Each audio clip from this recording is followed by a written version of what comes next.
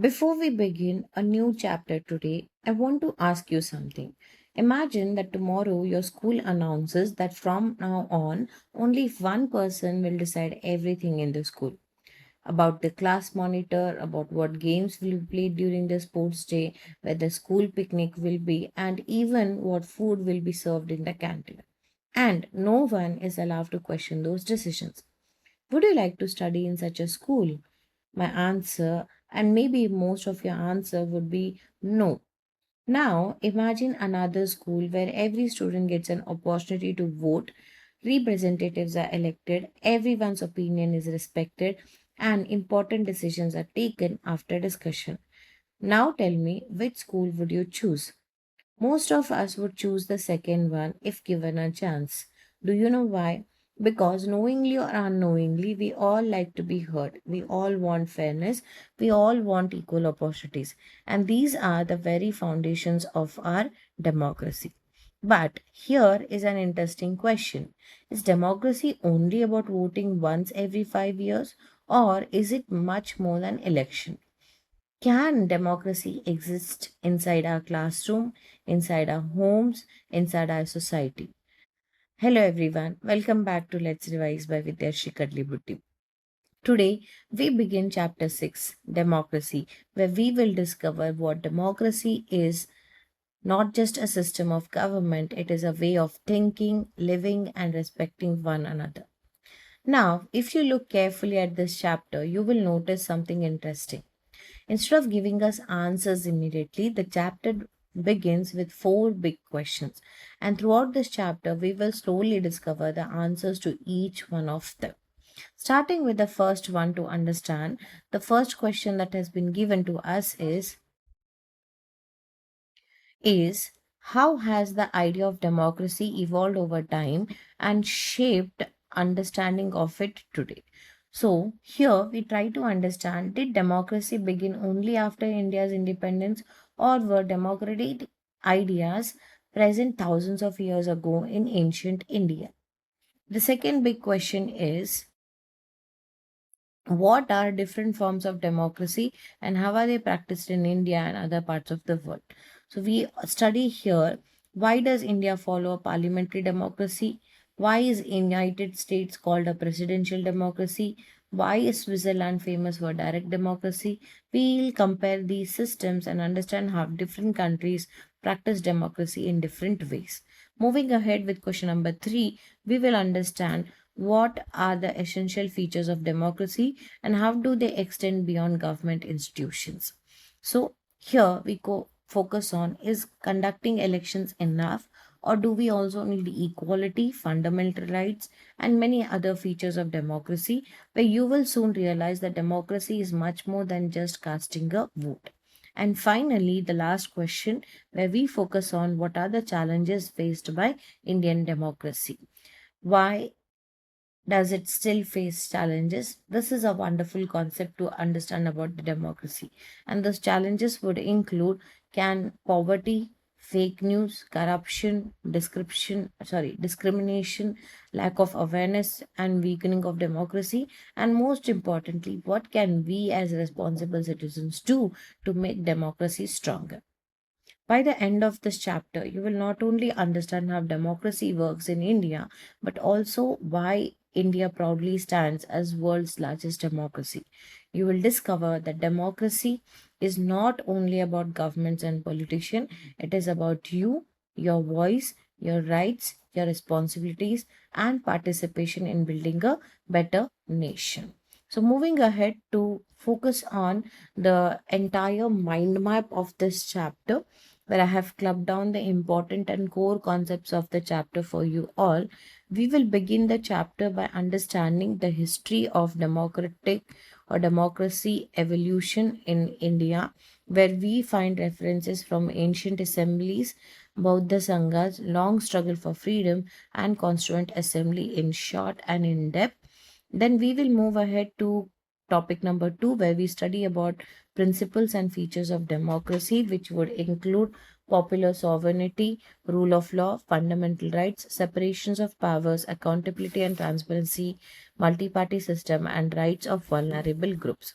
after which we will concentrate on topic number 3, where we study about types of democracy, which will include direct democracy and representative democracies. And then we further go ahead to understand many more other features like parliamentary democracy and presidential democracy. Moving ahead, we will concentrate on the concept called as democracy in India and study a few features about what is the process of democratic features in our country and how is power distributed throughout our country and what are basic rights that we get within our country. That is in topic number 4. Moving ahead, as we move ahead, we see the most important pillar of democracy, which is called as the fourth pillar of democracy, that is the media. What is the role of media? Moving ahead, we will study topic number 6 called as challenges of democracy and what are the challenges that we face even till today. And then we go ahead to understand the last topic of the chapter, where we understand what should be we doing as responsible citizens and what are certain factors that are supposed to follow to become responsible citizens within our country. So, are you ready to explore the journey of democracy from ancient traditions to modern India and uncover the answers to these four big questions? So, let's begin chapter number 6, democracy. Stay tuned for my next videos as they come over the chapter. Until then, keep learning, keep revising, and keep succeeding. Bye, everyone. Everyone, welcome back to Let's Revise by Vidashri Kadliputti. Have you ever wondered why is India called the world's largest democracy? Or who gave us the right to vote? Or why do we have a constitution? And here is an even more interesting question. Did democracy suddenly appear on 15th August 1947? The answer to this question is absolutely no. Democracy is like a huge tree, but every huge tree begins with a tiny seed. And in today's video, we are going to discover where the seed of Indian democracy was planted and how it grew into one of the strongest democracies in the world. So, everyone, keep your books beside you, keep your notebooks ready, and let's begin today's exciting journey into chapter 6, Democracy of class 9, as per your new syllabus. Okay. Now, before we begin at reading the chapter and understanding the chapter sentence by sentence, I just want you guys to look into this picture or the photograph that has been given. Okay, so take 5 seconds. What do you notice in this photograph? You see a lot of people, right? Some are wearing white clothes, some are wearing suits, some of them are women, some of them are elderly people. Everyone is sitting together, some of them are standing together. But who are they? This photograph is one of the most important photographs in Indian history. These are the members of Constituent Assembly of India. Who are these members? These are the members of Constituent Assembly of India. Remember this. This photograph represents the Constituent Assembly of India. This was the group of extraordinary men and women who came together after independence to prepare Constitution of India. Okay, so remember this very clearly. Two important points over this photograph is this photograph showcases the Constituent Assembly of India, and these are the people who came together after independence to prepare the Constitution for India that we follow today. Okay, imagine this. It was almost like the biggest classroom discussion in the country. But they were not discussing homework. They were instead discussing about how India should be governed after independence, what rights every citizen should have, how equality should be protected, how justice should be given, and how democracy should work within our country. These discussions did not happen only for a few days, it actually continued for nearly 3 years. Thousands of suggestions were debated before a constitution was finally adopted on November 26, 1949. So, whenever you see this photograph, don't just think, oh, it's an old black and white photo. Instead, think these are the people who helped build the India we live in today. And the reason why we celebrate the Republic Day, where we publicly accepted the presence of constitution in our country on 26 January 1950. So now let's start understanding the deeper concepts of the chapter together. Okay. Fine. So coming with the first most important thing is the concept of let's recall. Okay. So we have learned in previous grades that democracy is a form of government. Okay, so let's understand this. Now the very first words in this entire thing starts with let's recall. Now let's try to understand why the textbook actually for this lesson starts with let's recall, and why does it use these words? Because this isn't a completely new topic. The topic of democracy is not a completely new topic to all of you, because you have already studied democracy in your class 6, class 7 as well as in class 8. Today we are simply making our understanding deeper. Think of it like learning cricket. In the beginning, you only learn how to hold the bat. Later, you learn batting techniques, then bowling, then field placements. Similarly, today we are moving one step ahead in understanding the democracy in a much deeper way. Okay? So, moving ahead, in which the source of power and authority lies with the citizens of the country. So, what is democracy? It's a form of a government in which the source of power and authority lies with whom? It lies with the citizens of the country. Now, here is my question. Who is the most powerful person in a democracy or in a democratic country? Is it Prime Minister? Is it the president, or is it the chief minister? Most of you might be saying prime minister, because we all have usually been seeing Narendra Modi taking most of the important decisions. But let me tell you one thing. If you're thinking that the prime minister is the most powerful person in a democracy, then you all are wrong, because the most powerful person in a democracy is the people itself. It is the we citizens. Now, of course, you are not old enough to vote yet, but once you become 18, you will become a voter, and every vote becomes a source of power. And remember this beautiful line as you grow in. In a democracy, the government is powerful because the people make it powerful. That's why democracy is often called government of the people, by the people, and for the people. I could hear many of you repeating after me. Okay, so moving ahead to understand more deeper, who elect their representatives through free and fair elections. Now, this is very much important. Now, remember, now try to recollect something. Suppose your class teacher says, students, tomorrow we will choose the class monitor. There are three students standing. Everyone secretly votes and nobody forces anyone. Nobody is cheating. Whoever gets the highest votes becomes the monitor. What just happened? A tiny democracy. Exactly the same thing happens in our country also. Instead of electing a class monitor, we elect our representatives, and this process is generally called as an election. But the textbook says free and fair elections. Why both the words combined together? Because free means nobody should force you whom to vote for, and fair means nobody should cheat during the voting system. If elections are not free and fair, then democracy actually becomes very weak. So remember this. So democracy is a form of a government where the source of power and authority lies with the citizens of the country, who elect their representatives through what? Through free and fair elections. So whenever you're asked the definition of democracy, then remember to write it from here to here. Okay, your answer is completely set and done. Moving ahead, democracy is founded on the principles of freedom, equality, justice, rights, and duties. So, what are the founding principles? Let's understand it. Think democracy like a house. Can a house stand without pillars? Definitely not. Similarly, democracy stands on five strong pillars. Let's understand each one of them.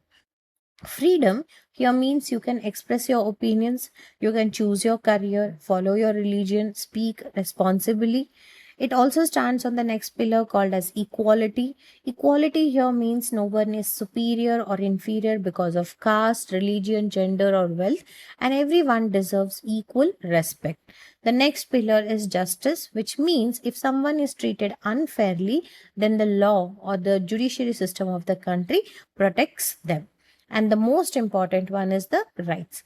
Rights are the freedoms which are guaranteed to citizens. For example, right to education, right to equality, freedom of speech, right to vote. All these are basically called as rights. And the fifth most important pillar of democracy is duties. Now, here is something students usually forget. If we have rights, we also have duties, like keeping our surroundings clean, respecting the national flag, following the laws made in the constitution, helping the members in the society. You know why? Because a good democracy survives only when citizens perform both rights and duties. So, next time, whenever somebody talks about their rights, remind them about their duties also. Okay, moving ahead to understand even more deeper things, ensuring that citizens have the right to vote, express their opinions, and participate in the decision making process. So, let's understand this beautifully. Imagine your school decides to organize an annual day. If only the principal decides everything, students may not feel involved, right? But suppose if students are also asked, what theme would you like? What competitions do you want? Now everyone feels included. This is called as participation. And similarly, democracy doesn't just allow people to vote once in every 5 years, it encourages citizens to participate in improving society through discussions, through meetings, through local bodies, and makes them into responsible citizens. Okay, so remember one thing. There are a few questions which are generally asked on the topic of democracy. The first one is define democracy, and second one is what are the main features of democracy. Make sure you write answers to these questions in the comment section. Let's see how many of you have understood the concept properly. Okay, so now, children, let's move to the next paragraph. And honestly, this paragraph should make every Indian feel proud. You know why? Let's understand that. India is the world's largest democracy. Now tell me what comes to your mind when you hear the word largest. Some of you may say largest country. No. Russia is actually much larger than India. Largest economy? Not yet. India is still on the process of becoming a largest economy. Then largest democracy? Yes. But do you know why India is called as the largest democracy in the world? Because no other country has so many people participating in election. Just imagine when elections happen in India, it is not just one city, not just one state, the entire nation votes together, especially during the Lok Sabha election. Isn't that amazing? Whenever someone asks which is the world's largest democracy, the answer should immediately come to your mind is India. And remember, this is not just a GK question, it is a matter of pride that we all should be proud of our country about. Okay, so let's understand more deeper why we are called the world's largest democracy and how it makes difference here.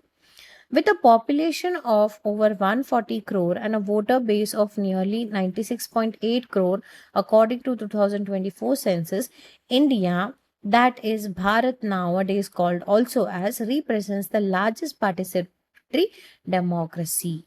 So let's pause here. These numbers look huge, right? 140 crore population with voting section of 96.8 crore. These are a big numbers, right? So let's understand them with simple example. Imagine your classroom has 40 students, but now remember your entire school has 1500 students. Now imagine your entire city or town that you're living in has 5 lakh people. All of this looks manageable, right? Managing 40 students is easy, managing 1500 students is easy, managing 5 lakh people also seems easy. But now suddenly imagine 140 crore people. Can your brain even picture that? How are you going to manage 140 crore people? Does it sound impossible? Definitely yes. But out of these, more than 96.8 crore people are eligible to vote according to the census of 2024. Now think, managing elections for such a huge population is not an easy task. There are polling booths in villages, there are polling booths in mountains, deserts, forest areas, and even on tiny islands of India. Sometimes election officers walk for hours, cross rivers, climb hills, just to make sure every eligible citizen gets a chance to vote for the election. That is why the Election Commission of India is respected across the world because of the huge amount of Mount Everest amount of work that it actually does. Okay. Now, I have a very quick question for you here. Why do you think elections in India take several phases instead of one single day? Think. You might have a variety of answer, but let me give you a simple answer till you're thinking. Okay, the answer could be because of a huge population and vast geographical area. Okay, if many of you had this answer, then excellent. Our thoughts are same. But if you have any other answers to pinpoint to me, then put it down in the comment section. Moving ahead, where people choose their government by electing their representatives. Now, this sentence explains one very important idea. Do we directly elect the prime minister in our country? Definitely not. Many students think we vote for the Prime Minister, but in actual sense, we vote for our Member of Parliament in our own constituency. Then the party with the majority votes and majority seats forms the government. Similarly, for the state government, we elect our MLA. So remember, citizens choose representatives and representatives form the government. Now imagine our class has to choose a captain for the annual sports meet. Do all 40 students go and talk directly to the principal? That's not possible, right? Because 40 different students will have 40 different ideas. So we choose one captain, and the captain represents all of you. Exactly the same idea works in democracy also. Fine. So moving ahead, our democracy serves as a beacon of hope and an example for the rest of the world. So, what is beacon here? Have you heard about a lighthouse at night? Ships cannot easily see the shore. The lighthouse shines brightly, showing them the right direction. That bright light is basically called as beacon of hope. Similarly, many countries look at India and admire how such a diverse country with hundreds of different languages, different religions, different cultures can still conduct peaceful elections. That is what makes India an inspiration for the entire world. Okay, now here I have a question for you. Can you name some of India's diversities? Okay, so some of put down this answer in the comment section. I would like to see how many of you have put right answers to this question of different types of diversities found in our country. Okay, moving ahead. However, like all democracies, India also faces certain challenges, some of which we will examine later in this chapter. Now, here is something interesting. Is democratic country or democracy a concept as perfect? Remember one thing, there is no concept called as perfectness in this entire world. Every democracy has challenges. Some people may not vote, some people spread misinformation, sometimes there are disagreements, some developments reach some areas faster than others. The textbook doesn't explain these challenges here because you will study them later in the chapter. So don't worry, we will understand them step by step. Okay. So moving ahead to understand the remaining part of the chapter over here.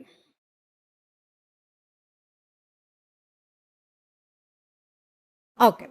So a constitution plays a crucial role in safeguarding the rights of the people in democracy. So let's first understand one word here.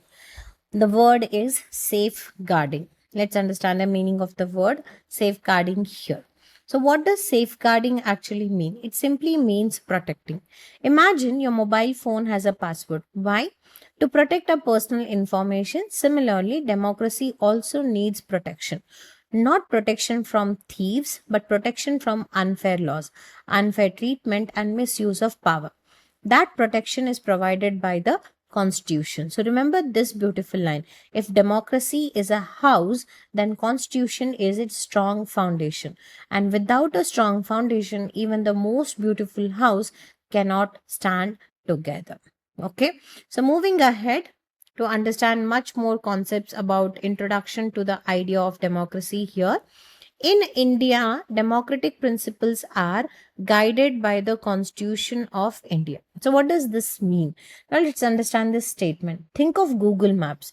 Whenever we travel somewhere new, what do? we open the Google map, it tells us whether we are supposed to turn left or turn right, or we are supposed to go straight. Similarly, whenever the government has to make important decisions, whenever courts have to give judgments, or whenever parliaments are supposed to pass laws, everyone follows one guide, and that guide is called as the Constitution of India. That's why no person, no minister, no prime minister, and not even the president is above the constitution in our country. So, in simple terms, I can say that the Constitution of India for India is the supreme one over here. So, moving ahead, which was adopted on 26 November 1940 now. Now, this is a very important date to remember, okay? And you have to mark it down somewhere so that you can frequently see this entire topic. The date is 26 November 1949, and this date in our country is called as the Constitution Day or Constitutional Day. You know why? Because on this day, the Constitution of India was adopted in our country. But you might have a question. If Constitution was adopted in our country on 26 November 1949, then why do we celebrate Republic Day in the month of January? So this is one question you might have. Let's understand this question. Think about buying a new mobile phone. You buy it today, but you start using it after 2 months. Exactly the same happened here. The Constitution was accepted or adopted on 26 November 1949, but it started working later. Let's see when. And came into force on 26 January 1950. Now, this is yet another important date. That is 26 January 1950. Do you know what happened on this day? India officially became a republic nation. From this day onwards, the constitution became the supreme law of our country. That's why every year on 26 January, we celebrate the Republic Day. Now, here is a memory trick for you all. Remember this dates 26 November and 26 January.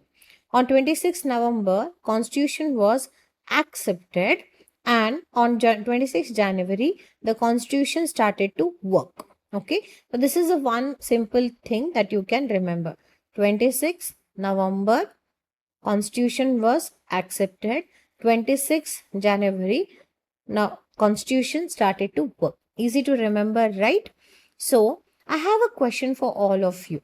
Why do we celebrate Independence Day on 15th August but Republic Day on 26th January? Think of this and put the answer in the comment section. Okay? You know why? Because both these dates are important, and both the day, whatever we celebrate, they celebrate different events over here. And what are those two events? Mention them in the comment section. Let's discuss in the comment section. Moving ahead, the Constitution not only guarantees but also protects the fundamental rights of all the citizens. Now, children, let's understand this through a simple story. Imagine your school announces every student has the right to drink clean water. Wonderful, right? But what if the taps don't work? Then, what is the use of that right? Because rights become meaningful only when they are protected. Similarly, our constitution does not just write rights on the paper, but it also provides ways to protect them. That's why they are called as fundamental rights. They are fundamental because they are essential for living a life with dignity, freedom, and equality. Now, can someone take away your right? Just answer me this question. Can someone take away your right just because they don't like you? The answer to this question is definitely a no, because the Constitution protects our rights, and that is why it is very much important for us to remember and move ahead with the concept over here. Moving ahead, it ensures that no citizen is discriminated against on the basis of religion, race, caste, sex, or place of birth, which means that in our country, no citizen, that means there is no citizen who should be discriminated on the basis of religion, whether you belong to Christian, Muslim, Hindu, Jain, Buddhist, whatever it is. Nobody should be discriminated in our country. We shouldn't be discriminated on the basis of race, on the basis of caste, sex, or even place of birth also. The constitution also encourages active citizen participation in democratic process at the national, state, and local levels through elections. So how do we participate in the decision making process of our country? Through, we participate at national level, state level, and even at local level, and that happens through the elections here. But how is that possible? At local levels, we have municipality elections or panchayat elections in which we go and cast our vote. At state levels, which we elect the MLAs, and these MLAs togetherly form and run the government. And at national level, when we talk about the Lok Sabha elections. And in Lok Sabha elections also, we cast our vote, choose the representatives who then togetherly form and run the government.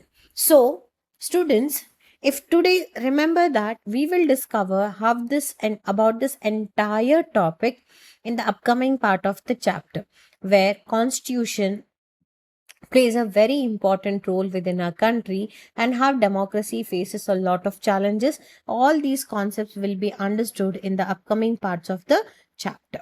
Okay, moving ahead. However, it is important to understand that the democratic ethos in India did not emerge suddenly. Rather, it evolved through a long historical process. Okay, students, this is probably the most important sentence in this introduction. Let's understand it slowly. First, what does the word ethos mean? It simply means the spirit, values, or a way of thinking. So, when the textbook says democratic ethos, it means the values of democracy, like respecting elders or others, listening to different opinions, treating everyone equally, solving problems through discussion. Now, look at another phrase, did not emerge suddenly. What does that mean? Let's take a simple example here. Can a huge banyan tree grow in one day? No, right? It begins as a tiny seed and then slowly roots grow, branches spread, years pass. Finally, it becomes a giant tree. Exactly the same happened with Indian democracy also. It did not appear overnight. It developed slowly over hundreds and even thousands of years, and generations and generations contributed to its growth. Okay, so moving ahead to understand the remaining part of the chapter over here. In this chapter, we will explore the genesis and the development of democratic ideas in India. So, what is the meaning of the word genesis? Sounds difficult, right? Genesis here simply means beginning or origin. So, this sentence is telling us that in this chapter, we are going to discover where democratic ideas started, how they grew, who contributed to them, and how finally India became the democratic nation that we know today. Okay, so moving ahead, we will also deepen our understanding of democracy by examining its meaning, key features, and various practices associated with it in India and around the world. Now, notice the word deepen. Suppose today someone asks you, what is cricket? You'll probably answer it's a game. That's correct. But is that enough? No. Then you will learn batting, bowling, fielding, rules, strategy, captaincy. Gradually, your understanding becomes deeper. Exactly the same thing will happen with democracy. Today, you know the definition of democracy, but now, as we go through the chapter, you will understand how democracy actually works, why elections are important, what citizens should do, how government should function, how different countries practice democracy, and why democracy is considered the best form of government. And by the end of this chapter, you will not know the meaning of the democracy, you will understand how to become a democratic citizen as well. Okay, so remember one thing, we have completed the introductory part of this chapter. I hope this video helped you understand not just the textbook but also the real meaning of democracy in our everyday life. So don't miss the next episode where we deepen our understanding on the concept of democracy. Keep visiting Let's Revise by Vidyashri Kadlibuddhi. Continue this chapter with me and make sure you're learning every concept in the easiest and most enjoyable way. Until next time, keep learning, keep revising, and keep succeeding. And don't forget to like, share, and subscribe to my channel. Every like motivates me to create more high quality lessons for you all. Bye, everyone. Hello, my wonderful learners. Welcome back to Let's Revise by Vidyashri Kadlibuddhi. In our previous video, we understood what democracy is, why India is called as the world's largest democracy, and how our constitution protects our rights. But today, I am going to ask you a question that will surprise many of you. The question is, did democracy begin only after India became independent on August 15, 1947, or were democratic ideas already present in India thousands of years ago? So let's travel back almost 3000 years and discover something fascinating about the idea of democracy.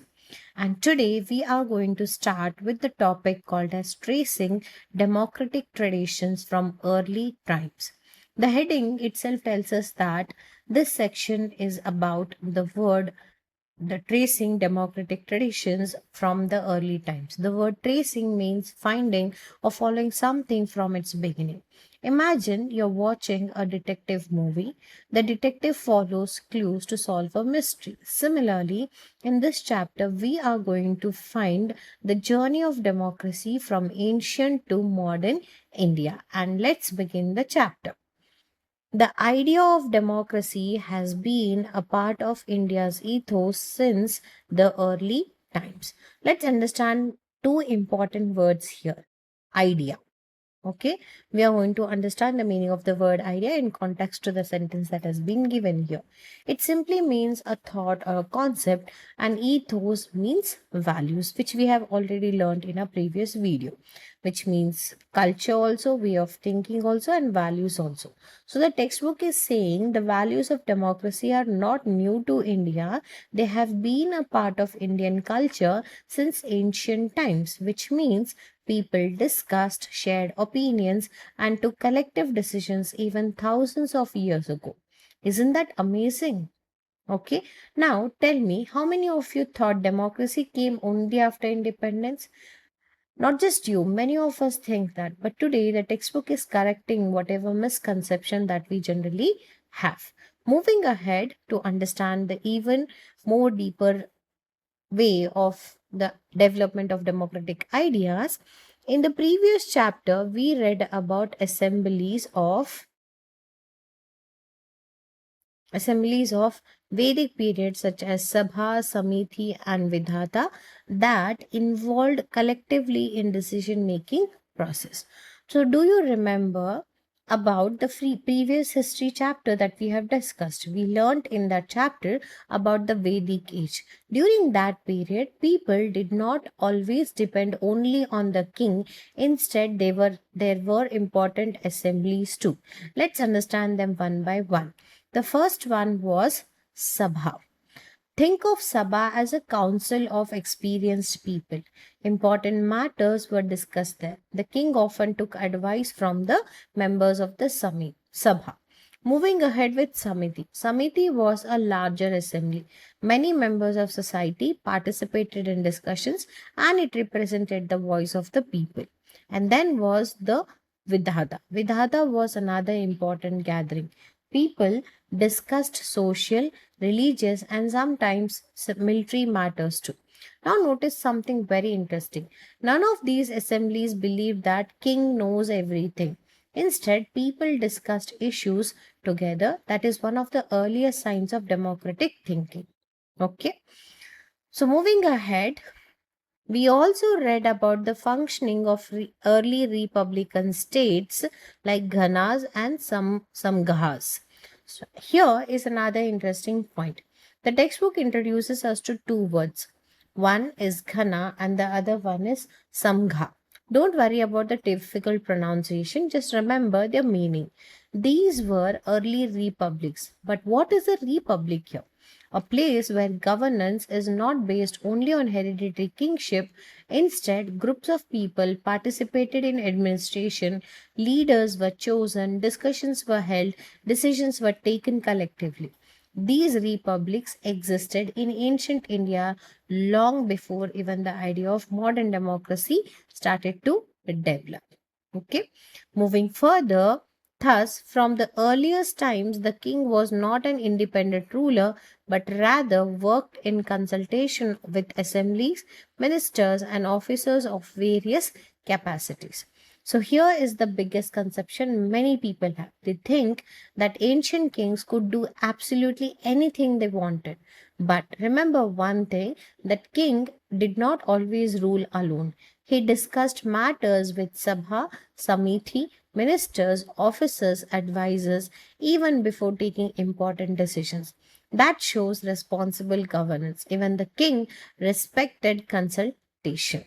Now, tell me one thing, if your school principal makes every decision alone, will everyone be happy? Especially your teachers. Most of your teachers would not be happy because they were not consulted at all. And this decision, and if your parents, teachers, and some students are consulted by the principal before making the decision in the SMC meeting, then the decisions become better. That's what consultation actually means. Okay, so moving ahead to understand the figure 6.1 that has been given in your textbook. As we know, the figure 6.1 is a verse from Aikyam, Aikyamatya Sukhatam of Rigveda. Now let us look at this beautiful image. At first glance, it looks like an old scroll. But this is actually one of the most meaningful verses from the Rigveda. And the name of the Rigveda is Aikyam, Aikyamatya Sukhatam. Okay, the chapter gives us this verse because it beautifully reflects democratic values. Like, for example, let's understand what the message says. It says people should think together, discuss together, share common goals, and work together for the welfare of the society. Now, think, doesn't that sound similar to what democracy is today? In democracy, people don't solve problems through fights, they solve them through discussion, consultation, cooperation, consents, and that is exactly what the ancient verse also teaches us today. So let's understand the English meaning here. Their counsel is one and the same. Their assembly is one. Their mind is one. And their intention together is one.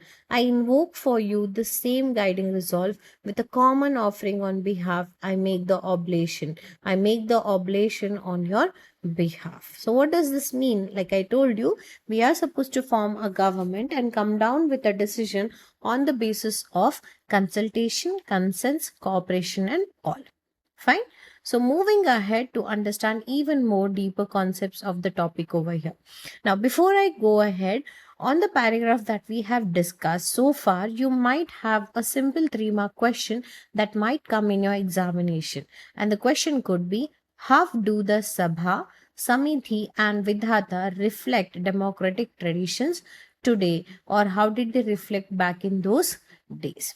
Okay, so moving ahead with the next paragraph of the chapter that has been given under the topic that we are discussing today.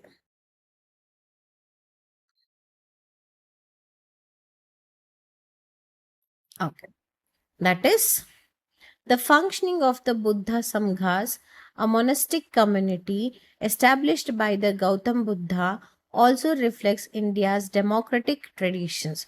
So let's understand this sentence carefully. First, who was Gautam Buddha?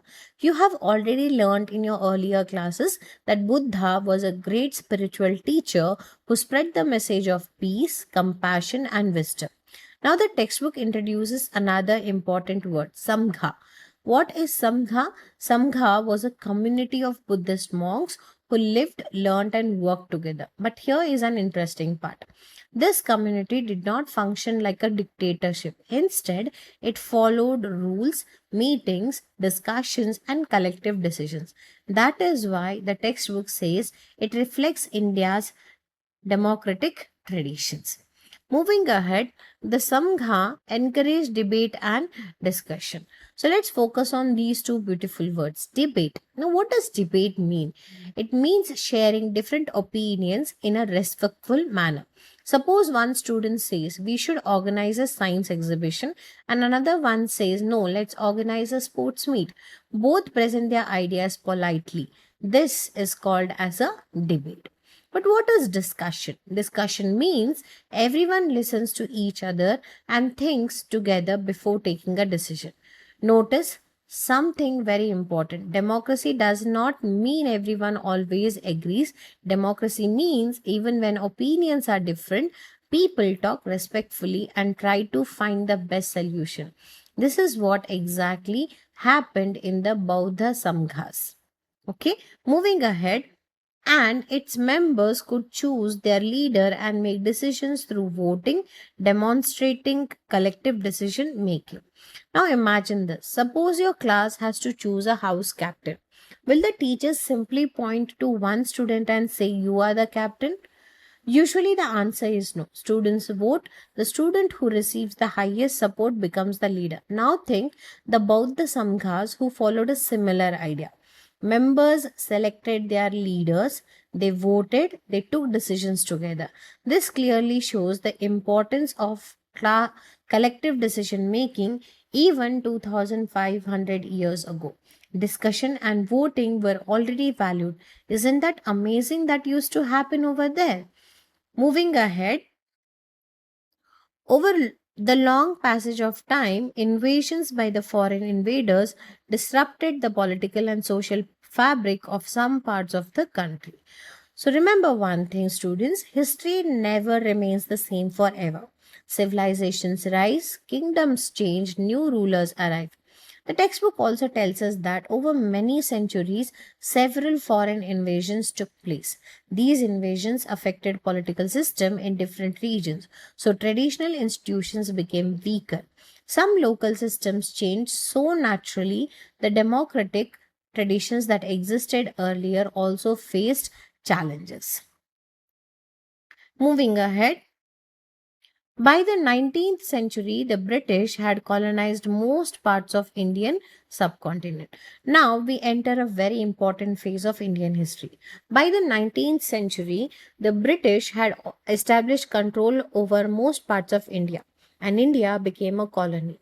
What does colonized mean? It means another country ruled India and controlled many important decisions. And the British government made the laws, collected taxes, controlled administration, and this reduced the freedom of Indians to govern themselves. Foreign rule altered political structures and limited people's participation in their governance. Let's understand this with a simple example. Imagine your classroom elections are cancelled forever. Instead, a student from another school is sent to decide everything for your class. Would that feel fair? No, right? Similarly, during the British rules, Indians had very limited participation in governing their own country. Many important decisions were taken by the colonial rulers, and this reduced people's role in the governing system. However, the long struggle for independence from British colonial rule revived and strengthened democratic ideas among the people. Now comes the most inspiring part. Did Indians simply accept British rule, students? The answer is definitely no. Millions of people joined the freedom movement, leaders inspired people to unite. The struggle for independence was not only about ending foreign rule, but it was also about building a nation where people could govern themselves. And during this struggle, ideas like freedom, equality, justice, participation became even more stronger. In other words, if I have to tell, the freedom movement gave new life to democratic values. Moving ahead to understand figure 6.2 that has been given in your textbook. The figure 6.2, if you take a close look at this photograph, this is not just an old black and white picture. It is one of the most precious photographs in Indian history. You know why? Yeah, you all know why, because we have already discussed this image in a previous video, which tells us that this image is of the people who were the members of Constituent Assembly. Now look carefully. Can you see that there are people from different backgrounds, different regions, different religions, different professions, men and women, but all of them are sitting together, right? Why? Because they had one great responsibility, that is to prepare the Constitution of India. Imagine the atmosphere in that hall. There were debates, discussion, sometimes disagreement, sometimes applause. Everyone shared ideas about the future of India. They weren't preparing rules for one school or one city, they were preparing rules for the entire nation. That's why this photograph is called a symbol of unity, cooperation, and democracy. Okay, so remember one thing, I would just like to give you a simple question on this entire topic that we have covered so far. And the question is, how did the Buddha Samghas reflect democratic traditions? Okay, the question would be, how did the Buddha Samghas reflect democratic traditions? Okay, so try to write answer to this question, and I would expect an easy 3 mark or a 5 mark answer to the question that I have shared. Discuss it with your teachers in the school that you're going ahead. Moving ahead to understand the other paragraphs.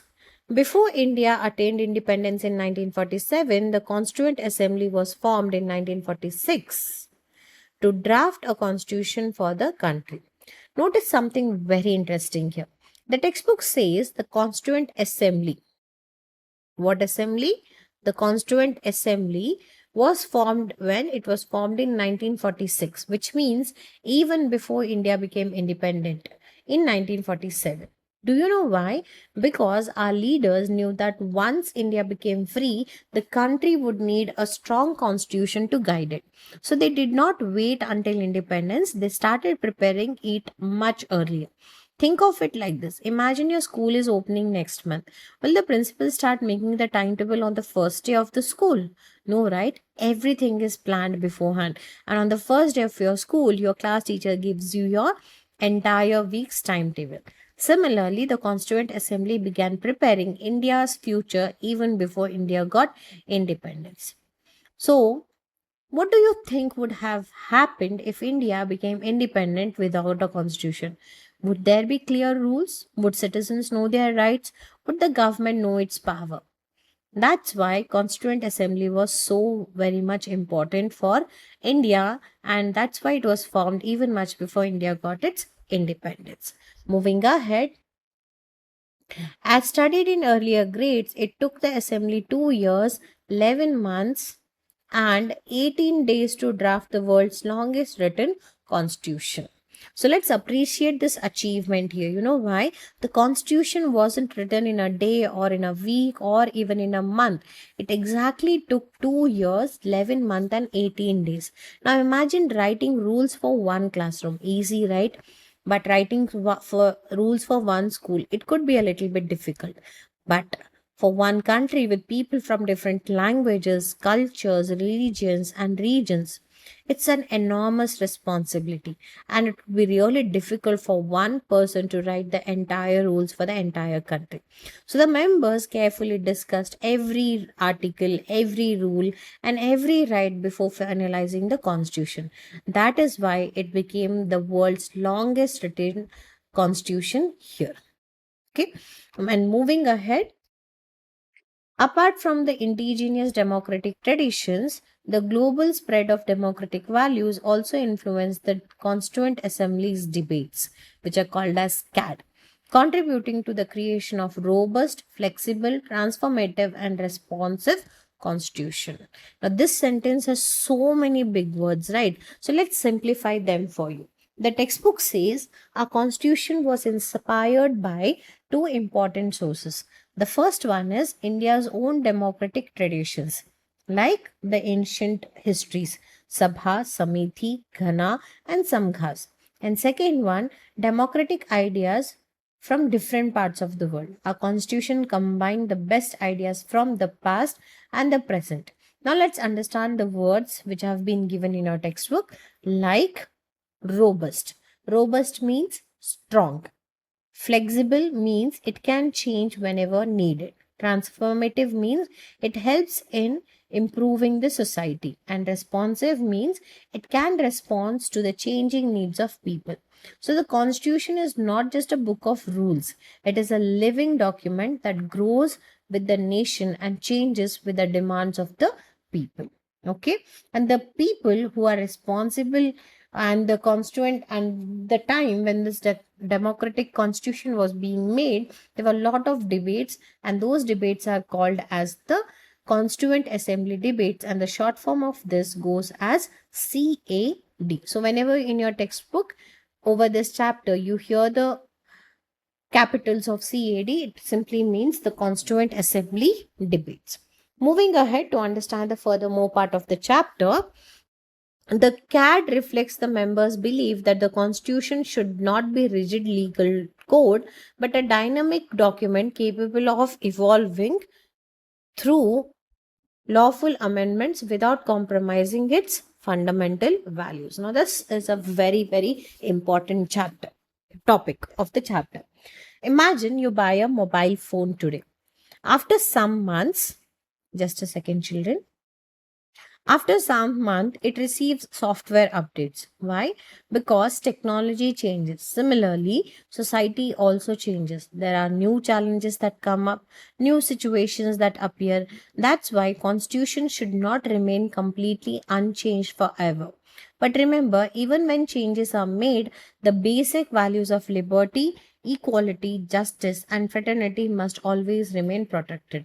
That is what the textbook means when it talks about that the constitution should keep on evolving without compromising with the fundamental values.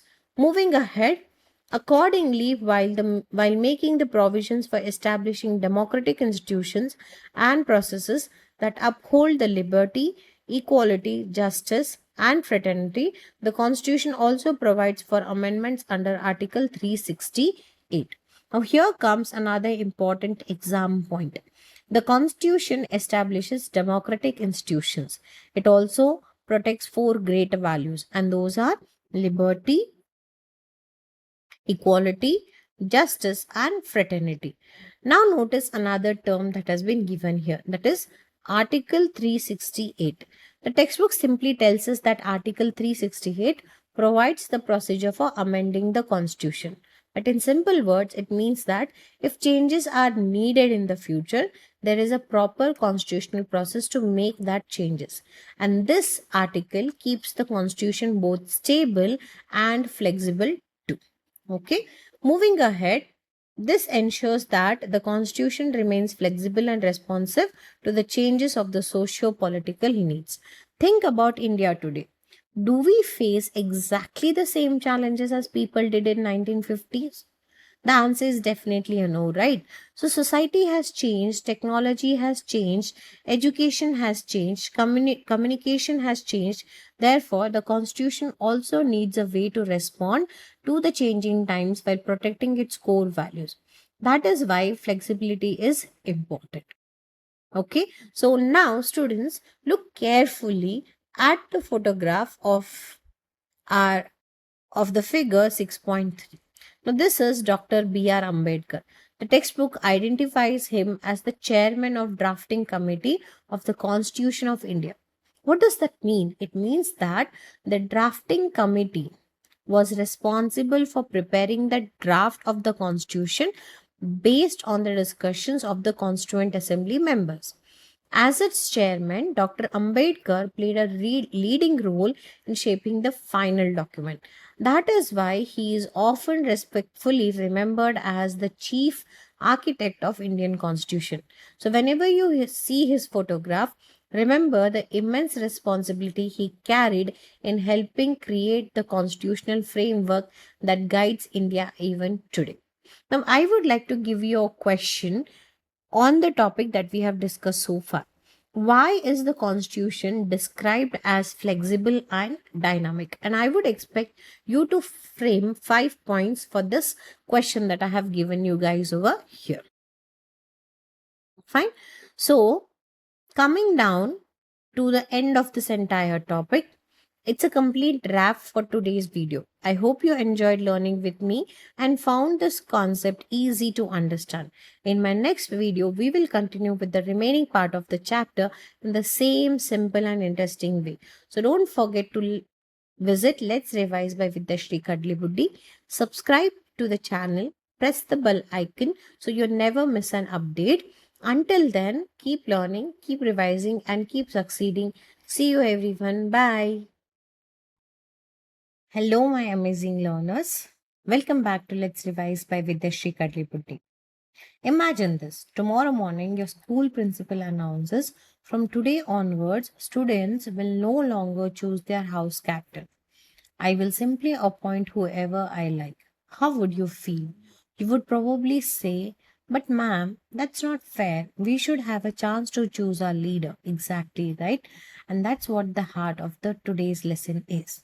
Who should have the real power in democracy? The government or the people? Let's find out under the topic Principles of Democracy. Before we understand democracy in detail, we need to understand its principles. What are principles? Think of them as foundations or guiding rules of something. Imagine you're building a house. Can you build it without a strong foundation? No, right? Similarly, democracy also stands on some strong principles. Without these foundations, a democracy cannot survive. And today, we will learn in this video we will start with the first and one of the most important principles that is called as popular sovereignty. Okay, so let's begin. A thriving democracy rests on certain non negotiable principles.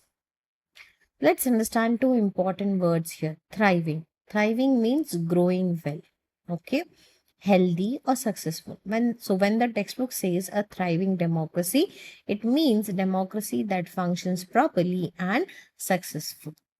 Now, this sounds like a difficult word, but it's actually simple. Non negotiable means something that cannot be ignored or compromised. For example, can we negotiate whether cheating in exam is acceptable? No. Similarly, democracy has some values that cannot be compromised. They must always be followed. So, let us study the essential principles of democracy that are upheld in India through various provisions of the Constitution. So, the Constitution is like the rule book of our country. It does not just tell us how the government should work, it also protects the principles of democracy. So, whenever someone asks, where are the democratic principles protected? The answer to this simple question is in the Constitution of the India. So, moving ahead to understand the very first principle of democracy, which is called as the popular sovereignty. Don't get scared by this big word sovereignty. We'll break this into two parts. Okay. So, what does it mean? The meaning of the word popular means people. Okay. And sovereignty means supreme power or ultimate authority. So, together, popular sovereignty in simple terms means the ultimate power belongs to the people. Now, isn't it easy to remember? Popular sovereignty means the ultimate power in a democracy belongs to whom? It belongs to the people over here. Let's understand this concept in a much deeper way. In a democracy, the ultimate source of power lies with the people. So, this is one of the most important sentences in the chapter. Let's read it once again. The ultimate source of power lies with the people. Notice it doesn't say the prime minister, it doesn't say the president, it doesn't say the chief minister, but it says the power in a democracy lies with the people. You know why?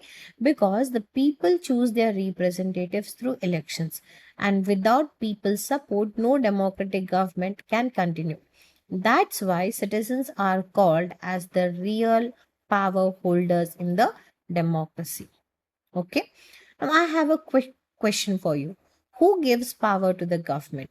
Answer me to this question in the comment section. Let's see how many of you have found the right answer. Okay. Moving ahead. Thus, the idea of popular sovereignty means that the state derives its authority from the people. So, let's simplify this for you. The government doesn't create its own power, the people give that power to them. Imagine your class elects a monitor, and the monitor has authority because the class trusted and elected that student. Likewise, the government gets its authority from the citizens, and that's the beauty of democracy here. Okay, moving further, a government elected through free and fair elections formulates policies and implements the law. So remember this from a previous video. Free election means no one forces you to whom your vote should go for. Fair election means there is no cheating at all. After people elect the government has two major responsibilities. First one is to make policies. Policies are plans for the country's development. For example, improving education, building hospital, creating employment opportunities. And second one is to implement laws. That means making sure the laws that they have made are actually followed within the country. Like for example, imagine your class decides to organize a picnic. Organize a picnic. First, you prepare the plan. That's like making a policy. Then you actually arrange the buses, collect the money, book the venue. That's implementation. And that's how the government works in a very similar way. Every citizen 18 years of age and above has the right to vote through a secret ballot. Now, here is an important age to remember: 18 years. What is the important age to remember? The important age to remember is 18 years. Once an Indian citizen who turns 18, they become eligible to vote. Now, notice another important term. The other important term is called as secret ballot. What does it mean? It means your vote is completely private. Nobody can force you to reveal whom you voted for, because this protects your freedom to make your own choice. Now imagine your teacher asks everyone to secretly write the name of the class monitor on a slip of a paper. Nobody knows what you have written. That is exactly how a secret ballot works. Okay, moving ahead. This right is known as the universal adult franchise. Okay, so this is yet another important exam term. Let's break it down. Let's break down the concept of universal adult franchise. Universal here means everyone. Adult means the person who is above the age of 18 or 18, and franchisee means the right to cast vote. So universal adult franchise here means every Indian citizen who is 18 years or above has the right to vote without discrimination. That's simple, right? So let's dig in deeper. Citizens exercise their right to vote to elect governments and representatives. Why do people vote? Not just to press a button or not just to get a ink on the forefinger. They vote to choose the people who will represent them and govern the country. Every vote matters. Even one vote can make a difference. That's why voting is both a right as well as a responsibility. Okay. So you will read more about elections in the next chapter. So in the upcoming chapter, you will study more about the concept of elections, and that chapter is completely about the process of election. So don't worry if you still have questions about election. We will learn them in detail very soon. Now over this topic, you have certain questions on the concept of think about it to promote your critical thinking skill. Okay. And the first question is, why is it important that ultimate source of power rests with the people in a democracy? Okay. Now think for a moment. If power belongs to the people, the government becomes accountable. It must listen to the citizens. It must work for their welfare. And it cannot ignore public opinion. That's why in a democracy, people are the most central part of the democracy here. And that is why the ultimate source of power rests with the people in a democratic form of government. The second question is, how does people's participation through voting strengthen popular sovereignty? Now, why voting makes sovereignty a strong concept is the question here. When citizens vote, they actively choose their representatives, right? So voting shows that the government derives its authority from the people. Higher participation of people makes democracy stronger because it reflects the people's collective voice. Okay, so that is your entire topic on the very first principle of popular sovereignty. And note down a question that might come in your examination. Explain the principle of popular sovereignty and cover the following points in your answer that would come down. Ultimate power belongs to the people. Citizens elect representatives through free and fair election. Every citizen aged 18 years and above has the right to vote. Voting is done through a secret ballot. Universal adult franchise ensures equal voting rights. So these are the points that should be covered. In depth explanation should also be given to it. Okay. Now let us move to the very next most important principle of democracy, which is called as rule of law.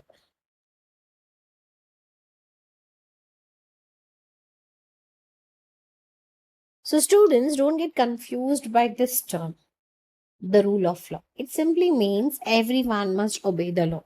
Whether you are an ordinary citizen, a government officer, or a famous celebrity, or even the prime minister of the country, the law applies equally to everyone. And that's why it is called as the rule of law. Okay. Let's understand this topic in depth. The rule of law is a fundamental principle of any democratic society. Let's understand two important words that has been given in this sentence, and those two important words are, the first one is fundamental, which means very important, basic, essential. Without it, democracy cannot function properly. Like for example, think of your body. Can you live without your heart? The answer is simply a no. Likewise, the rule of law is one of the heartbeats of democracy. Without it, democracy also becomes completely weak. Okay. Moving ahead to understand the next sentence, it ensures equality before law, equal protection of the law, and establishes that no one is above the law. Now, this is one of the important sentence of this concept. Let's break it into three simple ideas. The first idea that I would discuss is equality before law, which simply means every person is treated equally by the law. The law does not see whether someone is rich or poor, famous or unknown, powerful or ordinary. Everyone is actually equal. Let's move to the second part of the sentence, which says equal protection of the law, which means every citizen receives the same legal protection. If someone's rights are violated, the law protects them equally. And the third most important part of the sentence is no one is above the law. Now, this is a golden principle of democracy. No matter who you are, you cannot break the law and expect special treatment. Every man must follow the law over here. Moving ahead to understand the concept even deeper, when the laws are violated, disputes are resolved in court of law through procedures established by the law, not by the force or personal influence. Suppose two neighbors argue over a piece of land. Should they fight on the street, or should the stronger person simply take the land? The answer to both the questions is no. Instead, they should go to a court of law, and this court carefully studies the facts, listens to both the sides, examines the evidences, and then gives a fair decision according to the law. Notice what the textbook says: not by force or personal influence, which means not because someone is powerful, not because someone is influencing you, or not because someone is rich, only through legal procedures. And that is what democracy is actually. Moving ahead, this prevents misuse of power and protects people's right. Now, think about this. If powerful people could do anything they wanted, would ordinary citizens feel safe? The answer is definitely a no. The rule of law stops anyone from misusing their power. It protects every citizen, whether they are rich or poor. Everyone has rights, and the law helps protects those rights over here. Now, can anybody tell me in the comment section, why should even powerful people obey the law? Tell me the answer to this question in the comment section. I would love to hear variety of your answers. Moving ahead with the paragraph that has been given, no citizen can be punished without due process. Now let's understand the term due process here. It's actually very simple. Due process means A person cannot be punished just because someone makes an accusation. There must be a legal process, the case must be examined, evidence must be checked, the person must get a chance to explain. Only then a decision can be taken. This ensures complete fairness over here, and everyone is provided a fair opportunity to defend their rights against arbitrary action. Now, there is yet another new word to understand: arbitrary. Arbitrary simply means random or unfair or without proper reason. The Constitution does not allow any random action. Okay. Instead, everyone gets a fair chance to explain their sides, which protects the justice over here. In this way, the rule of law promotes justice, accountability, and trust in the democratic system. So, this is the conclusion of the entire concept of rule of law because everyone follows the same law. People develop trust in democracy, justice becomes stronger, power is used responsibly, and government remains accountable. That is why the rule of law is one of the strongest pillars of democracy. Okay. Now think about this thing. Why do you think no one is above the law is extremely essential in democracy? Okay, let's try to figure an answer to this question. Because if some people were allowed to ignore the law, there would be completely injustice. People would lose trust in democracy. Equality would completely disappear. That's why the law must apply equal to everyone. Now, over this concept, I have a simple 5 mark question that I want you all to answer. The question is explain one of the strongest pillar of democracy, the rule of law, covering 5 important points over the topic.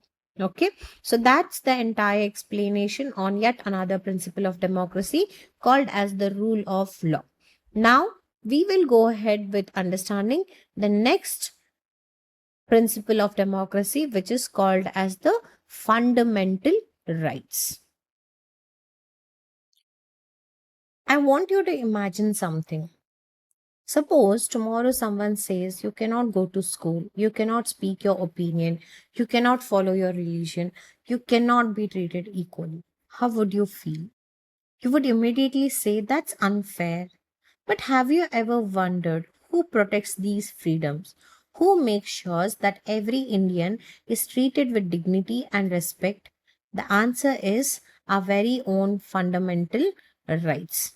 Okay, so in this part of the video, we will understand why these rights are called as the heart of our constitution.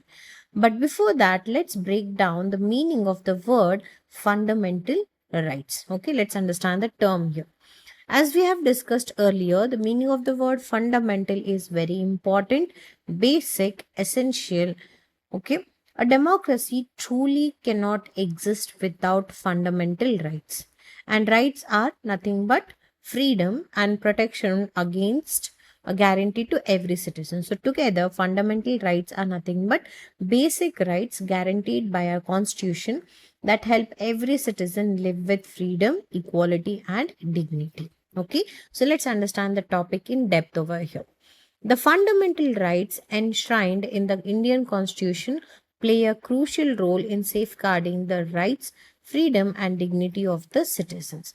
So let's understand one new word over here: enshrined. The new word that we study here is enshrined. It simply means included or protected in the Constitution. Now think, why do we lock up valuable jewelry in a safe? The answer is simple: to protect them, right? Similarly, our constitution also protects our most valuable freedom, and these freedoms or these rights help protect our freedom. Okay, it helps us protect our respect and human dignity. That's why fundamental rights are so very important here. In total, there are 6 fundamental rights: the right to equality, the right to freedom, the right against exploitation, the right to freedom of religion, cultural and educational rights, and the right to constitutional remedies. So this is a very important exam point. Let's learn all 6 together, and I'll explain each one of them one by one to you all. So the very first right that we talk about is the right to equality, which is mentioned in Articles 14 to 18. This means that everyone is equal before the law. Nobody can be discriminated against because of their religion, caste, race, sex, or even the place of birth. Whether they are rich or poor, everyone deserves equal treatment. The second one is the right to freedom, which is mentioned in the Articles 19 to 22. This gives us important freedoms like speaking our opinions responsibly, moving freely, choosing our profession, living peacefully. Freedom is one of the biggest strengths of democracy. And the third right is the right against exploitation that is mentioned in Article 23 and 24. Have you heard about child labor or forcing someone to work against their will? Our constitution says that doing child labor or forcing somebody to do a work without their will is actually wrong. Everyone deserves dignity, that is respect, and nobody should be exploited within our country. And the next right is the fourth right is the right to freedom of religion, which comes under Article 25 to 28. So, India is a secular country. India is a country of many religions. Our constitution allows every person to follow, practice, and preach and respect their own religion. This promotes harmony and mutual respect within our country. The fifth fundamental right is cultural and educational rights under Article 29 and 30. So, India has hundreds of languages and cultures. These rights help different communities preserve their language, tradition, and educational institutions. This protects India's beautiful diversity. Okay. And the last right is the right to constitutional remedies, that is Article 32. So, Dr. B.R. Ambedkar called this as the heart and the soul of the constitution. Do you know why? Because if any fundamental right is violated, citizens can approach the court of justice. Rights become meaningful only when they can be protected. Okay, so these are the six fundamental rights that have been mentioned in the constitution, which are the basic rights for existence of humans or citizens within a country like India.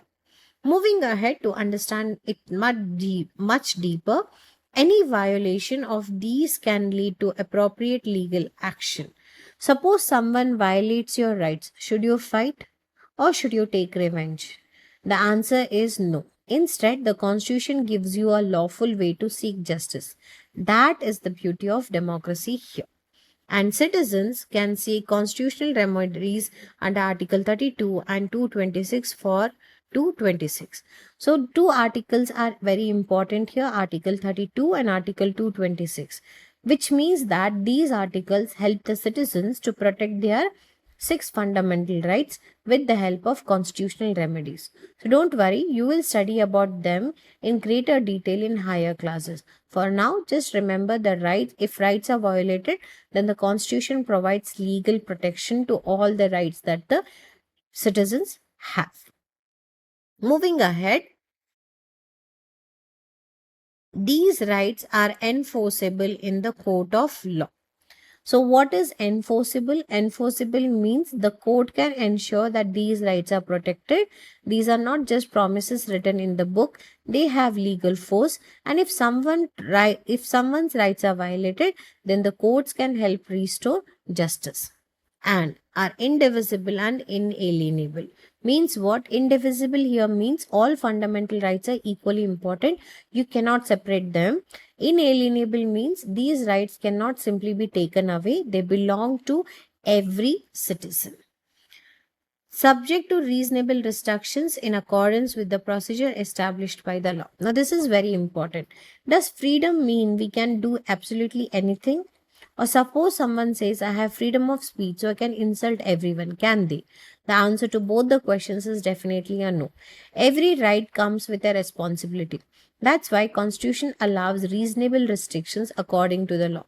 Rights and responsibilities always go together. And that is your simple concept on the topic, fundamental rights, which is yet another very important principle of the democracy.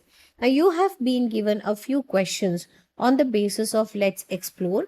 And the first question is, the Constitution not only guarantees fundamental rights to citizens but also outlines their fundamental duties and the directive principles of state policy.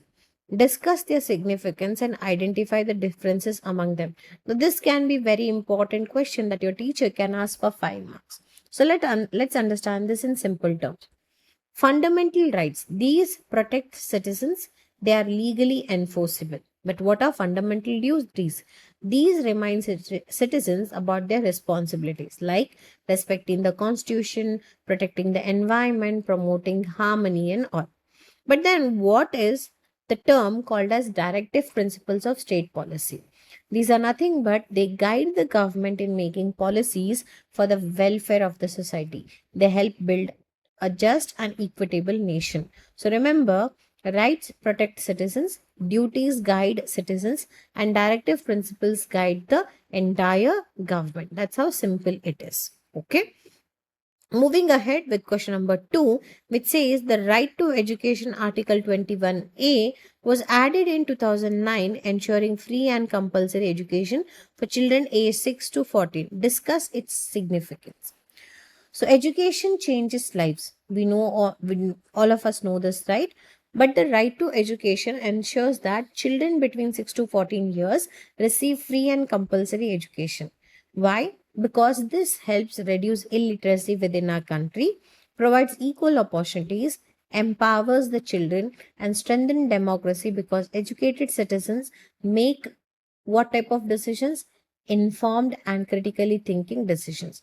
Now, you might have a question on this topic, and the question can go as to explain about the 6 fundamental rights, or this can be a 5 mark question, or you can be asked to write about the names or article numbers of the fundamental rights mentioned in the concept of fundamental rights that has been given, which is yet another very important principle of the democracy.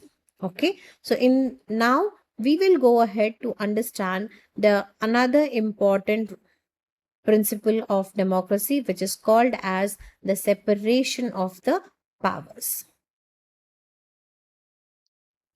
Suppose your class teacher says the class monitor will now make the school rules, punish students, check answer sheets, and even decide the exam marks. How many of you think that's a good idea? Probably a few of you, but majority of you would say, why? Because giving all the powers to one person can lead to unfair decisions. Now think about a country. What if one person or one institution made all the laws, implemented them, and also decided whether those laws were right or wrong? Would that be democracy? Absolutely not. That's why in this part of the video, we are going to discuss one of the smartest ideas in any democracy, that is called as the separation of powers. So let's understand why this principle keeps democracy actually very safe. Don't be scared by this term. It's actually very simple, and let's divide it into 2 words. Separation here means keeping things separate, and powers here means responsibilities or authorities. And in simple terms, separation of powers means different organs of the government have different responsibilities. And this prevents any one organ from becoming extremely too powerful here. Okay, so let's dive deep into this principle of the democracy. The separation of powers among the legislature, executive, and judiciary, each with distinct responsibilities, enables democratic institutions to function effectively and responsibly. So, here the textbook introduces the 3 organs of the government, and let's meet these organs one by one. So, the very first organ is legislature. Think of legislature as law-making body. It makes the law. Its main responsibility is to make the laws for the country. So legislature is nothing but lawmaker. This is a simple way to remember it. Now the next one is executive. The executive is responsible for putting those laws into action. It ensures that the laws are made by the legislature are properly implemented. So, executive actually means implementation. And the third one is judiciary. The judiciary explains the meaning of laws, settles disputes according to the constitution, and it also protects the justice. So here judiciary's work is to interpret the laws which are made by the legislature. Okay, so in simple terms, the simple way to remember these three organs of government is leg. That is nothing but L stands for legislature, E stands for executive, J stands for judiciary. Legislature makes the law, executive implements the law, and judiciary basically interprets the law over here. So let's understand these different organs of the government one by one. The legislature makes the law, the executive implements them, and judiciary interprets them, thereby preventing the concentration of power in any one organ. So, why has the constitution divided these responsibilities? Let's understand through a cricket example. Okay, imagine Virat Kohli is the batsman, the umpire, and the third umpire, and even the match referee too. Would the match be fair? Most of you know the answer, right? The answer would be definitely no. Similarly, if one organ of government had all the powers, it could misuse its authority. That's why the power is divided. This keeps the democracy fair and balanced. Okay. So, this separation is essential for maintaining checks and balances among the three organs of the government. So, another important term that has come down over here is called as checks and balances. Imagine you're riding a bicycle. What helps you to stay safe here? Brakes. Without brakes, even a good bicycle becomes dangerous. Likewise, checks and balances acts like the brakes of democracy.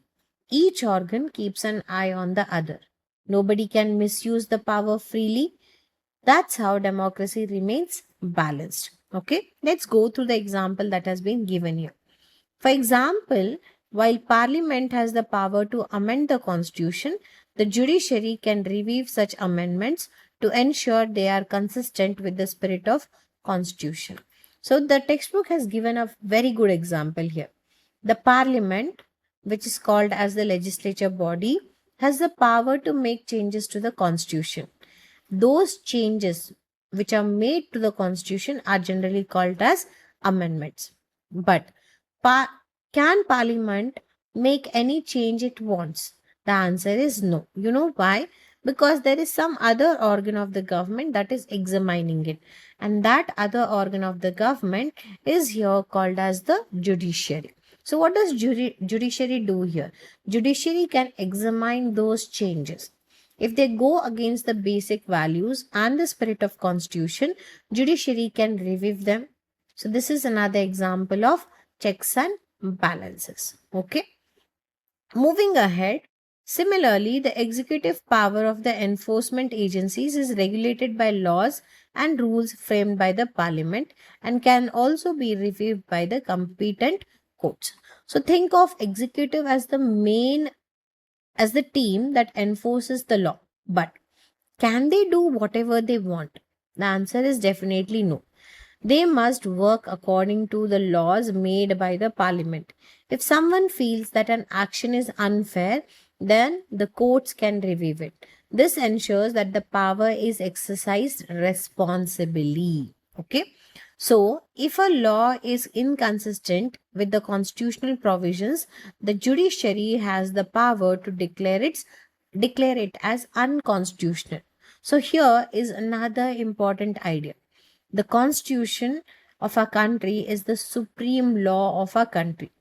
Every law made in the country must follow the constitution. If anyone or any law goes against the constitution, then the judiciary has power to declare it unconstitutional. This protects the constitution and the rights of the country. So I hope whatever I'm teaching so far is clear to a majority of you. If you have any doubts over anything, then please put it down in the comment section. I'll be definitely replying to all your comments. Moving ahead, The judiciary upholds the constitution and plays a vital role in protecting and promoting democratic values and the rights of all sections of society. So judiciary is often called as the guardian of the constitution. You know why? Because it protects justice, equality, gives freedom and citizens' right. So whenever people's constitutional rights are threatened, the judiciary helps them to protect it. It ensures that the laws enacted by the Parliament of India and state legislative assemblies are in accordance with the Constitution. So, judiciary carefully checks whether laws follow the Constitution. If they do, they remain valid. If they don't, the judiciary can strike them down or cancel them down.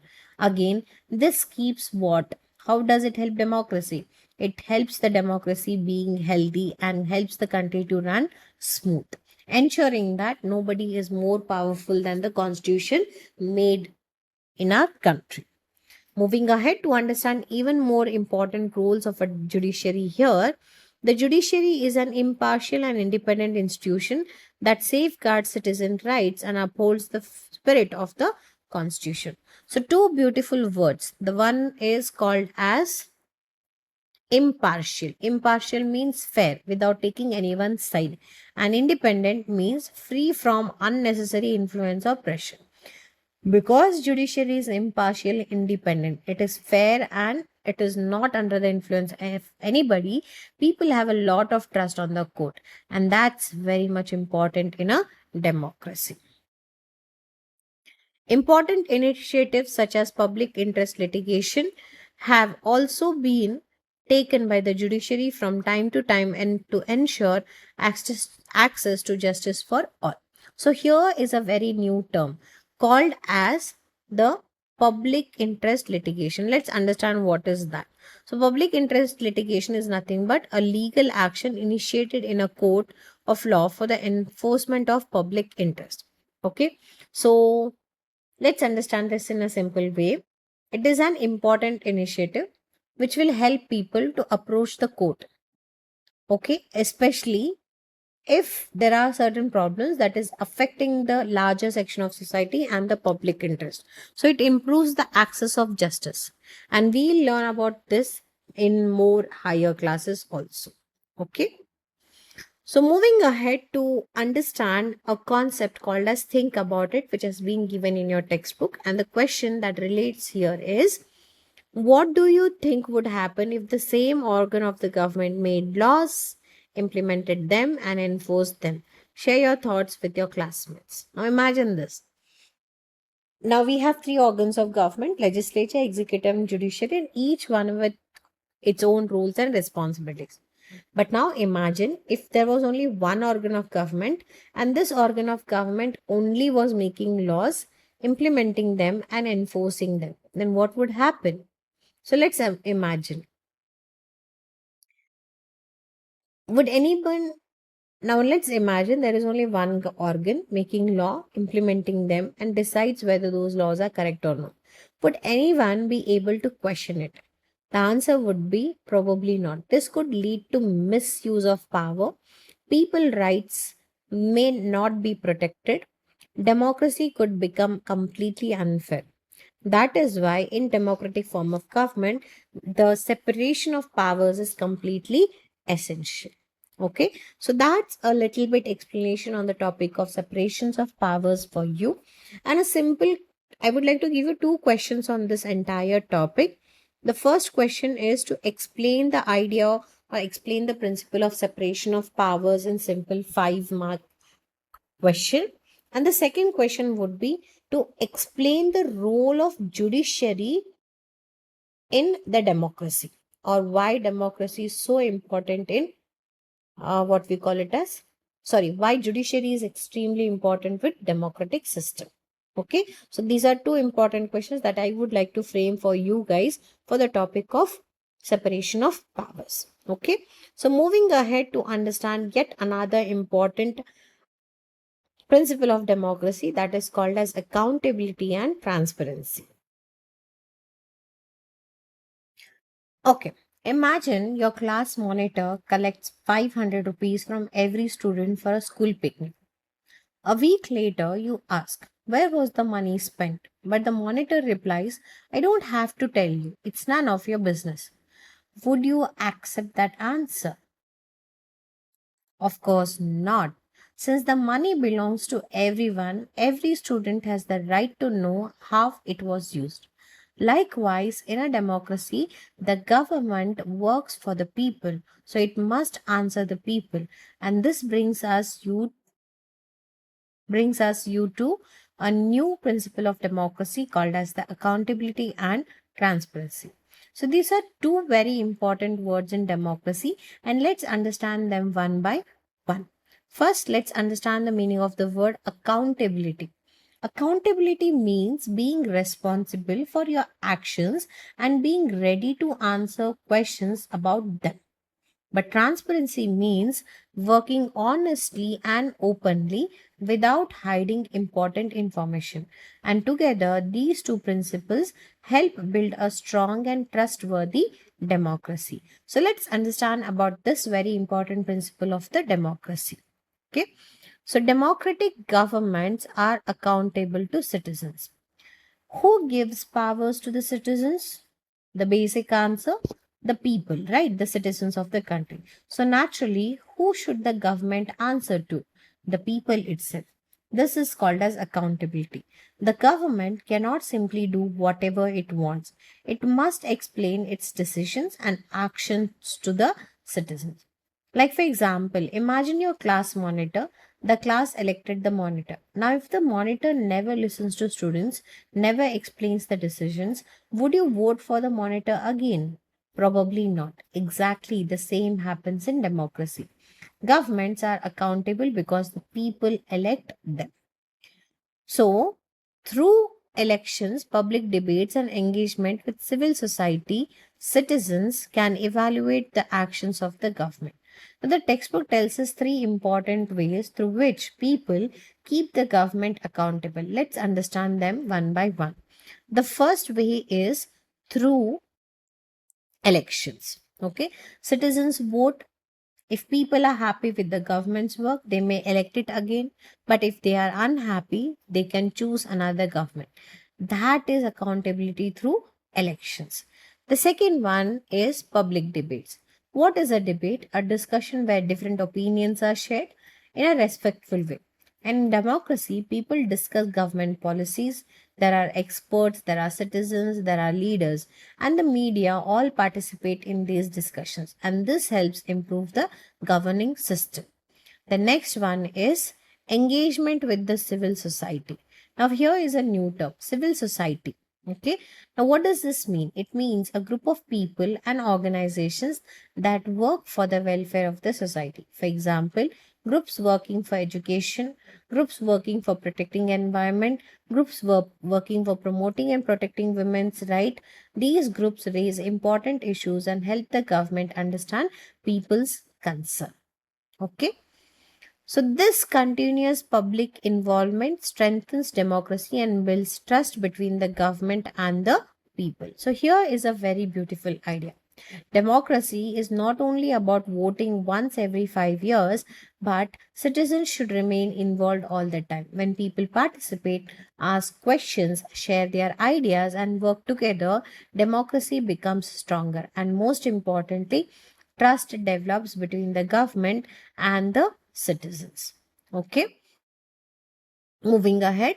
Several institutional and policy frameworks ensure accountability and transparency in Indian democratic system. Okay, in Indian democratic system, this sentence tells us something very important. India doesn't depend only on trust. It has proper systems and laws that help maintain accountability and transparency. These systems make sure that government work responsibly and openly. For example, the Right to Information Act or RTI Act 2005 allows citizens to seek information from government agencies, about which you will learn more in this later in this chapter. Okay, so now we come to a very famous law, the Right to Information Act of 2005. In simple terms, it's called as the RTI Act. Let's understand it in a simple way. Imagine your school collects money for a new library. Students want to know how much money was collected, how was it spent. Similarly, the RTI Act allows citizens to question government's department for information related to their work. This makes government functioning more transparent.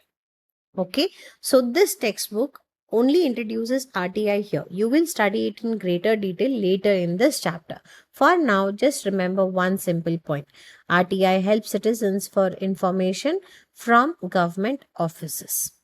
Okay, so let's think for a moment. Imagine a government never answers questions, never shares information, never listens to citizens. Would people trust such a government? The answer to this question would be a no. Now imagine another government shares information openly, answers people's question, listens to suggestions. Which government would you trust more? Obviously, the answer would be the second one. That's why accountability and transparency are very much important here. And over this topic, I have a simple 5 mark question to give you all: why the democratic form of government should be accountable and transparent. Explain this question with 5 valid reasons why the democratic form of government should be accountable and transparent. Explain the question with 5 valid reasons and pin down me the answer in the comment section, with which we complete the yet another principle of democracy called as accountability and transparency. Moving ahead, we will discuss about the concept called as multi-party system. Imagine your school is holding elections for the school captain. Okay? Now imagine there's only one student contesting for the election. Will the election be exciting? Will you really have a choice to make? Probably not. Now imagine three different students are contesting. One promises better sports facilities. Another one wants more library books. The third one wants cleaner classrooms and washrooms. Now you have different choices. This is exactly how a multi party system works in a democracy. So let's understand why India follows this system and why it's so important. So, multi party system is the topic or a very important principle of the democracy. And let's break this big term into three simple words, where the meaning of the word multi is many, party is nothing but political party, and system is nothing but method or arrangement.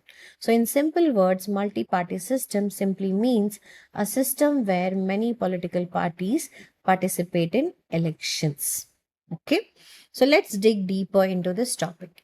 In a multi party system, several political parties contest elections representing diverse voices and interests.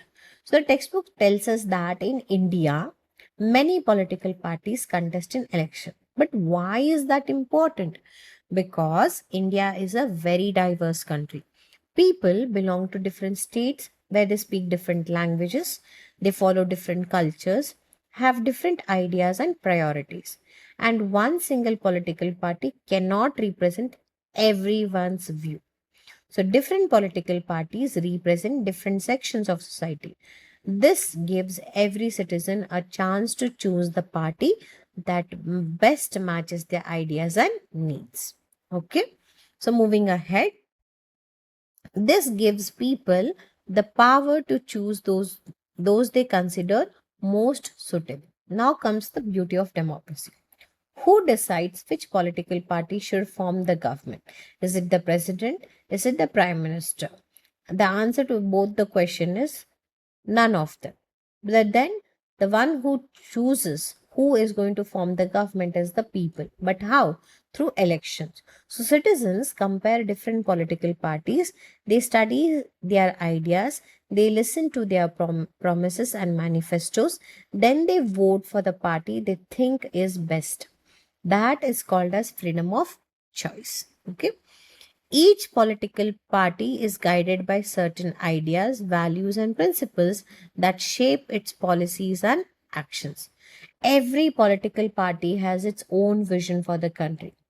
Think of it like this: three students are contesting for the post of class monitor. Now, student A will say, I will organize more sports competition. And student B will say, I will focus on discipline. Student C will say, I will improve the school library. Now, each one of them has different priorities. Similarly, political parties also have different ideas, values, and plans. And these ideas guide the decision they make it if they come to power. Okay, so moving ahead, in elections to the parliament or state assemblies, the party or a coalition of parties that secure more than 50% of the seats forms the government, while those with fewer seats constitute the opposition. Now, this is a very important concept. Let's understand it very slowly. After election, the seats won by each political party are counted. If one political party wins more than 50% of the seats, it gets the opportunity to form the government. But if no single party gets enough seats, then two or more political parties may come together. And that is called as coalition. Together, they form the government. Now, what happens to the remaining political parties? They don't disappear anywhere, they become the opposition party. And the opposition plays a very important role. You know what? It questions the government, it point out the mistake of the government. Sometimes they can suggest improvements also. But why is an opposition party required which criticizes the ruling party? Because this keeps the democracy completely healthy. Okay. So, political parties represent a wide range of socio-culture, political, ideological, and regional interests, reflecting the diversity of Indian society. So, India is one of the most diverse countries, as we all know, right? We have different cultures, language, tradition, custom, and regional needs too. Because of this diversity, political parties also represent different interests supporting the people there. But how is that beneficial? Because this ensures that different voices are heard. That's one of the strength of Indian democracy. Okay. They function within the framework of rules and regulations laid down by the Representation of People Act of 1951. Finally, we get to know that political parties cannot do whatever they want. If you are going to make a political party, then you must follow the rules of law. And one such important law for the political party is called as Representation of People Act 1951. For now, you only need to remember that this act provides rules regarding elections, political parties, about which you will study in much detail as you grow to your higher classes. Now, here I would like to give you a question. Okay. Why do you think having many political parties is better than having one political party in a democracy? Think about this for a moment. If you feel like to put down the answer in the comment section, you can definitely do it. I would just discuss a two or three point in quick. One, if there is only one political party, people will have no choice and different opinions may not be represented. Now, can you put down in the comment section what would be the benefit of having a multi party system? Okay. Now, over this concept, I would like to give you a 5 mark question. And the question is, having multi party system or multiple political parties in a country, is it a boon or a curse? Explain this statement with valid reasons. Okay. Multi-party system or multiple political parties in a country is a boon or a curse. Explain the statement with valid reasons is the question that I am giving you to write answer for. Okay. Now we will study yet another most important principle of democracy, and that is called as safeguarding the rights of vulnerable groups.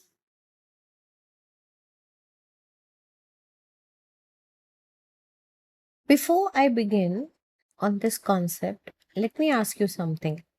Imagine your class teacher announces a drawing competition, but then tells only students who are sitting in the first two rows can participate. Would that be fair? Of course not. Every student deserves an equal opportunity. Now imagine this happening not just in a classroom but in an entire country. Some people may have fewer opportunities because of historical and social reasons. So, what should the government do? Should it ignore them or should it help them move forward? In this topic, let's answer this very important question.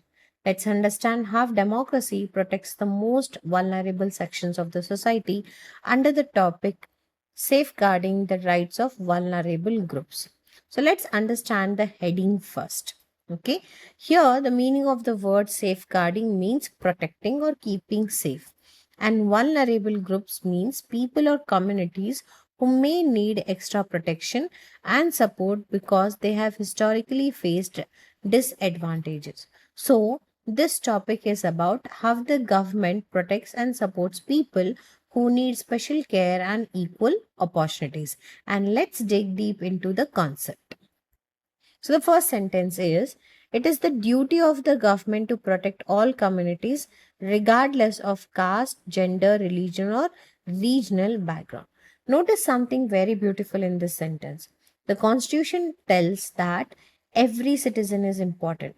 Whether someone comes from a higher caste or a lower caste, whether somebody is a boy or a girl, whether they follow any religion or they come from any state, the government must treat everyone with dignity and respect, and no one should be left behind completely. Given the historical factors that have led to an unequal distribution of opportunities and resources.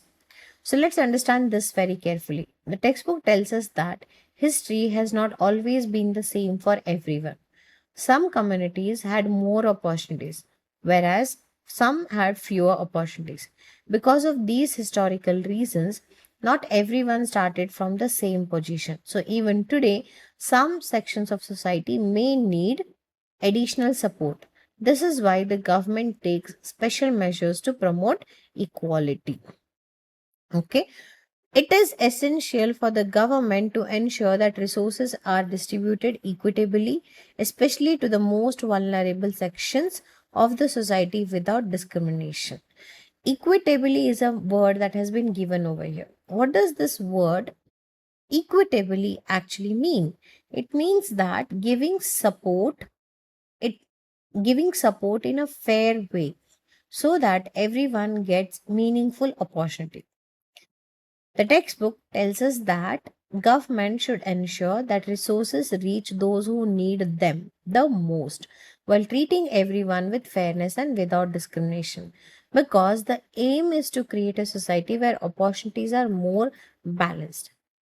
Okay, now imagine your class has 10 books to distribute. Some students already have books at home, some don't have any. Would it be fair to first provide books to those who don't have them? Yes, that's an example of ensuring fair opportunities. Okay. For example, Article 46 of the Constitution states that the state shall promote with special care the educational and economic interest of the weaker sections of the people and in particular of the scheduled caste and scheduled tribes, and shall protect them from social injustice and all forms of exploitation. Now let's break this down and understand little by little. For example, Article 46 of the Constitution states. Now, the textbook gives us an example directly from the Constitution. It introduces us to yet another important article called as Article 46. Now, this article shows how seriously the Constitution takes the welfare of the weaker sections of society. Like, the state shall promote with special care the educational and economic interest of the weaker sections of the people. So, what does this mean? It means that the Constitution is asking the government to give special attention to improve education and economic well being of the weaker sections of society. But why? Because education opens door to opportunities and economic progress improves the quality of life. Together, they help build a better future.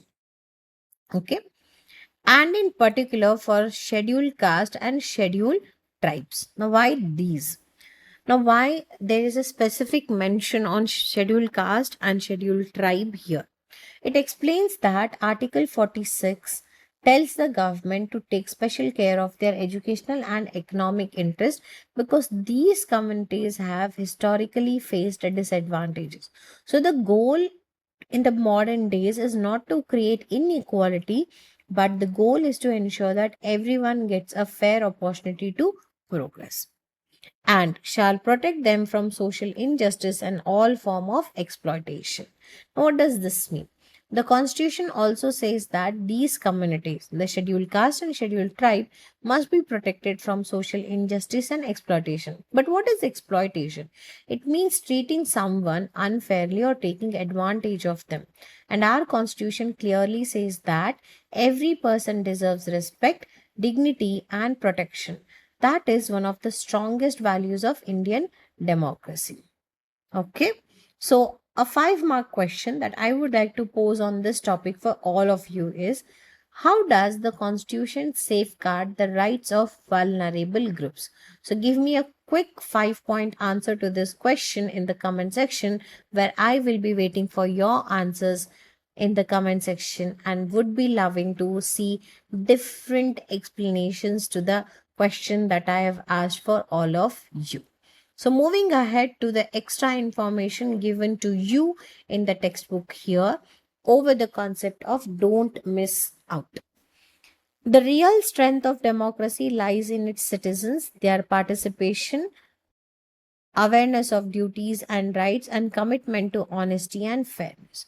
So, many people think democracy becomes successful only because the government. But the textbook tells us something different and interesting. The real strength of democracy is its who? Citizens. Okay? Who are the real power of the democracy? The citizens here. They are the real strength of democracy here. But who are these citizens?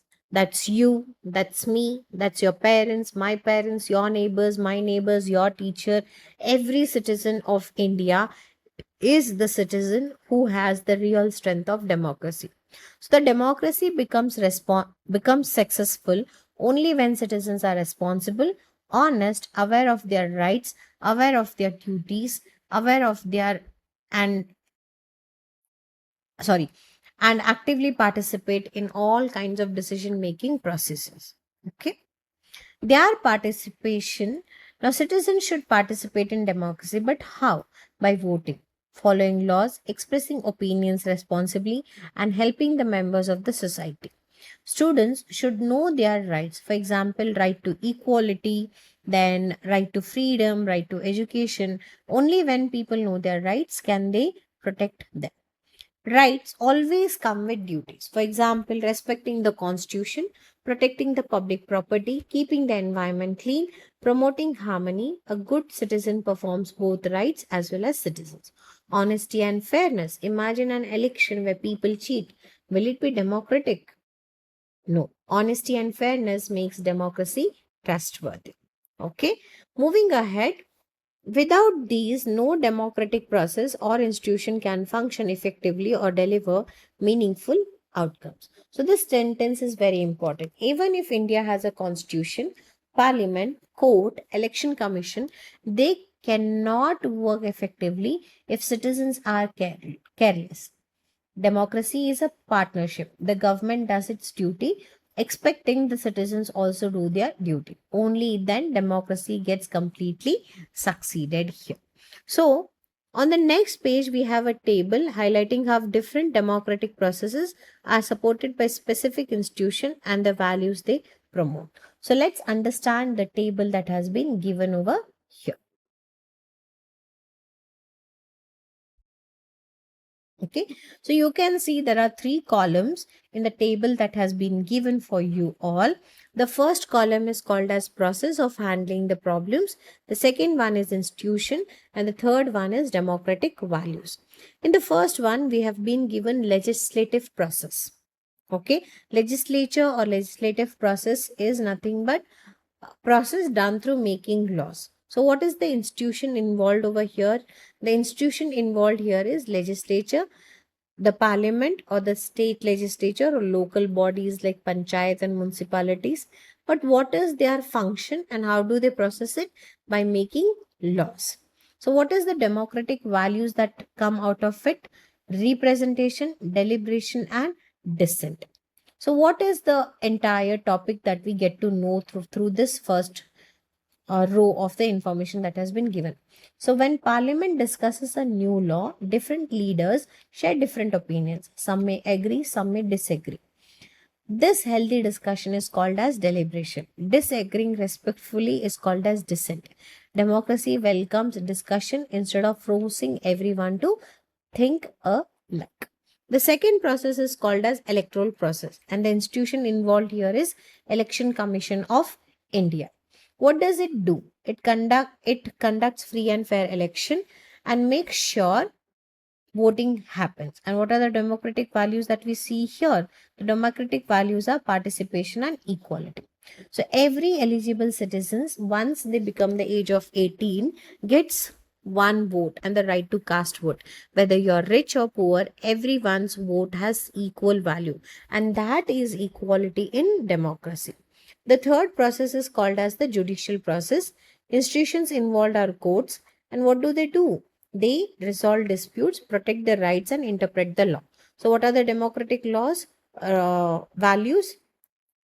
Rule of law, equality, and justice. So, imagine two neighbors fight over land. Instead of fighting, if they go to court, the court will listen to both the sides and it can make a fair decision between both of them and give a good justice to both of the parties who are fighting over the land piece. The fourth way is called as participatory processes, and that happens, the institutions here are media and civil society. And what is the values? Democratic values: debate and discussion, freedom and expression. Media includes newspapers, television, and radio, and responsible digital journalism. Civil societies include NGOs, community groups, and voluntary organizations. They raise people's concerns, spread awareness, and encourage public participation. Like, for example, think of a classroom discussion. Everyone shares ideas respectfully. This is exactly what democracy encourages. And the fifth one is accountability mechanism. And the institutions involved are Comptroller and Auditor General, Central Information Commission, Lokpal, Central Vigilance Commission. Okay, so you don't need to know every detail right now. Just remember these institutions help ensure that government works honestly and remains accountable. And democratic value is transparency. Now imagine your class collects money for a picnic. Someone keeps proper records. Everyone knows how the money was spent. That is transparency here. And the sixth way is called as decentralization. And the institutions involved are rural and urban local bodies like panchayat and municipalities. And what is the democratic value that we see here is people's participation at the grassroots levels. Now, here you have to remember one thing: not every decision needs to be taken only in Delhi, where the parliament is located. Local problems are best solved by local people, like village panchayat, municipalities, city corporations, and all. All of them understand what the problem they are facing in the local area and they help solve the local issues here. So, what is the democratic value? People participating at the grassroots levels, like villages and in the municipalities. Suppose if your classroom has a problem, should the education minister come to your class and solve it? Definitely not. But who can solve it? Your class teacher who handles you. Similarly, local governments can solve their local problems in a much better way rather than waiting for the government at the Delhi level to come down to your local areas. And the seventh way is the system of checks and balances. And the institutions involved here are division of power between center and state, guaranteed through written constitution. And democratic value is devolution of power, which is nothing but distribution of power. Remember what we learned about legislature, executive, and judiciary. None of them has unlimited power. They check each other's work, and this prevents the misuse of power, right? Okay, so similarly, checks and balances has been written down in the constitution and they have been guaranteed here. So overall, if I have to talk about the entire table here, I would like to say that the table teaches one beautiful lesson. Democracy is not run by one person. It works because many institutions work together, and each institution has its own responsibility. Each promotes different democratic values, and together they make Indian democracy extremely very strong. So, if I have to give you a simple 5 mark question on this topic, explain how different institutions strengthen democracy in India. That is the question that I would like to pose for you guys. Okay, so moving ahead to solve the concept of let's explore that has been given on the topic of the principles of democracy. Okay, let's read the question and then try to solve the table that has been given to all of us. Okay, so the first column of table below lists some key features of democracy in India. Fill in the second column with suitable examples from your state, town, or village. One row has been completed for you. Okay, so this is a table that has been given that discusses key features or principles of democracy, and you have to fill in examples with the details of nearly your state, town, or village. And one of the example has been already completed for us. Like, for example, they have completed the feature of accountability and transparency. So, what does the focus lies over here is what does it actually try to explain us? The parliamentary procedures such as questionnaire and the auditing of government accounts ensure accountability. Laws like the right to information provide transparency. So how does accountability and transparency are seen in Indian democratic system? The first one is in the parliamentary discussion we have something called as questionnaire, which helps us to understand, or which helps the opposition party to question the ruling party over the decisions and the policies that they have made. Then every year we have auditing of the government records, which creates the concept of accountability. Okay. Along with this, we also have RTI, which is called as Right to Information Act, which also is an agent of transparency and accountability from the end of the government. Likewise, we have to solve the remaining questions that has been given over here. The first one is popular sovereignty. Popular sovereignty means citizens aged 18 years and above vote in Lok Sabha, state assembly, and local body elections. But for what? To choose their representatives. Okay. Then second one is rule of law, and rule of law in that example that I would like to generally quote down is if anyone breaks the law in our country, whether they are rich or poor, the case is decided by the judiciary, that is through the court according to the law mentioned. Fine. The third one is separation of powers. Parliament makes laws. The executive implements them and the judiciary interprets them and can declare unconstitutional laws invalid. And then we have the concept of fundamental laws. In fundamental laws, every citizen has the right to equality, right to freedom, and other fundamental rights protected by the constitution as well as the court. And the last one is multi-party system. Different political parties contest an election expressing different views of different sections of society. They can singly form the party or through a coalition government, while the others act as opposition party over there. Okay. So this is about the let's explore topic that has been given to you guys under the concept of the principles of democracy. Okay. Moving ahead, we study about the concept of role of media in democracy. Okay. Before we begin, the concept of role of media in democracy, let me ask you something. Imagine one day a water pipe bursts outside your school. The road is flooded, students are facing problem, but nobody tells the authority. Nobody is reporting about it, nobody is talking about it. Do you think the problem will be solved? Yes, what you're thinking is definitely the right answer. It will not be solved. But now imagine a newspaper reports the issue, a news channel highlights it, people discuss it on social media, and soon the authorities notice the problem and take action. That's the power of media. In this video, we will learn the very much most important fourth pillar of democracy called as the media here. Okay, so the role of media in democracy is what I would like to discuss in this part of the video. Now, whenever we talk about the idea of role of media in democracy, what comes to your mind when you hear the word media? Some of you may say newspapers, television, radio, social media. Exactly. Media is a way through which information reaches people, and whatever examples you're thinking right now are true. It connects citizens with what's happening around them. So let's understand how. In present times, the media has become an integral part of our lives. So let's understand one important word here, and the important word here is integral, which means an essential or a very important part. Now, think about your daily life. Many of us read news on our phones, watch television, read newspapers, or check updates online. Whether we realize it or not, media has become a part of our everyday life. It helps us stay connected with the world around us.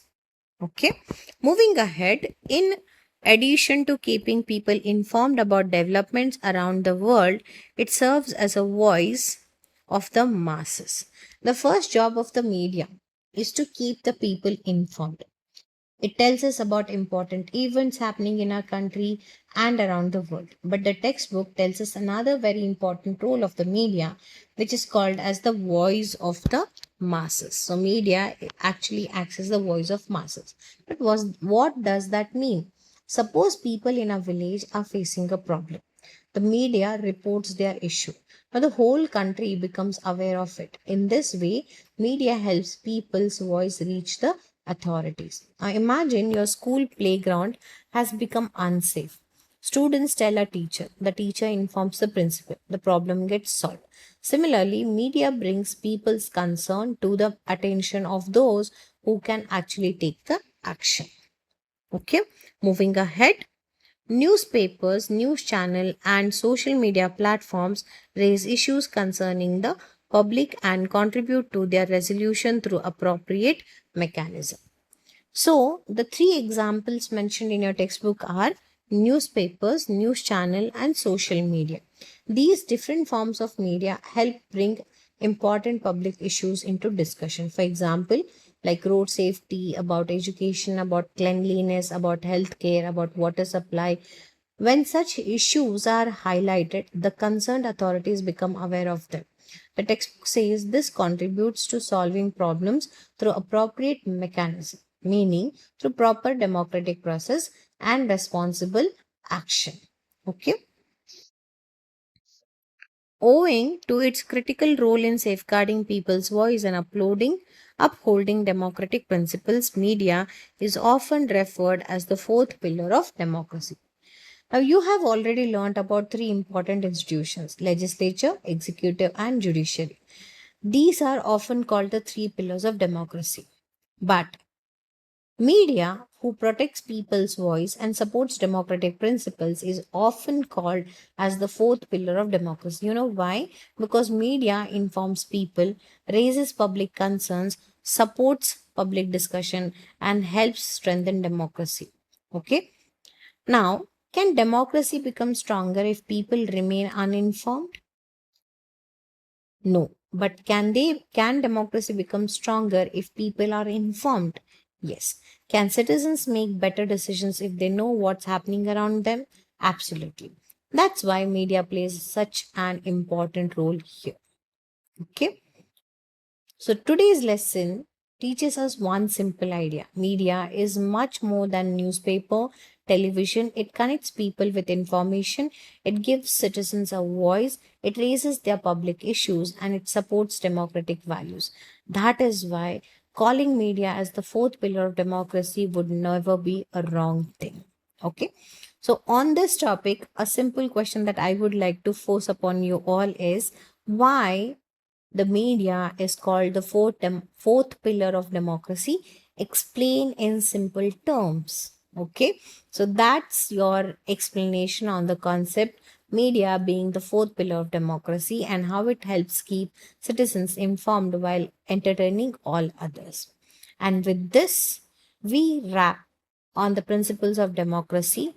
Today, in this video, we learned that democracy is not just about voting, but it's built on values like popular sovereignty, rule of law, fundamental rights, separation of powers, accountability, transparency, a multi party system, and the protection of every citizen's right. And these principles make India a strong, fair, and vibrant democracy. In my next video, we will continue exploring the deeper part of the chapter with more exciting concepts. So don't forget to visit Let's Revise by Videshri Katibuddi. Subscribe to my channel, press the bell icon so you never miss a lesson. Until then, keep learning, keep revising, and keep succeeding. Bye, everyone.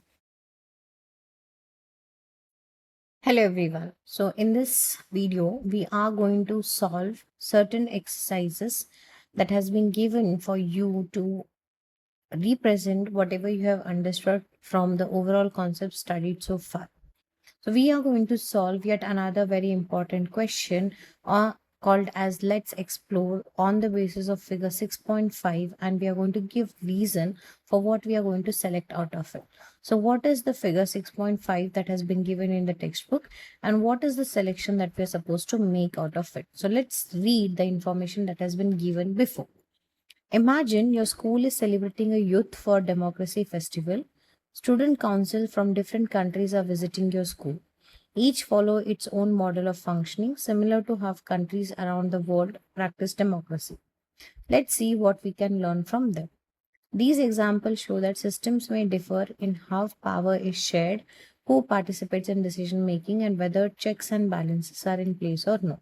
So, what is the information given? The information given is in your school, you're going to celebrate Youth for Democracy, and you're going to call it's a kind of a festival, and you're going to invite student councils from different countries, and they're going to visit your school. Now, each student council who is coming to attend this festival of Youth for Democracy has its own model of functioning, the way they work, similar to how countries around us practice the concept of democracy. Now, there are four teams which have been given. Now, we have to choose which team would you like to join and give reasons for that. Okay, so let's look into these teams one by one. Talking about Team A, it tells that all students gather in one place and elect their president once a year. However, the president has very limited powers. For major decisions such as canteen menu, they gather at designated place, vote and vote using the ballot papers. So this is Team A, one set of student council, which functions in this way, where all the members of the student council gather at a place, they vote and elect their president, and this president has very less powers. And for any major decision, all these people gather at a place, vote using ballot papers, and then come down to a decision. Okay, then we have Team B. The school holds election every year.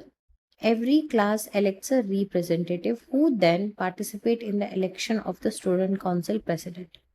The president and the representatives together make the decision. Okay, now this is one kind of yet another kind of student council, where you see that the student council elections are conducted by the school.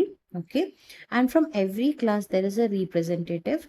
Now these representatives can participate in the election for the position of president of the student council, and once that election is over, the president along with the other representatives from every class together make the decisions. Okay, then looking at Team C, students directly vote for the school president as well as for the members of the council. The president acts as both the head of the student council and the chief decision maker. Now, here in the student council, students are directly voting for president also and for the members of council also. They're choosing both of them. But who has more powers? President has more powers. He's the head of the council and the most important decision maker. So there is no value for the representatives at all and their opinion at all.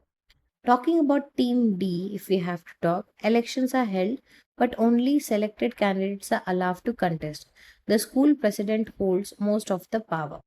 The student council exists but has very limited authority, and opposition voices are weak and discouraged.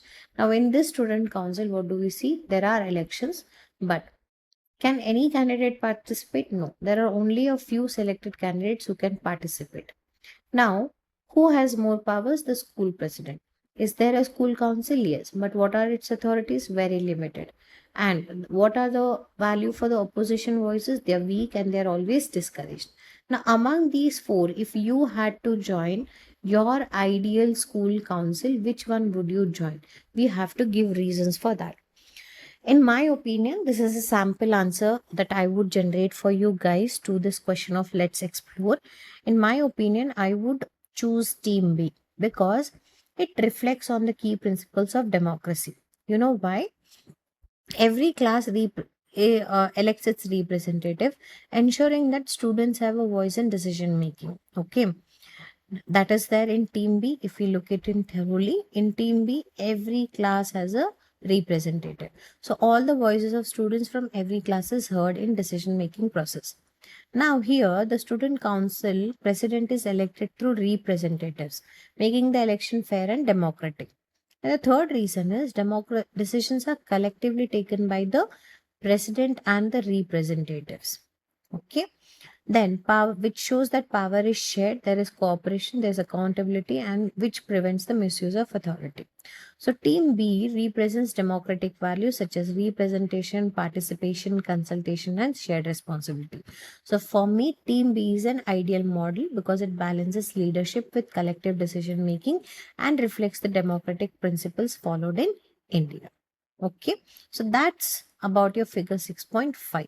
Moving ahead, if I had to discuss about the figure 6.4 that focuses on types of democracy. Okay, now before I begin this topic, I have an interesting question for you. Imagine your school wants to decide where to go for annual picnic. There are two possible ways to make the decision. In the first method, every student votes directly for the picnic destination. And second method is each class will elect one representative and those representatives decide on behalf of everyone. Now tell me which method is most acceptable and better. The interesting part is both are democratic, right? The only difference is how people participate in decision making. So similarly, countries around the world are democratic, but they are ma- uh, having different types of different ways of utilizing this democracy. And in this topic, we are going to understand different types of democracy one by one. Okay, so types of democracy. Why? Because democracy might sound similar, but it doesn't look exactly the same in every country. You may not find democracy being same like India to be found in USA. Fine. Different countries have adopted different systems according to their history, size, and need. So the textbook mainly focuses on two broad types of democracy, direct and representative one. And we will understand both of them over here. Okay. Apart from that, we also have many more which we will keep on studying. So talking about the concept of direct democracy here, citizens directly participate in most decision making process. So the people themselves make important decisions instead of electing someone to decide for them. They participate directly. That is why it is called as direct democracy. Like for example, imagine your class has to choose the color of the classroom notice board. Instead of asking the class monitor to decide, the teacher asks every student to vote. Every student participates directly here. So this is very similar to direct democracy. Some features of representative democracy may exist. Okay.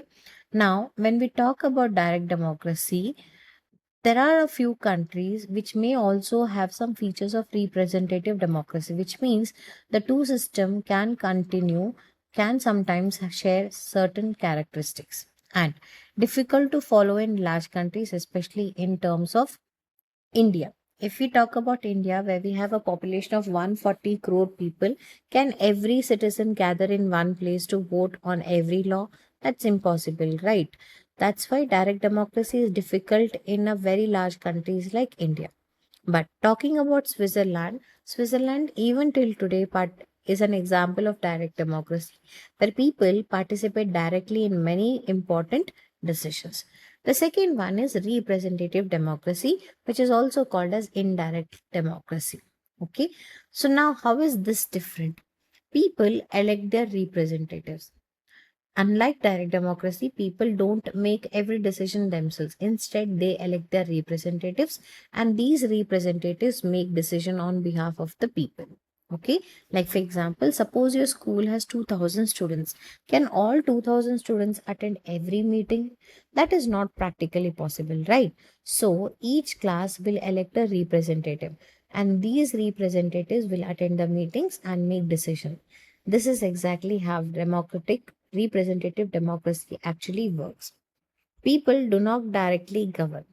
So people remain the ultimate source of power in democracy. But they do not run the government every day. Instead, the elected representatives perform that responsibility.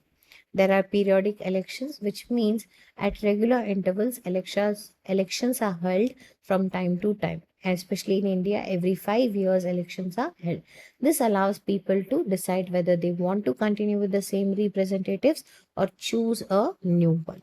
And then, government is accountable to the people.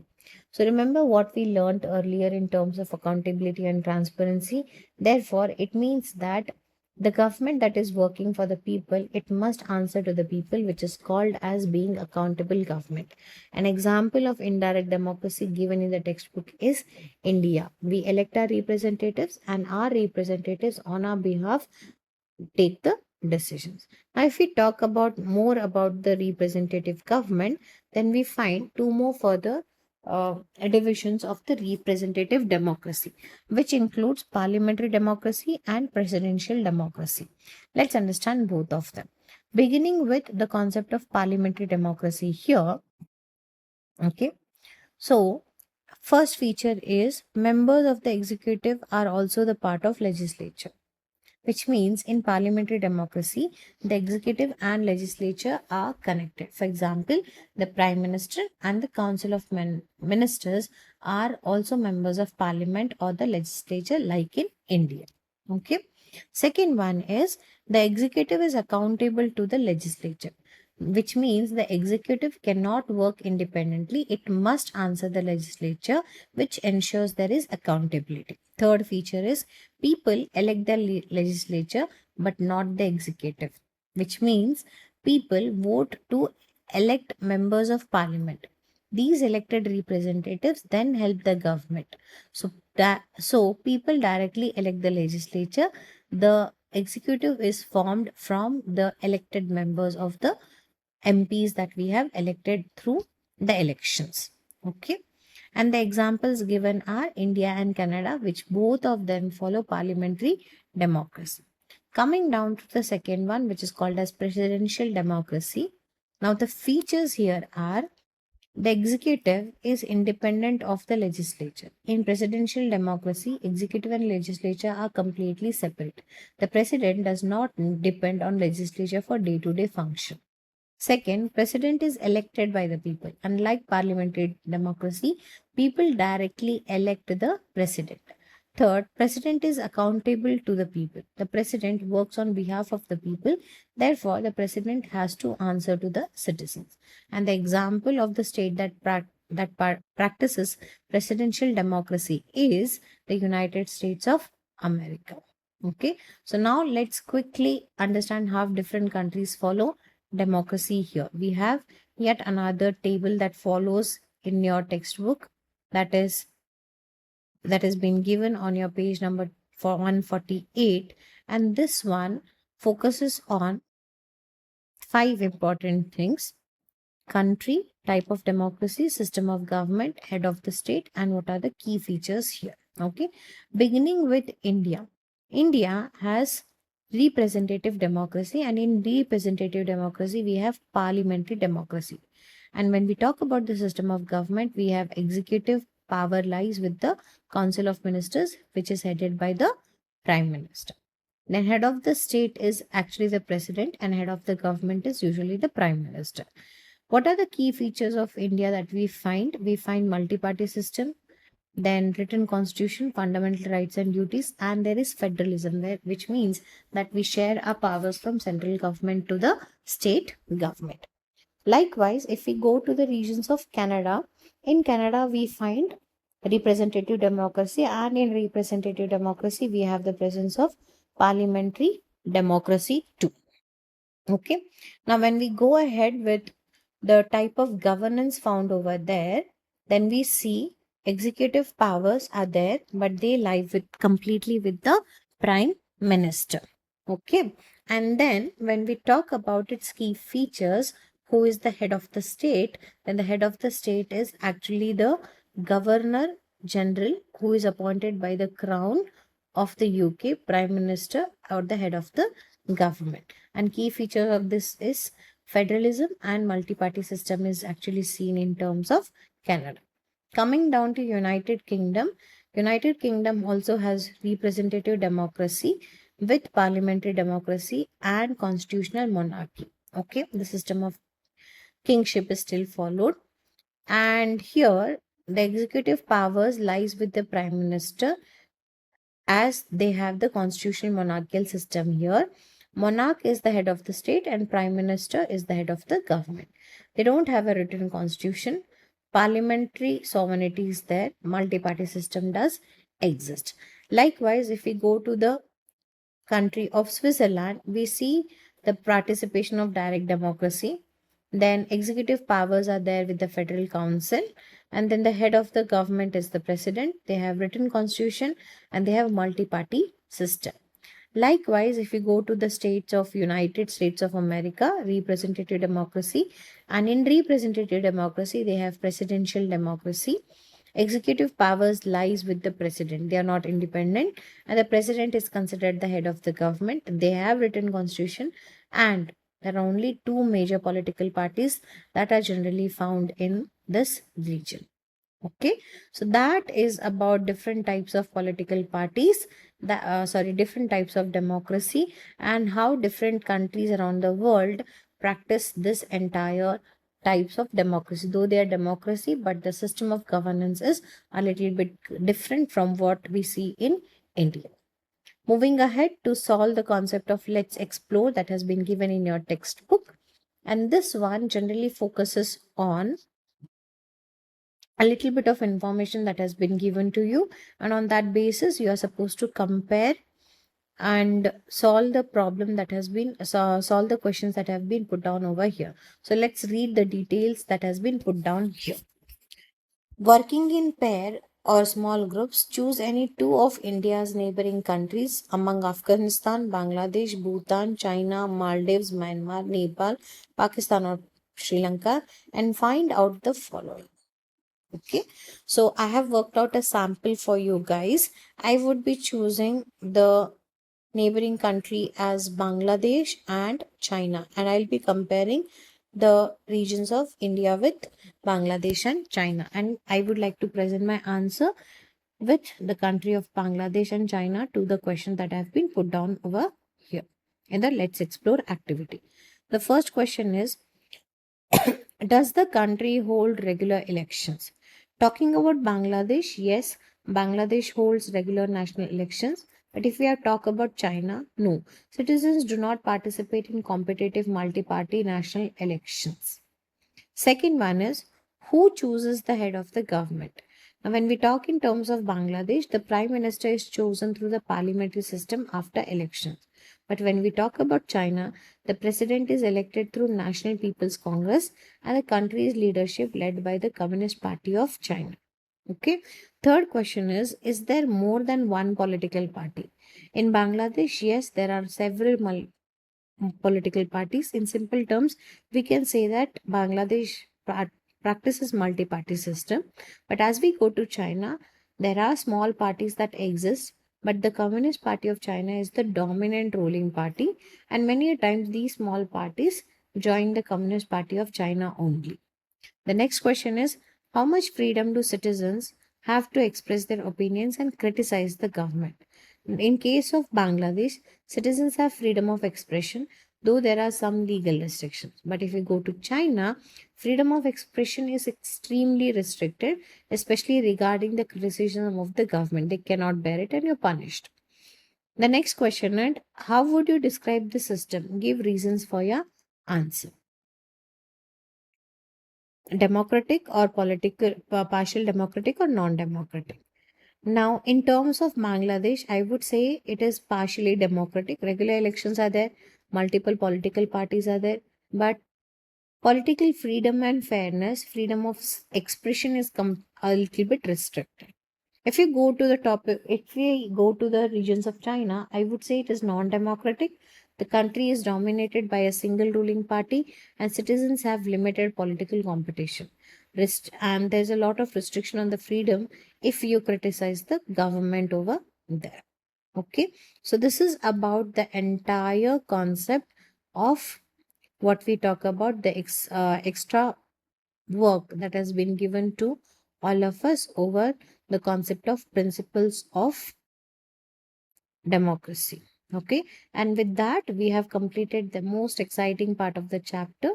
We discovered that democracy is not same in every country. Some nations follow direct democracy while others follow in representative democracy. We also learned different types of indirect democracy over here. And in our next video, we will continue with the fascinating journey through the chapter and explore more concepts in the simplest classroom style way. So don't forget to visit Let's Revise by Vidyashri. Subscribe to my channel and press the bell icon so you never miss a lesson. Until next time, keep learning, keep revising, and keep succeeding. See you in my next video. Bye, everyone. Hello, my wonderful students. Welcome back to Let's Revise by Vidyashri Katibati. We have learned what democracy means, its principles, and the different ways democracies can work around the world. But now comes the most exciting question. What does democracy actually look like in real life? And what better example can we have than India, the world's largest democracy? Now imagine this. A polling station is set up in the middle of a mountain. Another one may be deep inside a forest. And somewhere, incredibly, another polling station may be created for just one voter. Sounds unbelievable, right? But that's what the scale and reach of Indian democracy is actually. So today, let's discover how India makes sure that every eligible citizen gets a chance to participate in the elections here. And the topic that we are going to discuss today in this video is Democracy in Practice, India's Living Democracy. So the textbook says India as living democracy. You know why? Because democracy in India is not just an idea written in the constitution. We can actually see people participating in elections across the country. From huge cities to remote mountains, from forests to islands, democracy reaches people everywhere. So let's look at some amazing facts that has been given under the topic Don't Miss Out over here. Okay, so this topic is going to begin with this extra information that has been put up for you guys. So the first sentence starts as India is the world's largest democracy and more people vote in Indian elections than the total population of many countries. So just stop and think about this statement which has been given. India itself has a massive population, and when elections happen, crores of people participate in choosing their representatives. The textbook tells us that in 2024, in 2024, we had an over about 96.8 crore registered voters.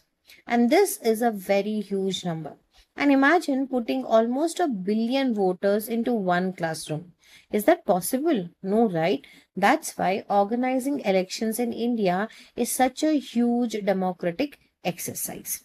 Okay, so let's move ahead to understand certain points that has been given in this topic of don't miss out for you guys. So the first point that comes to us is the huge representation. Okay, so let's understand this. On an average, a member of parliament represents about 25 lakh people according to 2019 report. So let's understand this. Let's understand this with a classroom example. Imagine your school has 25 lakh students.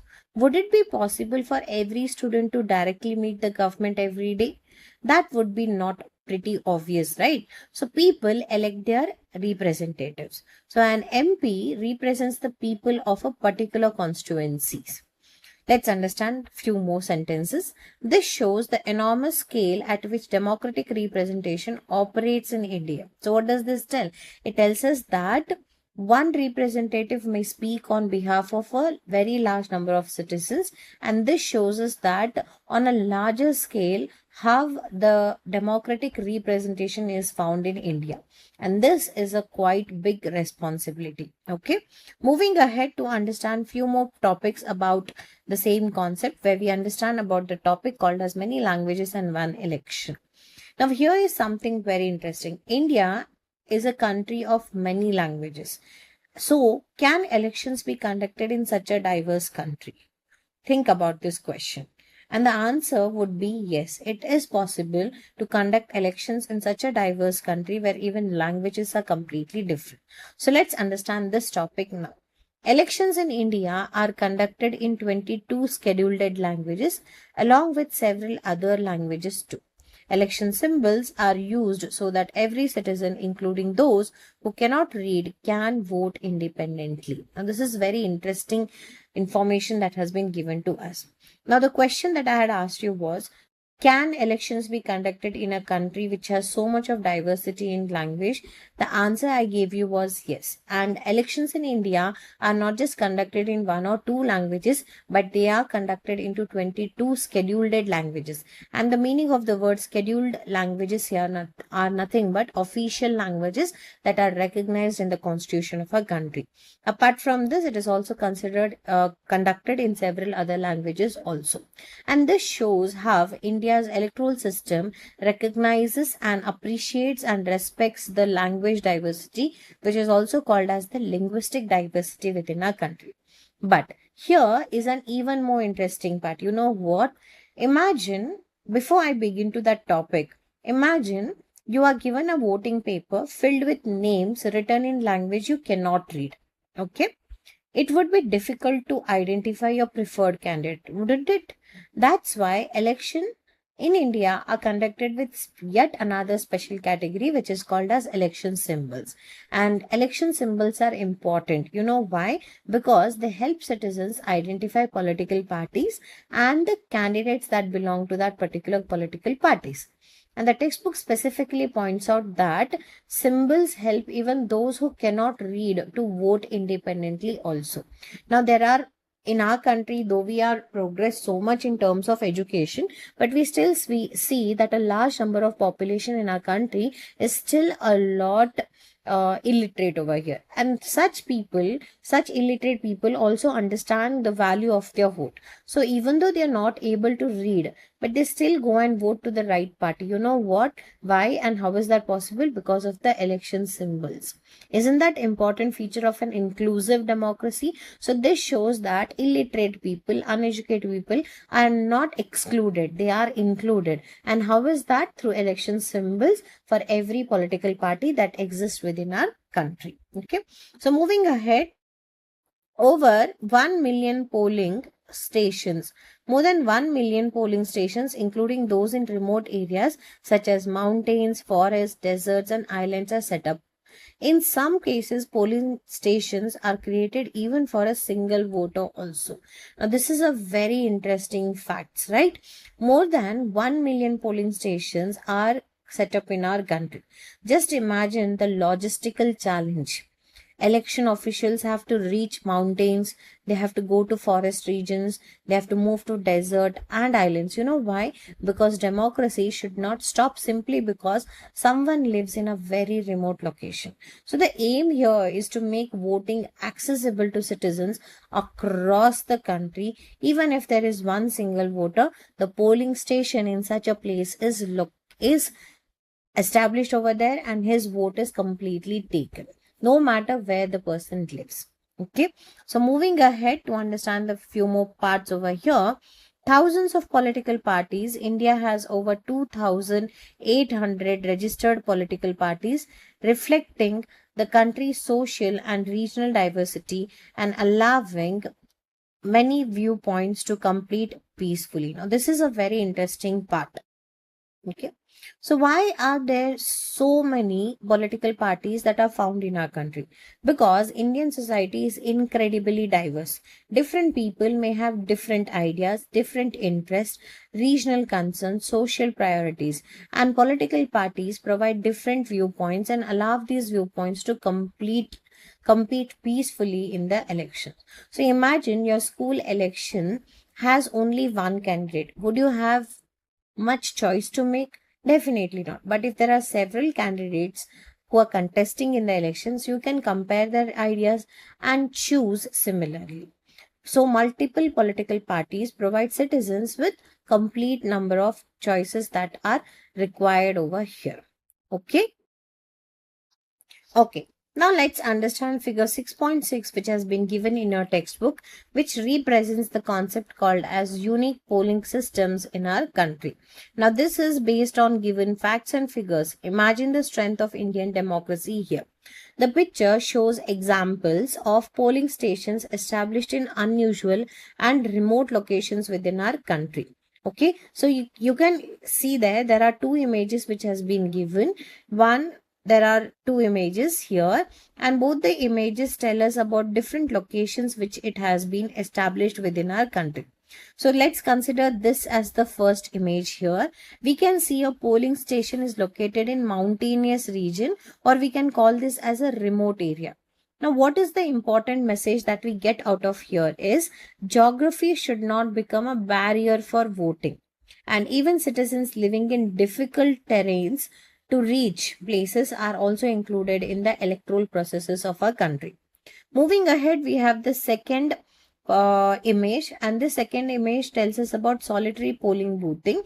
It refers to a solitary polling boothing basically means a polling booth which has been created for a single voter in a remote location. So this picture beautifully demonstrates the idea that every vote matters within our country. It doesn't matter whether thousands of people are voting at one polling station or only one person is voting. That one citizen is still a part of Indian democracy. So establishment of polling stations in different remote location tells us that how great Indian democracy is when it comes in terms of inclusivity of different ideas of people over here. Okay, so on the basis of this topic, I just want to give you a question, expecting you to write a 5-point answer for this question. And the question that I would like to give you is, what facts demonstrate the strength of Indian democracy? I would repeat it once again for you all. What facts demonstrate the strength of Indian democracy? And this question I have given on the basis of this entire, what we call it as, don't miss out information that has been given, and you have to pick 5 points from there and write answer to that particular question that I have given you. In simple words, if I have to tell you the answer, then I would like you to write answer on these following points, which includes crores of voters in our country, huge representation, many languages, millions of polling stations, and thousands of political parties established within our country. So I want you to write answer on this particular points and include explanation to these points over here. Moving ahead to understand the remaining part of this topic and understand how India's democracy is a living democracy here. Okay. So, all right, let's continue exactly from where we have stopped. We just saw some amazing facts about India's election, right? Like crores of voters are there. There are more than million polling stations established in our country, and and there are 22 languages in which elections are conducted. And in our country, we nearly have 2,800 political parties that are present. Now, the textbook takes us one step further and asks us to understand what all these facts actually tell us about the Indian democracy that we are living in. So, let's study and understand the furthermore part of Indian democracy here. So, India's democracy stands out for its scale, depth, and inclusiveness. Okay. So this simple sentence, one line sentence, but has so many depth of meaning to understand. Okay, so what is this? The main focus on this entire statement which has been given. The first one is scale, second one is depth, and third one is inclusiveness. What are these three powerful words which has been given in the first statement, which tells that India's democracy stands out for its scale, depth, and inclusiveness? And let's understand these three powerful words one by one. So first, starting with the idea of scale. Now here the meaning of scale in terms of India's democracy goes as: India's democracy operates on an enormous scale, bigger scale, because the country has a huge population and a very large number of voters. So here the meaning of the word scale represents to the population of our country and the number of voters that are present in our country. So we are operating on a big scale because we have a huge population. Apart from having a huge population, we also have a very large number of voters, and that's how India's democracy handles the entire population which is present in our country. Moving ahead to understand the meaning of the word depth over here. Democracy is not simply about conducting elections. It involves people's participation and functioning of democratic institutions across the country. Now, what is this depth signifying here? Depth signifies the spread of democracy and the establishment of institutions all throughout our country, so that there are every single person who participates in the democratic institutions of our country. And we are talking here about the election systems there. Okay. And the third important word given here is inclusiveness. So this means that India's democratic process reaches people from different regions, languages, and backgrounds also. What does this mean? It means that despite of whatever caste you are, whatever religion you are, whatever language we speak, and whatever background we come from, our democratic system reaches every kind of people throughout our country. So putting these three words together, if I have to tell you in simple words, scale plus depth plus inclusiveness means a strong and wide reaching democracy. And India, with the democratic system, has a strong and a wide reaching system within our country. Okay. So moving ahead, with nearly 100 crore voters, it represents an unparalleled exercise in public participation. Now think about the number just we discussed. Nearly 100 crore voters are there. Okay. How many voters do we have in our country? Nearly 100 crore voters. And this is a huge number of people participating in the democratic process. And what are these people doing? They are exercising their right to participate in choosing their representatives. And that's why the textbook calls it an unparalleled exercise in public participation, which in simple words mean very few democratic countries exercise in the world match the big scale of participation as seen in India's elections. So here we are having a large number of people participating in the election, and that is nearly up to how much? 100 crore population participating in the elections over here. Moving ahead, this vast electorate reflects not only the size of the population but also the extensive reach of the democratic institutions. Now, what is this? Let's understand this statement here. Now, there is an important statement which has been made. The huge number of voters is obviously connected to India's large population. But the textbook says it tells us something more. It shows that democratic institutions have a very extensive reach. Think back to the previous section that we discussed in Don't Miss Out. Okay. We learned that polling stations are established even in mountains, forests, deserts, islands, and so many other places. And sometimes, even for a single person, also a solitary polling station is established. So, the huge electorate isn't just about having a large population, but in India's democracy, it also shows that the democratic system is organized to reach people across the entire country. Moving ahead, the ability to conduct regular nationwide elections for such a large and diverse population highlights the institutional strength and organizational capacity of Indian democracy. So now this is the most important sentence of this section. Let's break it down, okay? Now, this sentence tells us about India conducts what we call it as regular elections and nationwide elections. So, India conducts elections at regular intervals. For example, every 5 years is commonly what is seen. So, democracy is not one-time event in our country; it's an ongoing process. Along with that, elections in our country take place across the country. Okay, from remote areas to major cities, the electoral process has to reach voters across India. Moving ahead, it also talks about large and diverse population. India isn't just a large in population, but it is incredibly diverse with different language, different regions, different communities, different social and cultural backgrounds. Yet elections are organized across this enormous diversity. And this shows us what? It shows the institutional strength and organizational capacity of Indian democracy.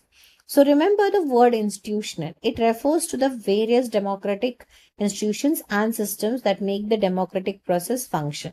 The fact that elections can be organized on such a huge scale demonstrates the strength of these institutions. And one of the institution we can talk about is the Election Commission of India. Okay. And this also means that the ability to plan, coordinate, and successfully carry out a massive democratic exercise. So think about your school annual function. Even organizing one school event requires planning, people, resources, and proper coordination. And now imagine organizing elections for nearly 100 crore voters across an entire country. That's a very big scale that we are generally talking about. So let's connect the entire idea that we have studied throughout this paragraph. If we have to start up with, we nearly have 100 crore voters. There is huge public participation. We have democratic institutions that reach across the country. Regular elections are conducted. All this shows that we have strong institutions and their organizational capacity is the extreme one. So in a strong, inclusive and living democracy, that's what exactly the textbook wants us to understand. Okay. And a simple question that I want to give you on this paragraph is, why does Indian democracy stand out for its scale, depth, and inclusiveness? Okay. Why does Indian democracy stand out for its scale, depth, and inclusiveness? The answer you find it in the same paragraph. You can take the help of the above don't miss out information also and club down an answer of 3 points to 5 points in your notebook and show it to your teacher, or you can also tell me in the comment section too. Okay, moving further. Okay, moving further to understand the next paragraph that has been given in your textbook. Now, previously we just understood that Indian democracy is remarkable because of three strong words that we studied so far, and those three strong words are scale, extensive reach, and organizational strength, right? But now the textbook is asking us to look at something even more important. What actually makes Indian democracy living? Now we are going to understand why Indian democracy is called as a living system here. And the answer is beautifully connected to India's diversity and the active participation of citizens here. Okay, so let's decode this entire paragraph which has been given for us. What makes Indian democracy truly living is its diversity and citizens' active engagement in the electoral process. So remember the word living here. Okay, here living doesn't mean that democracy is literally alive.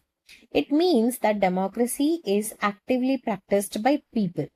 And in India, being incredibly diverse with almost every aspect, and people don't simply remain as observers here. Instead, they actively participate in the electoral process.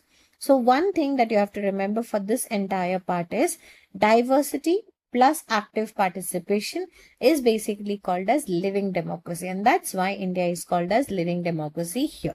Let's decode the paragraph furthermore.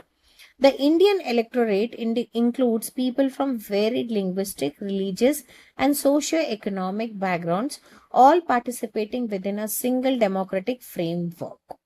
So let's break this sentence down.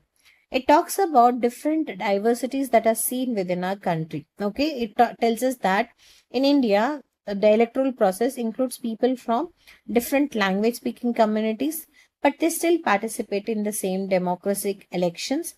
We see different religious diversity. People belong to different backgrounds, but still participate in India's democracy. We have socio-economic diversity also that is seen among the people. Some may have very different economic circumstances from others, but all of them participate in the democratic process, and that's the important point.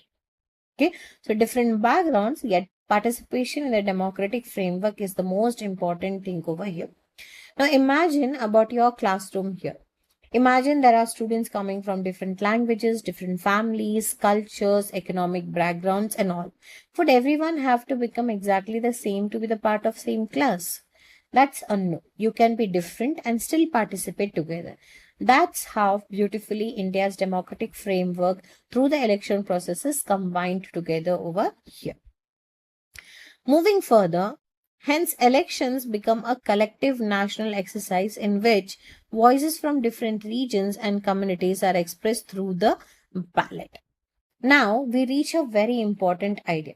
Collective national exercise. Now this is one three-word sentence that has been given to us, which is called as collective national exercise. Let's understand this. Elections aren't just something happening in one city or one state. People from different regions and communities participate. And how do they express their choice? Through the ballot paper. Now, what is this ballot paper here? The ballot represents the citizen's choice in an election. So when millions of people participate, different voice, different regions and different communities all come together as a part of one national democratic elections. And that's what these two words signify here. Collective national exercise is nothing but one national democratic exercise, and ballot paper is the secret voting system that is practiced within our country. Now, taking one simple example for you all here, imagine your entire school has to choose a school captain. Students from class 6, 7, 8, 9, and 10. Everyone gets a chance to express their choice.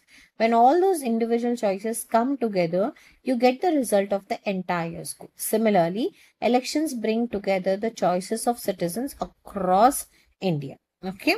Moving further to understand the even more depth about the paragraph, this continuous and widespread public participation reinforces India's position as the world's largest democracy, not merely in terms of numbers, but through the sustained involvement of its people in shaping governance and the public life. But this statement gives us the real meaning behind India's title as the world's largest democracy.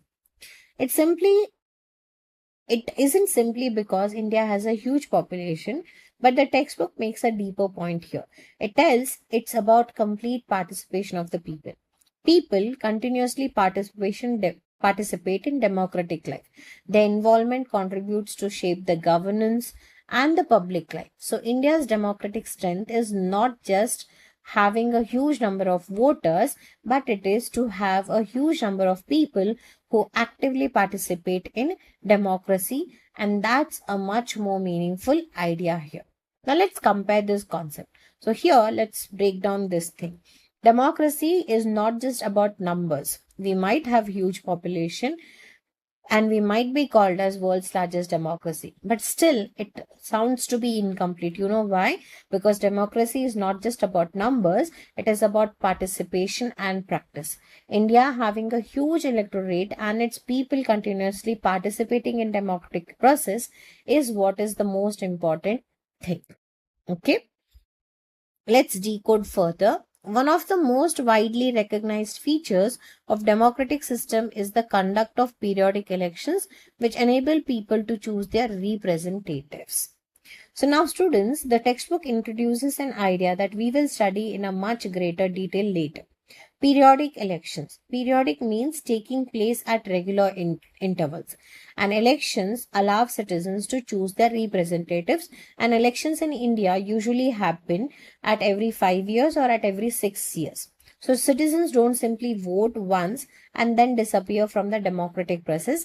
Elections are conducted regularly, giving people opportunities to choose their representatives. Like for example, imagine your school chooses a class representative. If that same student remains representative forever, would other students ever get an opportunity to choose someone else? That is not happening, right? But if elections are held regularly, students get another opportunity to make a choice. That's the basic idea behind the periodic elections that are conducted in our country. And we will study this feature of elections in the next chapter that has been mentioned in your textbook. So don't worry, we are not going to study everything about elections right now. This chapter is just an introduction to the idea that periodic elections are an important feature of democracy. And in the next chapter, we will study in-depth idea about the elections completely. Okay. So moving further, I want to give you a question here. The question is to add in quote examples or validate examples why India's democracy is called as living democracy. Validate the statement with reasons why India's democracy is called as the living democracy in the world. Okay, so let's go ahead to understand the next paragraph that has been given in the textbook. Okay, so far we have understood that people participate in democracy by voting and choosing their representatives. But is voting the only thing citizens can do in a democracy? Give me answer to this question in the comment section. Okay. Democracy becomes stronger when citizens continue to participate even after the elections are over. Let's understand this idea step by step. Okay. What is the idea that I'm going to tell you in the next paragraph? The idea is democracy becomes stronger when citizens continue to participate even after the elections are over. Now, how is that possible when elections are over, when we are not voting?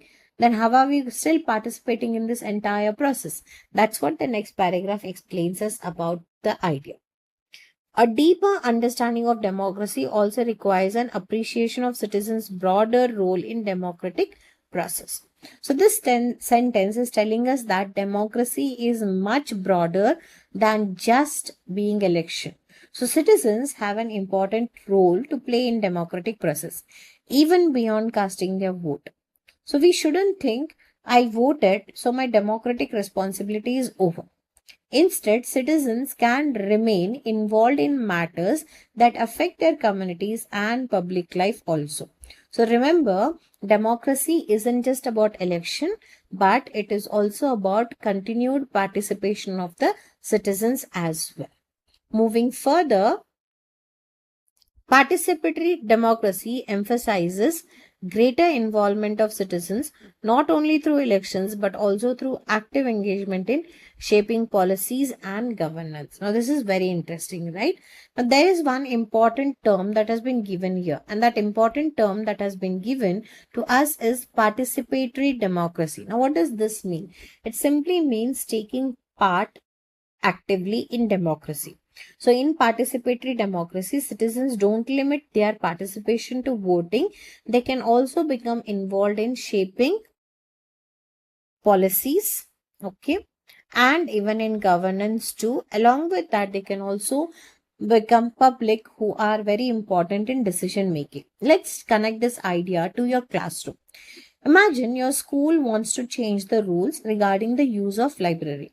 The students don't simply wait for the principal to make the decision. Instead, students are given an opportunity to share their views and suggestions. Those suggestions can help shape the final decision. And this is the basic idea behind the participation, where the suggestions from the public can also help in changing the decisions taken by the government and help the government to have a proper governance as well. Moving further, such participation takes place through mechanisms such as local council, public consultation, and community driven initiatives. Now, this point is telling us some examples how citizens can participate in the democracy even when elections are over. So let's understand them one by one. The first one that it talks about is the participation can happen through local councils. So what are these? So local councils provide a way for people to take part in matters concerning their local communities. So democracy doesn't just operate only at national level, it also involves participation in local affairs also. Like for example, if we talk about local councils through panchayat and through gram sabhas and all.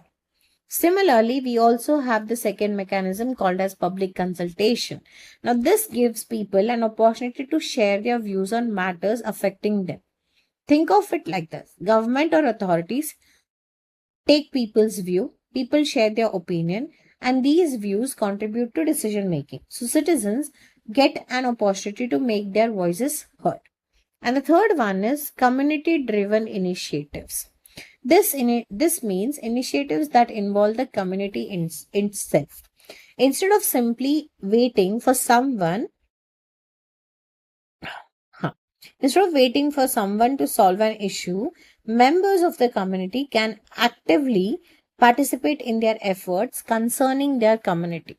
And this reflects the idea people don't just receive decisions, they participate in the democratic process also.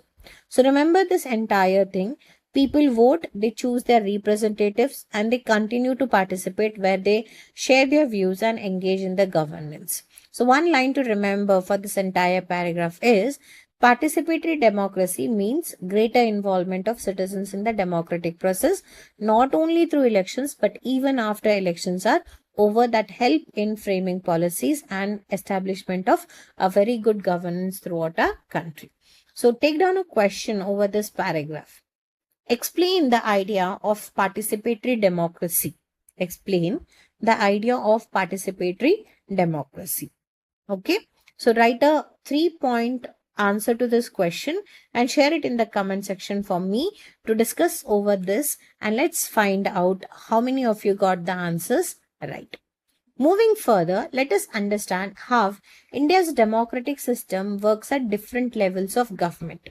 Now, as I teach you every paragraph, please make sure to make a small subheading for every paragraph so that it becomes easy for you guys to know what the paragraph is exactly talking about. Like the previous 3 paragraphs that we have studied, this paragraph actually talks about people's participation. This paragraph generally talks about electoral process and how diverse is our electoral process. And this one talks about how extensive reach of Indian democracy is in terms of elections, right? Now, the next paragraph that we are going to study about how India's democratic system is working at different levels of governance. Okay. So please make a small subheading so that you can know what the entire paragraph is actually talking about. So far, we have seen that democracy is not limited to elections. Citizens can participate in governance through local councils, consultations, and community initiatives. But now we are going to go one step further and try to understand how Constitution distributes governments across different levels. Okay, where we are going to study how different levels of government work and how are they beneficial to the proper governance of a country. So to begin with, India's constitutional framework operates through a 3-tier system comprising the union, state and local governments, facilitating administrative efficiency and democratic participation. So here we have a very important concept to understand where it tells us about the levels of government, and India has how many levels of government? We actually see a 3-level of government. Here the meaning of the word tier means levels. Okay, so we have a 3-tier system or a 3-level system in our country, that is the union, which means the national government at the national level. Then we have the state government, which means the government at the state level. And then we have the third one, which is the local government, which is nothing but a government at the local level, which includes panchayats and municipalities. Now, why have these different levels? Why India basically has these three different levels here? Because imagine if every small local issue had to be handled only by the union government or the national government. A problem in one village would have to travel all the way to union government, that is to Delhi. And would that be possible and efficient? That would never be possible and efficient at all. So different levels of government help in proper administration and also increases the democratic participation of the people over here. Moving ahead, you have learnt about them in your grade 6 to 8 social science textbooks. So this is a simple connection that we get to know, that we have already studied about the three levels of government that is found in India, right from our 6th standard to 8th standard. So this is not an entire new idea to all of us, right?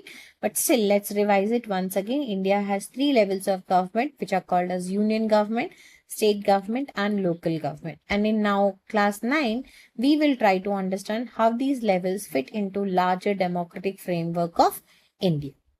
Okay. So moving ahead, beyond the Panchayati Raj and municipalities, the constitution also provides provision to protect tribal heritage. Now, this is something particularly very important. Now, India has many communities within their own traditions, customs, cultural practices, and way of life. And they are basically called as the tribals of a country, who do not either belong to one village or to a town over here, but they are still the part of Indian government, Indian constitution, and the Indian mainland. And the constitution in India of our country has provisions that help protect the tribal heritage that are found in our country. So democracy is not simply about creating one common system for everyone. It recognizes the importance of India's diverse tradition and communities. Okay. So let's take some examples that has been mentioned in your textbook. In specific northeastern regions, autonomous district councils are established, granting them legislative and judicial authority to preserve tribal customs. So, here, remember this important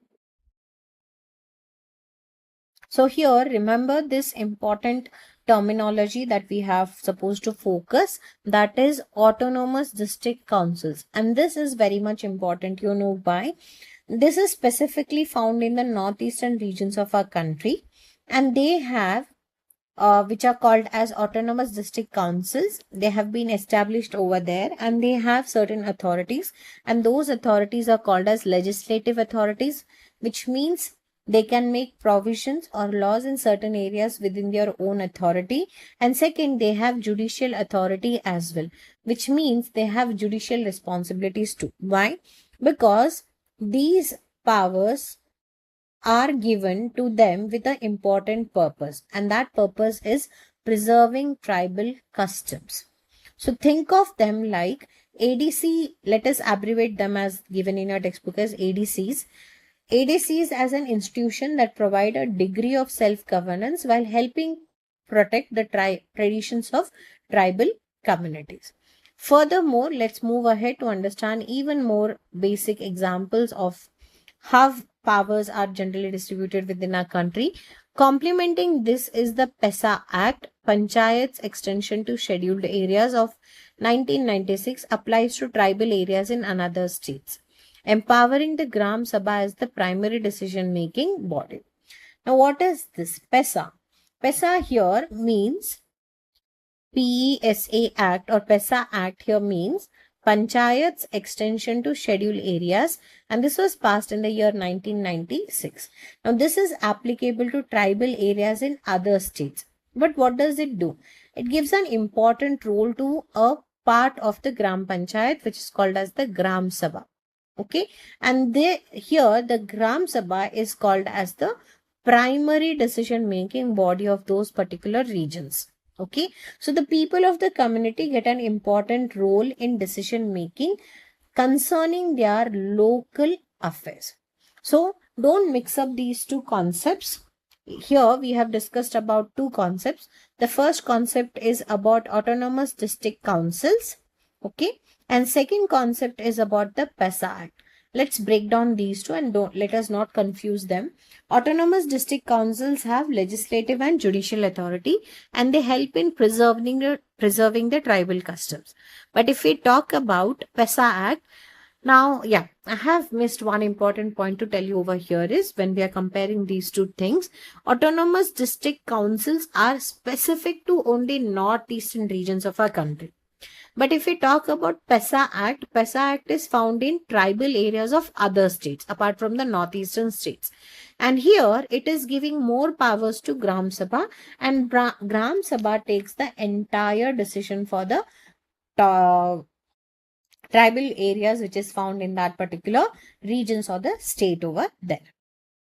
So by balancing these levels of authority, the Constitution of India provides a unified national framework that draws its strength from the diverse traditions of every community.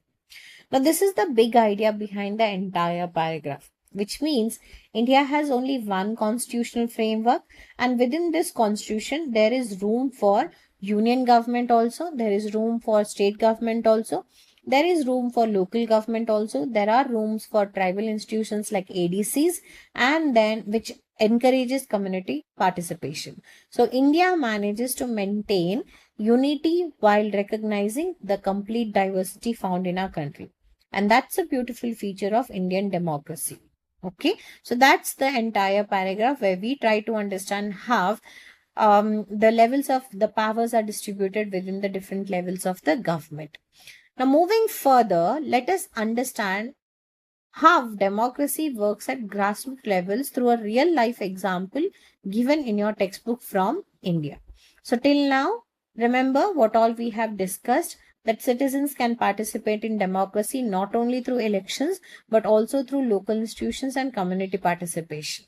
But now we are going to go to a wonderful example to a place called as Jetipura Gram Panchayat, which is situated in the state of Gujarat. So let's first read the entire case study that has been given to us and break down it sentence by sentence. Okay.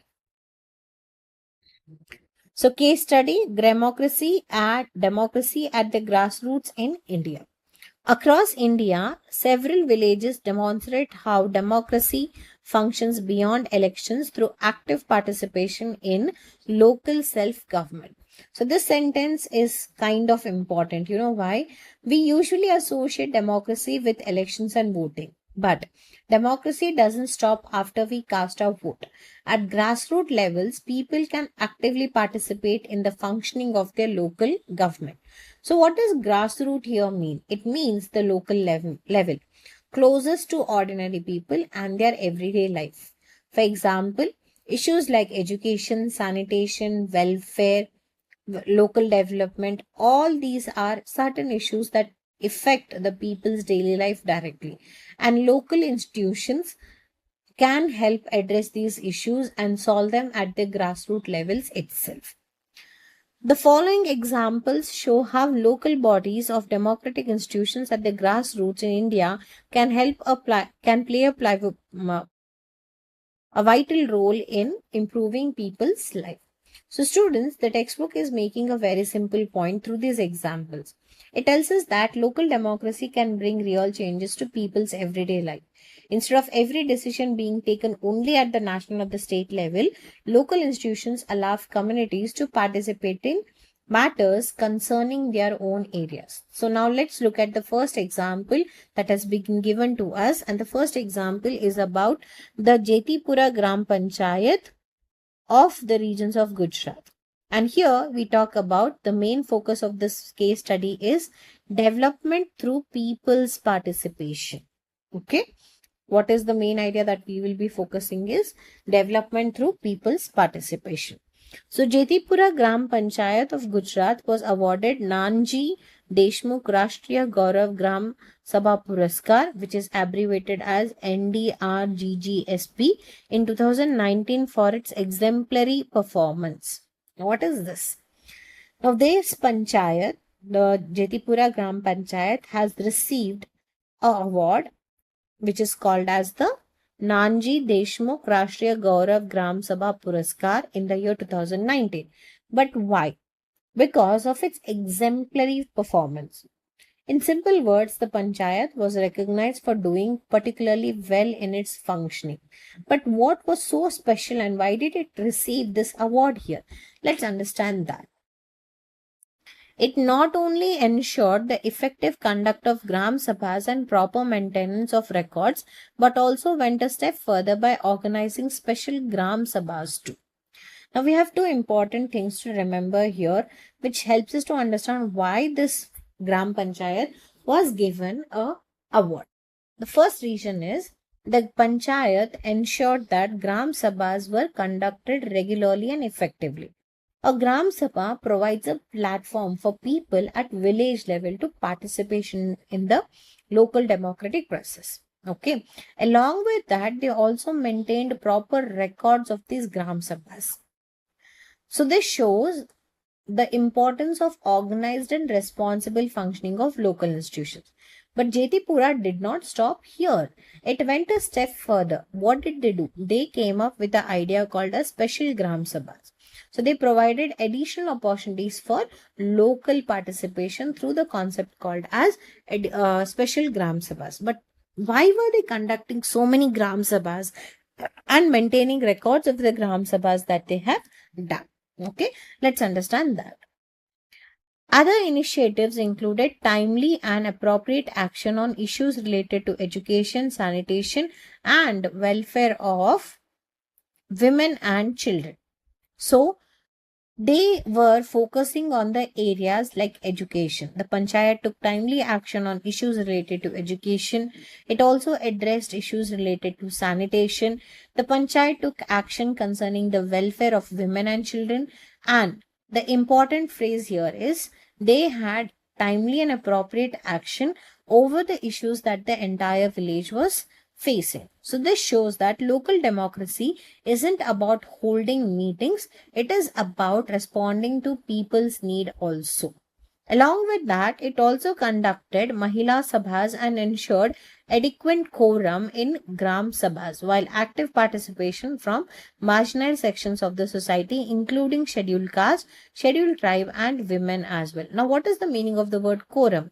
The presence of minimum number of members in meetings of an assembly to make proceedings valid. So, what is this important thing that they have done?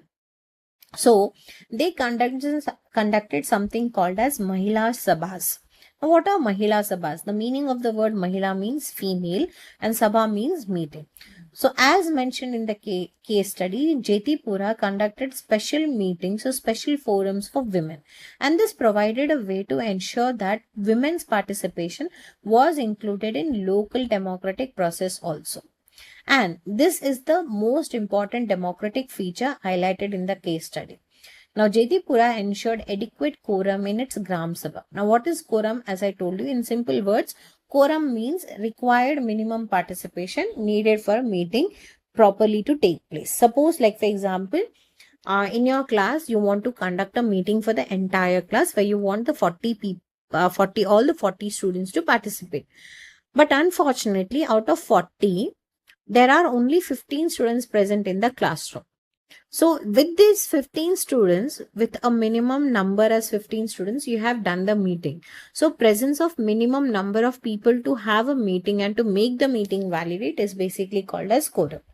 But there is something even more important here. The Panchayat ensured not just Mahila participation, but they also made sure that marginalized sections like the scheduled caste, scheduled tribe, all of them were the part of the democratic meetings or the local meetings that were being conducted here. So here, democracy wasn't just about having a meeting, it was about making sure that different sections of the community participated and their problems were heard, and for every problems they faced there were solutions that the panchayat could actually come up with. Okay, now this case study has been backed with an image that has been given to you, and in this image you can see in the picture there has been clearly labeled as Gram Panchayat meeting, which is a representative image that has been given. You can see in this panchayat meeting, villagers have gathered together. There is a panchayat bhavan which has been given. You can see the presence of women participating. There are men also participating, and representatives of the panchayat are sitting in the front, where you can see the representatives are both men and women also. So this picture represents the idea of grassroots democracy. The people and their representatives come together to discuss matters concerning the village. So the image connects beautifully with the case study, where it tells us people, participation, discussion helps in local decision making and helps to solve their problems at the grassroots levels, because it is you who know what the problems you are facing, rather than a minister sitting in Delhi or in some other place around the India. Okay, so moving further to looking at yet another inspiring example of grassroots democracies in India, and this time we are talking about Tripura. Okay, so far we have seen about Jetipura's Gram Panchayat demonstration and how it encourages people participation through regularly conducting Gram Sabhas and also establishing special Gram Sabhas too. Now we are going to go to another example where we, with a special focus on women's participation and inclusive development. And we are going to talk about a very special state called as the Tripura. For many of you who don't know where is Tripura, Tripura is also one of the northeastern states of our country.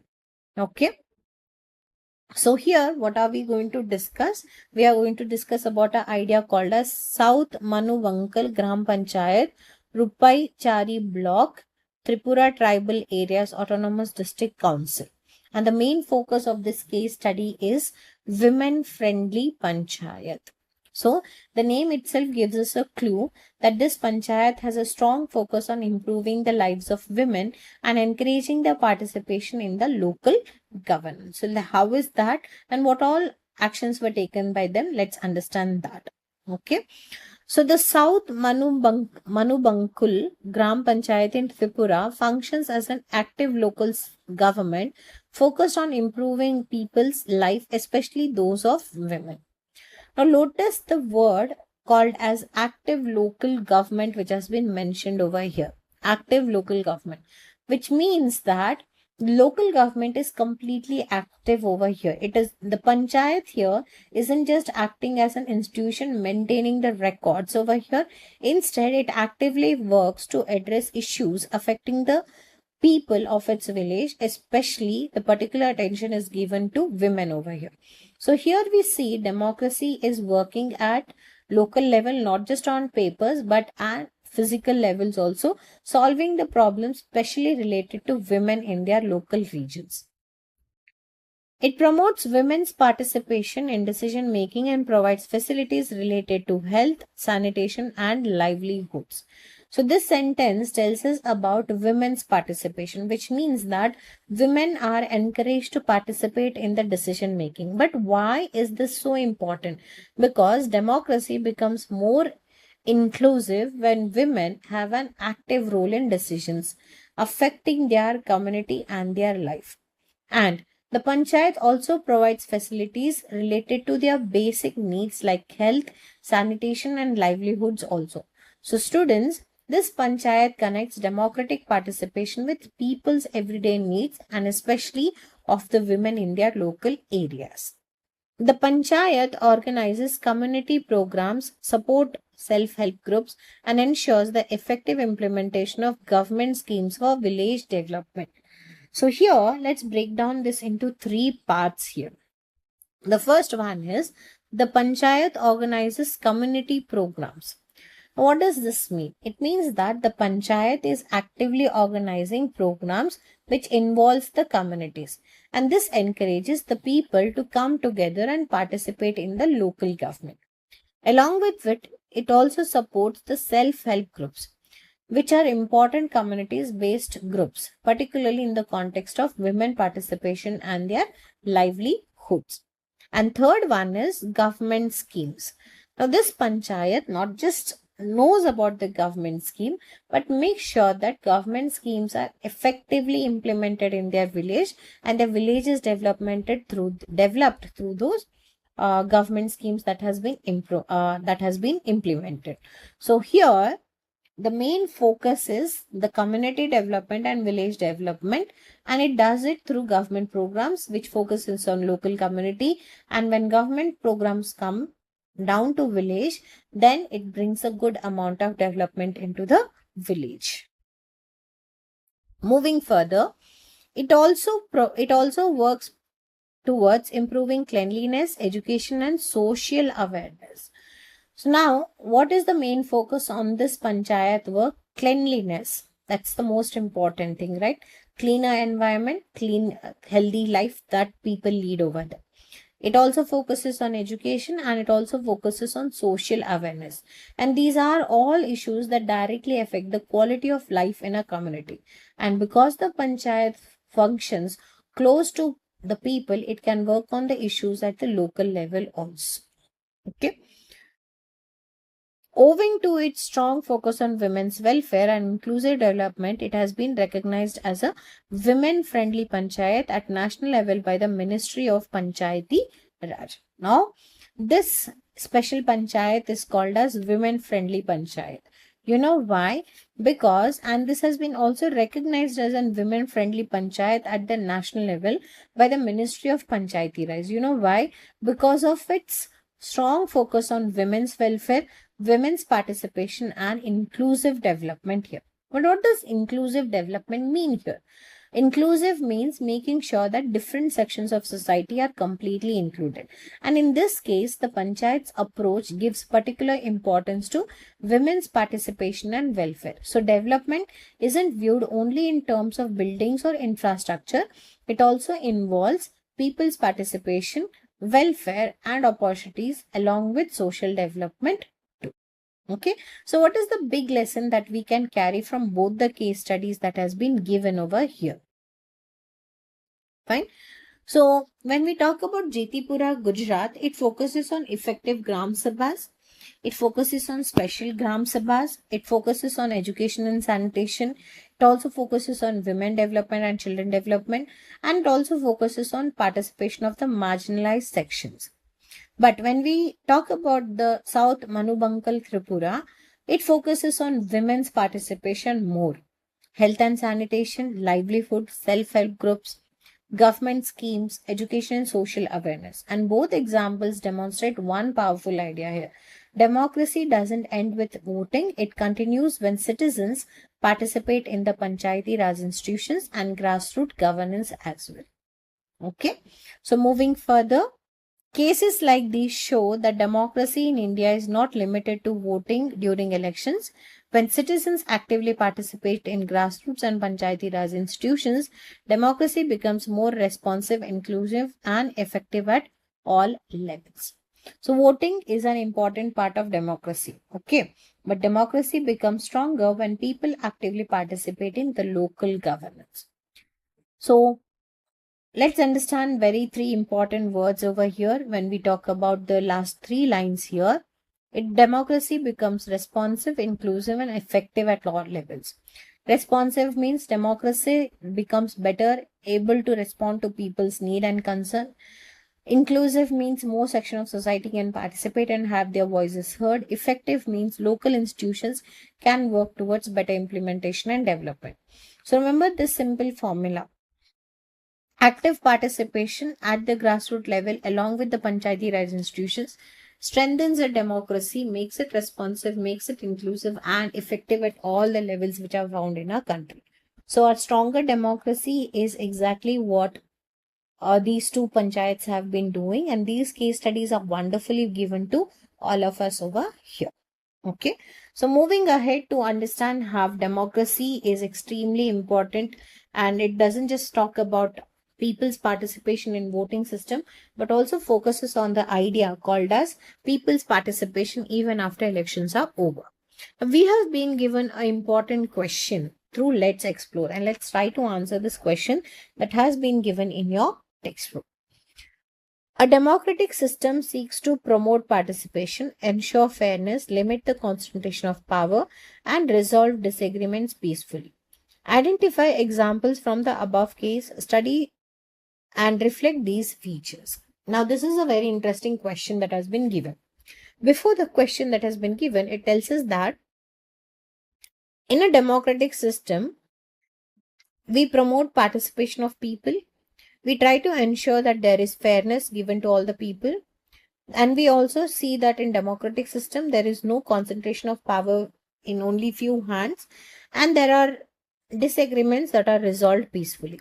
Now, from the case study which has been given above, we have to compare both the case studies and reflect those features. Okay, so the question is asking us to identify examples showing four features: participation, fairness, limit of concentration of power, and peaceful resolution of disagreements. Okay, so firstly, starting with the concept of participation here, democracy becomes meaningful when people actively take part in decision making. An example from case studies include Jetipura Gram Panchayat has effective conduct of Gram Sabhas and also has organized special Gram Sabhas too, where it encouraged active participation of scheduled caste, scheduled tribe and women too.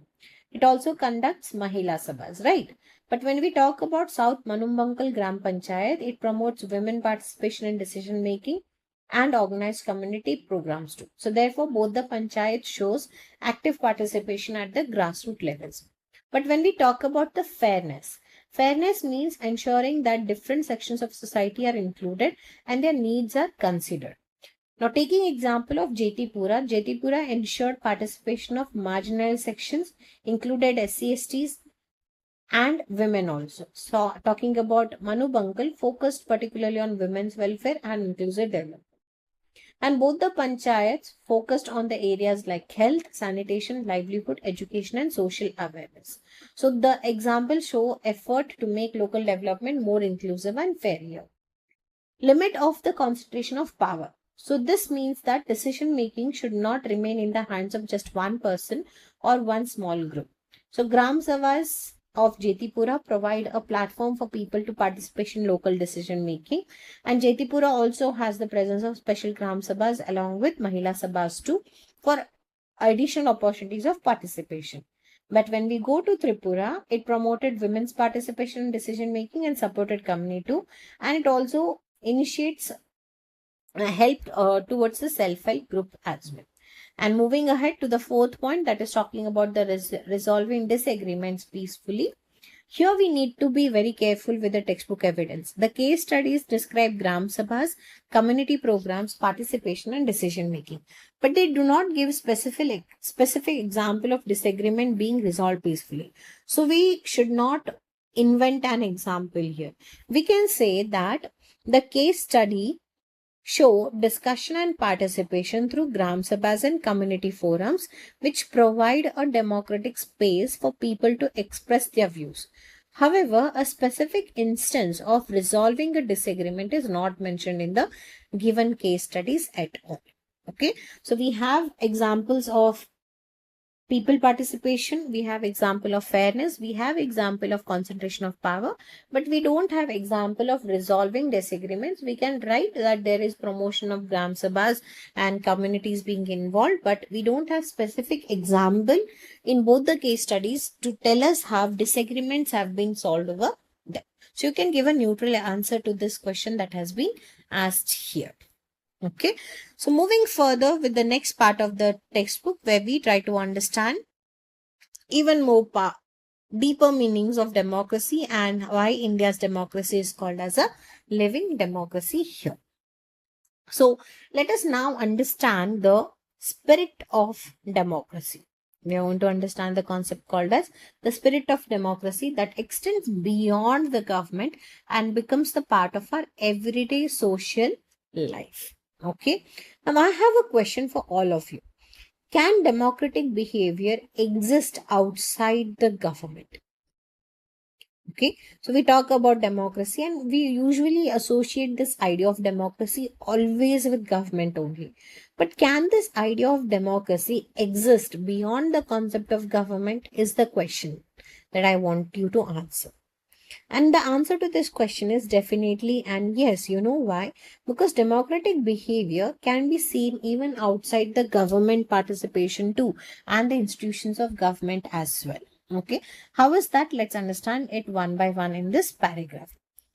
Democracy, however, is not limited to formal institutions of the government.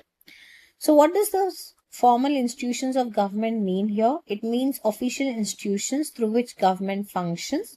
For example, in this chapter, we have discussed about three levels and institutions of government like legislature, executive, and judiciary. But democracy is not restricted only to these institutions. The democratic vary of functioning and can also be seen in any kind of society. So remember, democracy is not an idea always associated to government only. So democratic values can also be practiced in our everyday social life as well. Okay. Moving further, the spirit of democratic functioning also extends into everyday social life. Now, this is the key idea of the paragraph that we want to discuss. The spirit of democracy means the democratic values and methods that help us how people interact and make decisions. Like, imagine a community has to decide how to use a common facility. Instead of one person simply saying, I will decide everything, people can say, discuss the issue, listen to different opinions, and try to reach a decision collectively. Now, that is called as the spirit of democratic functioning. So democracy can become part of our everyday social interactions, not just something we see during only elections or associated only with the government. Moving further, civil society organizations, socio-religious and community institutions, cooperatives and trade unions often adopt democratic decision-making methods. So now the textbook gives us several examples of organizations where democratic methods are used. Let's understand them one by one. The first example that has been given to us is called as civil society organization. Now these are organizations that function within a society and work on various social concerns. They may involve their members in discussion and decision making. And the important point here is that democratic methods can be used in their functioning. The second one is socio-religious institutions and community institutions. Now, these are institutions connected with social and religious life or can be connected to communities as well. Now, the textbook points out that such institutions can also adopt democratic decision-making process. And when we talk about community institutions, people may come together, discuss matters concerning their community, and participate in the decision making process. So, again, in these two examples, we see the idea participation plus discussion leads to a proper decision making. And the second one is cooperatives. Cooperatives involves people working together for a common purpose. And here also, they use the democratic decision making processes. And the last example given to us is the trade unions. Trade unions are nothing but the people doing the same trade come together to form their unions. And they can also use democratic methods when members' participation, discussion, and decision concerning their collective interest and the businesses that they have been actually doing. Okay. So that is about this entire paragraph, which tells us that democracy is not just seen in the government procedures, but it is also seen in the entire concept of into our day-to-day activities as well. So moving further to understand yet another case study that has been given to us under the title called as Women and the Right to Vote, the Indian Express. Okay. Now, this is an important part of democracy which discusses, or the important part of textbook that discusses about women's participation and their right to vote. Now, we have learned that democracy depends on participation, but here is a very important question. Did women in every country always have the right to vote? Did women in every country always have the right to cast vote? And the answer to this question is no. The textbook gives us a fascinating comparison between the experiences of women in Britain, the United States, and India through the example or through the case study that has been mentioned in this special paragraph given to all of us. So let's decode this idea behind the concept called as women and the right to vote. And here we speak about the Indian experience there. In a number of countries, women had to wage a long and difficult struggle to secure the right to vote. Now, here, the meaning of the word wage a struggle means that women had to make sustained efforts and movements to obtain the voting rights. They did not receive the right to vote immediately after independence. They had to fight for their participation in the democratic process. So, students remember, voting rights were not achieved equally or at the same time everywhere between men and women. For example, in Britain, women received full voting rights only in 1928, while in the United States of America, this occurred in 1920 after decades of protest and movements. So, we have two fascinating examples about how and when women received the right to vote. When we talk about the women in Britain, they received their full voting rights only in 1928. So they had to wait until 1928 to have the voting rights. How interesting, right? A civilized nation who taught civilization to hundreds of other people, they had to give their women political participation in as through voting rights in the year 1928. Similarly, when we talk about the women in United States of America, they received voting rights in 1920, but it was independent back in the 1700s only. So the textbook highlights something important, that after decades of protest and women had to engage in long struggle before achieving their democratic right through decades of protesting and movements in their own local nations. So these developments show that democracy in these societies expanded gradually. So this is the key conclusion from the example of the Britain and USA given here, which tells us that democratic participation involving women did not become fully inclusive overnight or at the beginning of independence only. It expanded gradually with groups such as women gaining political rights over time, and that too with lots of protests and struggles from the end of the women. Moving further with this example that has been given, in contrast, women in India were granted the right to vote.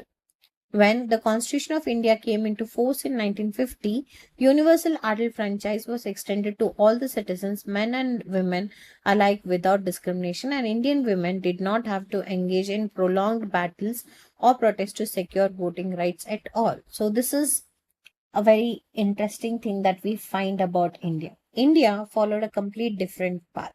Okay.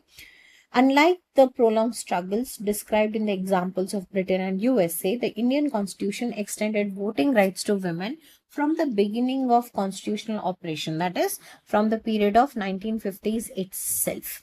Okay.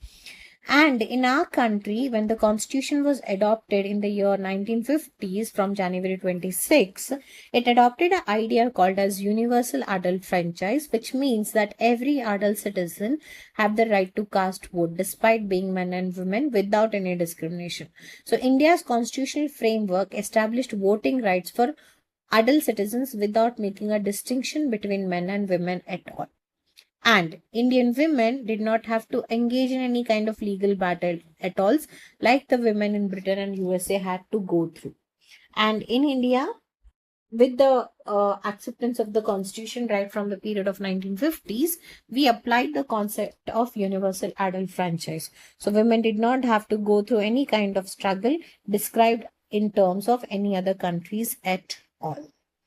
However, the right to vote does not automatically ensure equal participation. And this is something interesting.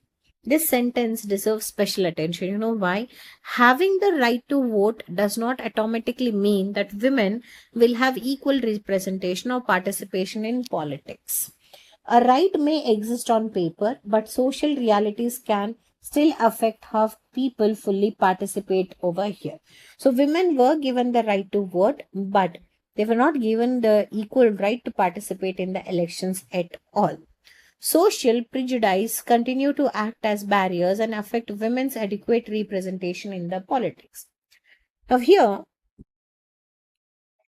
this means that social prejudice can make it difficult for women to participate in political life, which means we need to distinguish between the right to vote. Women have the legal right to participate in election, But representation in politics, women also need opportunity to participate adequately in political decision making. But the textbook is telling us that having voting rights alone does not automatically solve the problem of equal participation over here. So, social prejudices mean social norms and social ideas that men are most commonly known with their knowledge of political development within a country, and women are not so well versed with political development within a country. Women are meant to be doing the household chores, and politics is not a cup of tea of women, were the ideas that were passed on for a long period of time, which meant that women's participation in the elections, especially in the governing system, would be generally very less. So, in relation to this, we have a very yet important and very nice concept to study further, which is called as women's reservation in local bodies. Now, this is the nice topic that we are going to study now. Okay. So the textbook moves from voting rights to another important step. That is, it talks about women's representation in decision making through something called as women's reservation in the local bodies. And local bodies, we mean to talk about the panchayats and the municipalities here. So let's break down this concept. Empowerment of women starts with their active participation in institutions of decision making. So what is empowerment of women? Involving of women in the decision making process.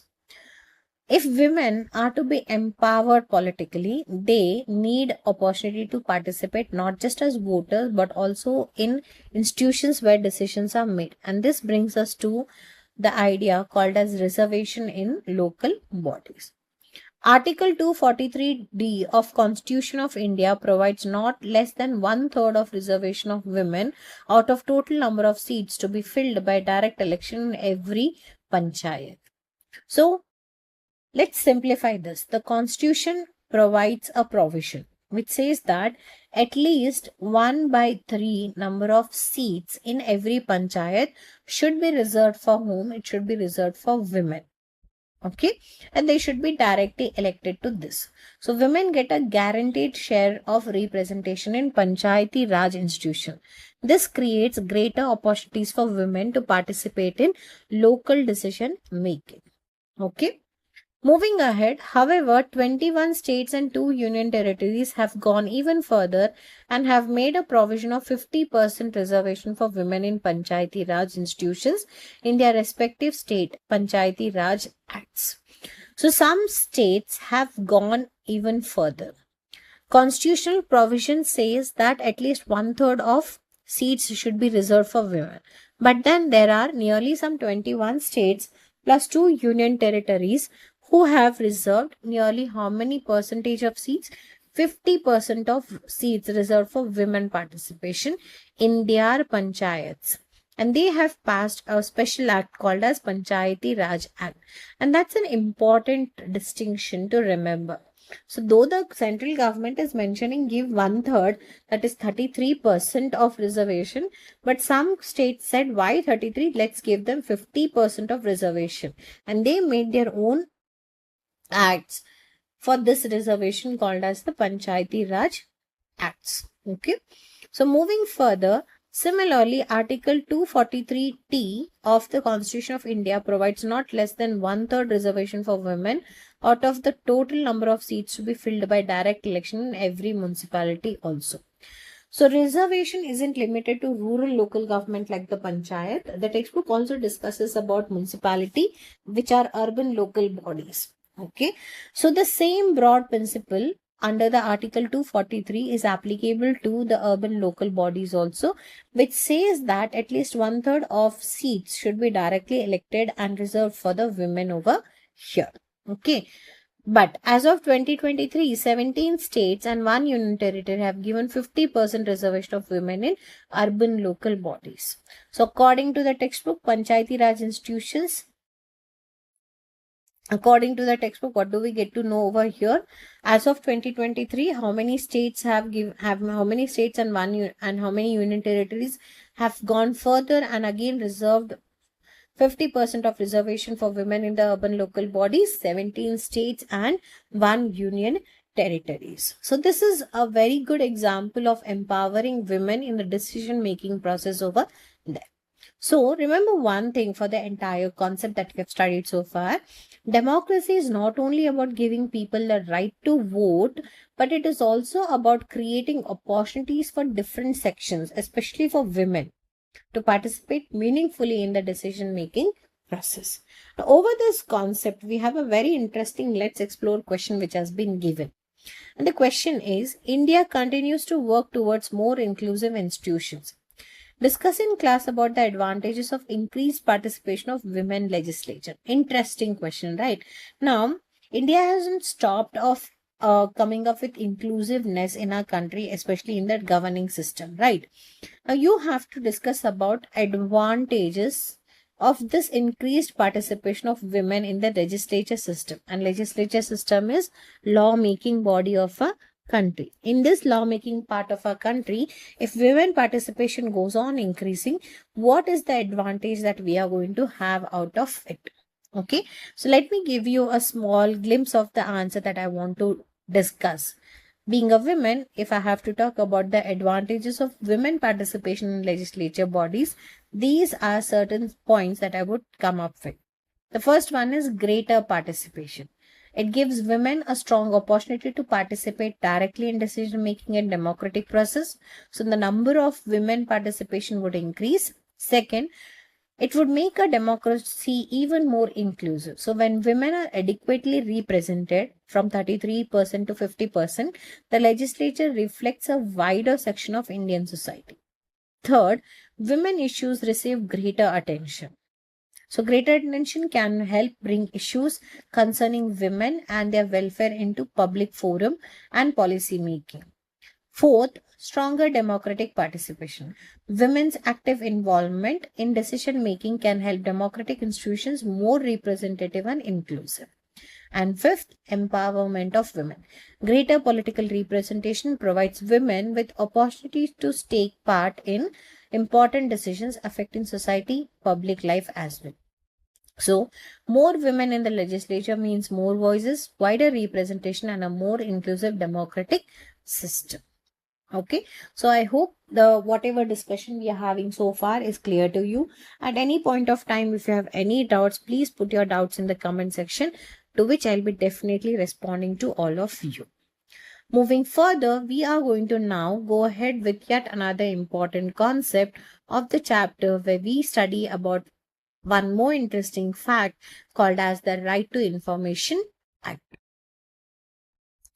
So moving further, let's understand an important example of accountability and transparency.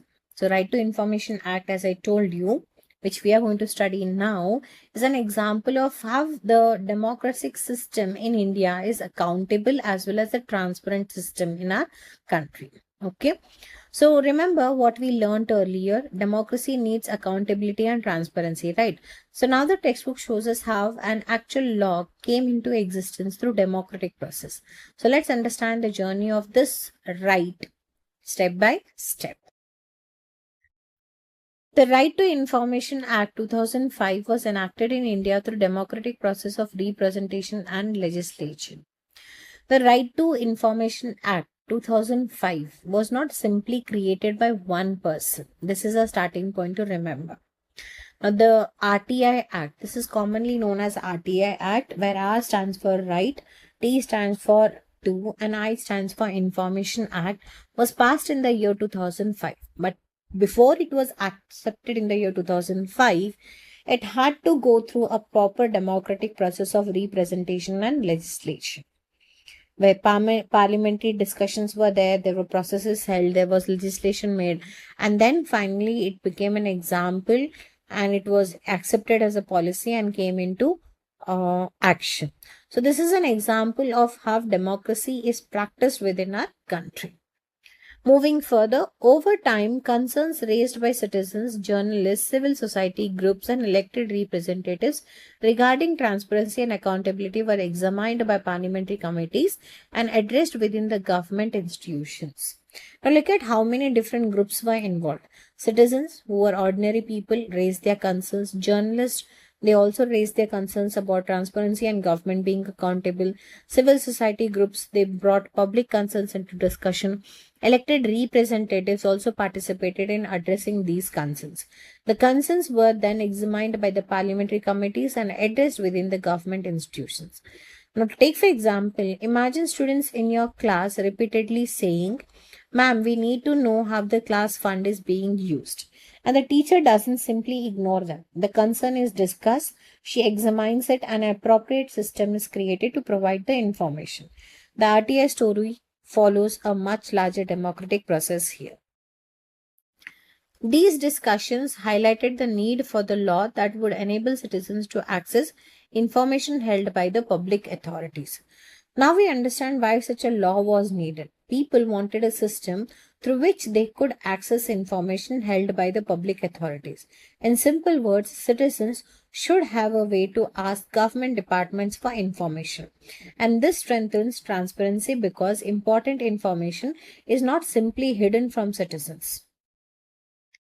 The proposal for an RTA Act was reviewed by expert groups, debated in Parliament, and refined through consultations with various stakeholders. Now, notice the democratic process involved. There were expert groups. The proposal of RTA Act was reviewed by these expert groups. Then it was debated in the Parliament. Different stakeholders were consulted. Then the proposal was refined through improved and refined through different discussions, and this is an example of how laws can develop through discussions and consultations too. Elected representatives played a key role in shaping the final legislation by incorporating safeguards related to national security and administrative efficiency. Now, this is an important point to notice. Now, not just these stakeholders that we discussed earlier, the elected representatives also were the part of this proposal. So, they did not simply pass the proposal without considering any concerns.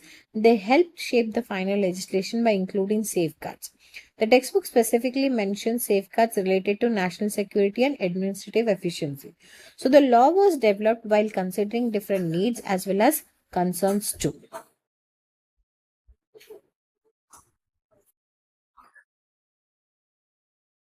After being passed by the parliament, the RTI came into force in 2005. So let's follow the sequence carefully. Concerns were raised, discussed and examined, proposal was reviewed, debated in parliament, consultations were taken, legislation was shaped, and finally passed by the parliament. And through all this entire process, the RTI Act came into force in 2005. And this is a perfect example of how democracy follows a perfect lawmaking practice within a country. This act empowers citizens to seek information from government departments, thereby strengthening accountability and democratic governance. And finally, we come to the purpose of the RT Act. It empowers the citizens to take information from the government departments. And why is that important? Because when citizens can take information, government functioning can become more transparent, government can be held accountable, citizens can participate more meaningfully in democracy. Therefore, RTI Act strengthens transparency plus transparency plus accountability means a very good democratic governing system within a country. And that is your entire concept talking about the Right to Information Act of the 2005. Okay, so don't accidentally write 2015 or 2020. The act was passed in the year 2005 over here. And remember its main purpose: to empower citizens to take information from the government departments. Okay, so moving further to understand even more depth examples of the concept given over here. Now these examples show how civil society and community institutions act as bridge between citizens and the state. Through the public interest litigations, campaigns, and community organizations, they help make democracy more inclusive and responsive. So let's understand the word bridge. The word bridge connects two sides. Similarly, civil society and community institutions connect citizens with the state. On one side, we have citizens and communities, and on the other side, we have the state government and institutions. So civil society organizations and community institutions can help bring people's concern, needs and issues to the attention of the authorities. In simple example, if I have to tell you is, imagine students have a problem with the school facilities. If students have no way to communicate their concern to the school administration, the problem may remain unnoticed. But if a student council or community group communicates this issue to the principal, it creates a link between the people and the authority. And here the people are the children, the authority are principal, and the bridge is the school community that has been created. That's the idea behind the democratic bridge over here.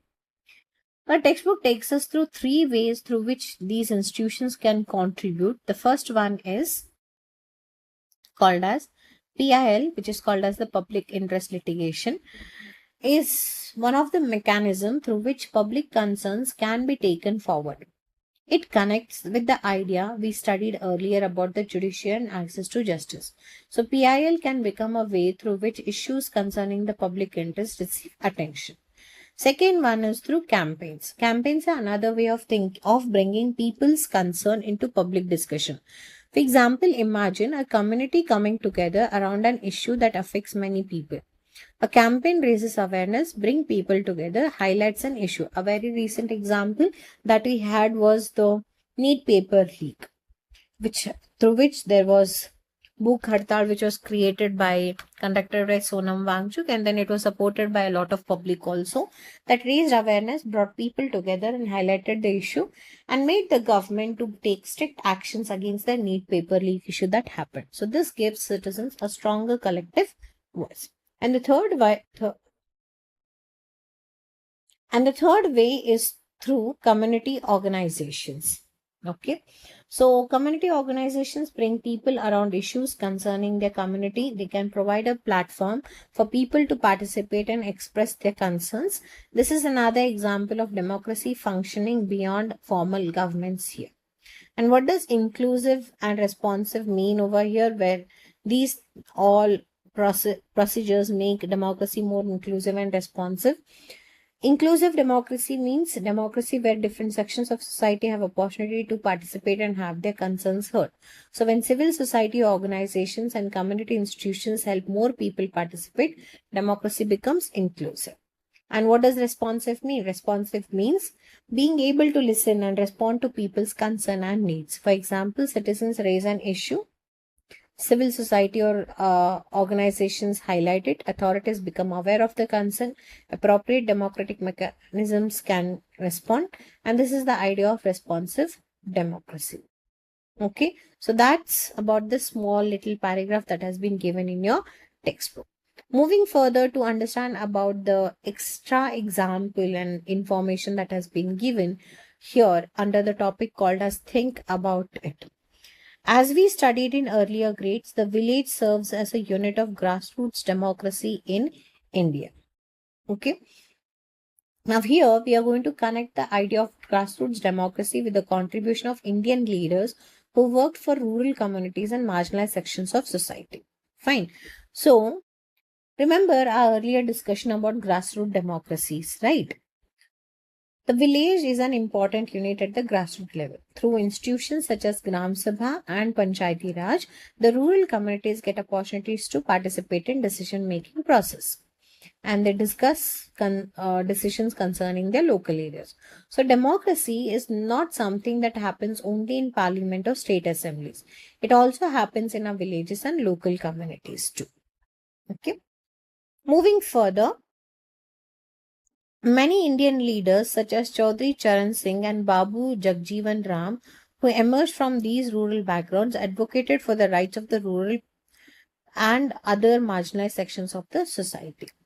So the textbook gives us two examples of people who worked for the rights of rural people and other marginalized sections of a society. And those are Chaudhry Charan Singh, who emerged from a rural background and advocated for the rights and interests of rural communities, particularly farmers and the rural people.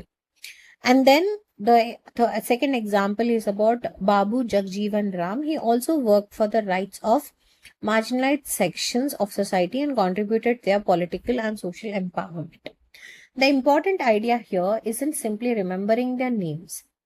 Here, you have to understand that leaders from rural backgrounds helped with the concerns of rural and marginalized communities into public and political life as well. Now, on the basis of this information given to us, you have to try to answer a question that has been given down over here. The question is, explore and discuss the contribution of eminent Indian leaders who worked towards strengthening grassroots democracy. Apart from these two examples, we have to take examples of popular Indian leaders who worked for the strengthening of democracy at the grassroots level. Okay, so I would just give you some examples here. You can find some other examples also. So I'm just generating a model answer and discussing it with you guys here. So this is an explore and discuss activity. So you can go beyond the names that I am going to give you and beyond the names that are mentioned in the textbook here. Fine. So one example that I would take is about Mahatma Gandhi, who emphasized the importance of village-based democracy and believed that villages should play an important role in India's democratic development. Second, I would like to take about Vinoba Bhave, who promoted community participation and social cooperation through Bhudan movement, encouraging people to work towards the welfare of rural communities. Okay, so these are two examples that I would like to mention. Apart from the two examples of Chaudhry Charan Singh and Babu Jagjeevan Ram, you can take another examples also. So these contributions strengthen the idea that democracy must reach the grassroots, where ordinary people, particularly rural and marginalized communities, can participate in decision making and have their voices heard. So in simple ways to remember, think of grassroots democracy as a tree. Roots is equal to village and local communities. Trunk is equal to local democratic institutions. Branches is equal to state and national institutions. A democracy becomes stronger when its roots are strong. So one of the key takeaway is grassroots democracy means bringing decision making closer to people and ensuring that rural and marginalized communities have a meaningful voice in a public life. So, students, through all these information that has been mentioned in your new syllabus of your class 9 political science first chapter, I would like to conclude that Indian democracy is truly living because it is not limited to elections. It lives through people's participation, grassroots institutions, women's representation, civil society, and citizens who actively engage with the democratic process. But here is the bigger question. Is Indian democracy completely perfect? What challenges can weaken a democracy? Can democracy survive if citizens stop participating, institutions become weak, or people's voices are ignored? That is exactly what we are going to discuss in the next video, Challenges to Democracy. So make sure you visit Let's Revise by Vidyashri Kadlibuddhi for the next part of chapter 6. Until then, keep learning, keep questioning, and keep revising. Bye everyone. Hello everyone. Welcome to Let's Revise by Vidyashri Kadlibuddhi, your space to learn, revise, and succeed. Let me begin today's class with a simple question in this video. Is democracy only about casting your vote? We vote during elections. We choose our representatives. We have constitution that guarantees our rights. So does that mean our democracy is automatically safe and successful? Not really. Imagine a country where elections are held regularly, but people blindly believe fake news. Imagine citizens have rights, but they damage public property, ignore laws, or don't care about public issues. And now imagine laws are made, but they are not implemented properly.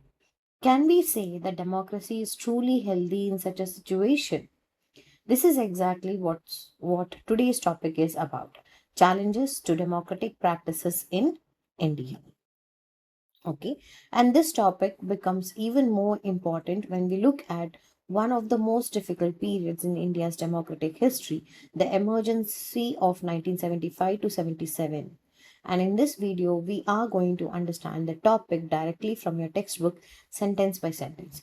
For every sentence, I'll first show you what the textbook says, then we will break it down into simple language, examples, and exam ready points. So let's begin to understand the topic called as challenges of democratic practices in India. So the first sentence goes as Democracy requires constant care, awareness, and active participation from both institutions and citizens. So let's understand this with a simple example. Suppose you plant a beautiful garden. Is planting the garden enough? No, right? You have to water it, protect it, and take care of it regularly. Democracy is also like that. Just having elections and a constitution is not enough. Democracy needs continuous care. And who provides this care? This care is provided by both institutions as well as the citizens. So, institutions like parliament, courts, government bodies, and election authorities have to function properly. Whereas at the same time, citizens also have to be responsible. They need to stay informed, participate in public affairs, follow laws, and hold governments accountable whenever they do mistakes. So remember one important thing. Democracy is a basically a shared responsibility here between the government as well as its citizens. Moving ahead, while the Constitution guarantees valuable rights to all the citizens, it also expects individuals to exercise these rights responsibly. So our constitution gives us important rights. We all know this, right? Right to education, right to freedom of religion, right to freedom of speech, and all these are rights which are given to us by the constitution. But does freedom of speech mean that we can say or share absolutely anything because the constitution guarantees us the freedom of speech and expression? No, right? So, rights come with responsibility also. For example, we should not deliberately spread false information or encourage hatred or misuse our freedom to harm others. So, the Constitution doesn't simply tell us you have rights, it also tells us that you have responsibilities too. So, remember, a healthy democracy is a combination of rights as well as responsibilities. Moving ahead, in this sense, democracy is not limited to elections, it is reflected in everyday behavior, decision making, and civic responsibility. So, this is one of the most important ideas in this section. Many students think that democracy means elections, but democracy is much more than that. Think about it. Elections may happen once in 5 years, but what about the other days? Every day we make decisions, every day we interact with other citizens, every day we follow or break public rules, and every day we have opportunity to participate in society. That is why democracy is reflected in our everyday behavior and civic responsibility that we carry. For example, if you vote responsibly but deliberately damage a public bus, are you behaving like a responsible democratic citizen? No. Democracy is not only about choosing a government, but it is also about how we behave as citizens too. Moving further, to understand the challenges, actions such as damaging public property, spreading misinformation, or violating public rules weaken democratic values. So the textbook gives us three examples here, which tells us what are some of the challenges of democracies, which includes the behavioral side of the citizens of that particular country. So the first example that it mentions is called as damaging public property. So public property like bus stand, government buses, government roads, government buildings, these are public properties and they belong to everyone. Okay. Like even street lights are also meant for the welfare of the public. But during the time of riots or processions and all, so people have this usual habit of damaging the public property to convey the how angry the citizens are, and they think that by doing such things they can put a pressure on the government to listen to their demands. So when someone damages them, who suffers a lot? It is always the society who suffers a lot over here. Second example given to us is called as spreading misinformation. Suppose you receive a message on WhatsApp saying that this news is true, forward it immediately. And take, for example, the message is that Narendra Modi is married to one of your neighbor. This is a news that you receive on the WhatsApp and it tells that this news is true and you have to forward it immediately. Would you forward it without checking? Remember one thing, you should not forward any kind of messages without checking it properly. False or misleading information can create confusion and influence people's opinion there. Similarly, the third example given to us is called as violating public rules. Now, rules exist to protect everyone's right and safety. When people deliberately ignore them, democratic values get weakened. So, responsible citizens don't simply demand their rights, they also respect their responsibilities properly here. So, by not damaging the public property, by not spreading misinformation, and by not breaking the rules that are made by the country, what can we do? We can uphold the democratic values. But if we do totally the opposite of it, what happens to the democratic values? They get completely weakened here. So, moving further, similarly, indifference towards public issues can adversely affect the health of a democracy. So, what is the word of meaning of the word indifference here? Okay, the meaning of the word indifference is not caring. Imagine there is a serious problem in your locality. Perhaps, like for example, the roads are unsafe, or there is pollution, or public facilities are completely poor here. And if everyone says it's not my problem, they're being indifferent over here, who will question the authorities then? Nobody. And at that case, the government will completely relax. But in case of democracy, it requires citizens who care about what happens around them. So even indifference can become a problem. So remember one thing, active citizens generally give the best democracy here. Indifferent citizens who don't care about what is happening around them and who don't bother to question about the government for any reason, they are basically weakening the democratic values in our country. Okay, so that is about one of few challenges discussed in this paragraph. Moving ahead to understand the remaining challenges that are faced in the democracy. Starting with, India has made significant progress in ensuring representation and participation. So, India has achieved a lot as a democracy. In our country, people participate in elections, we choose our representatives.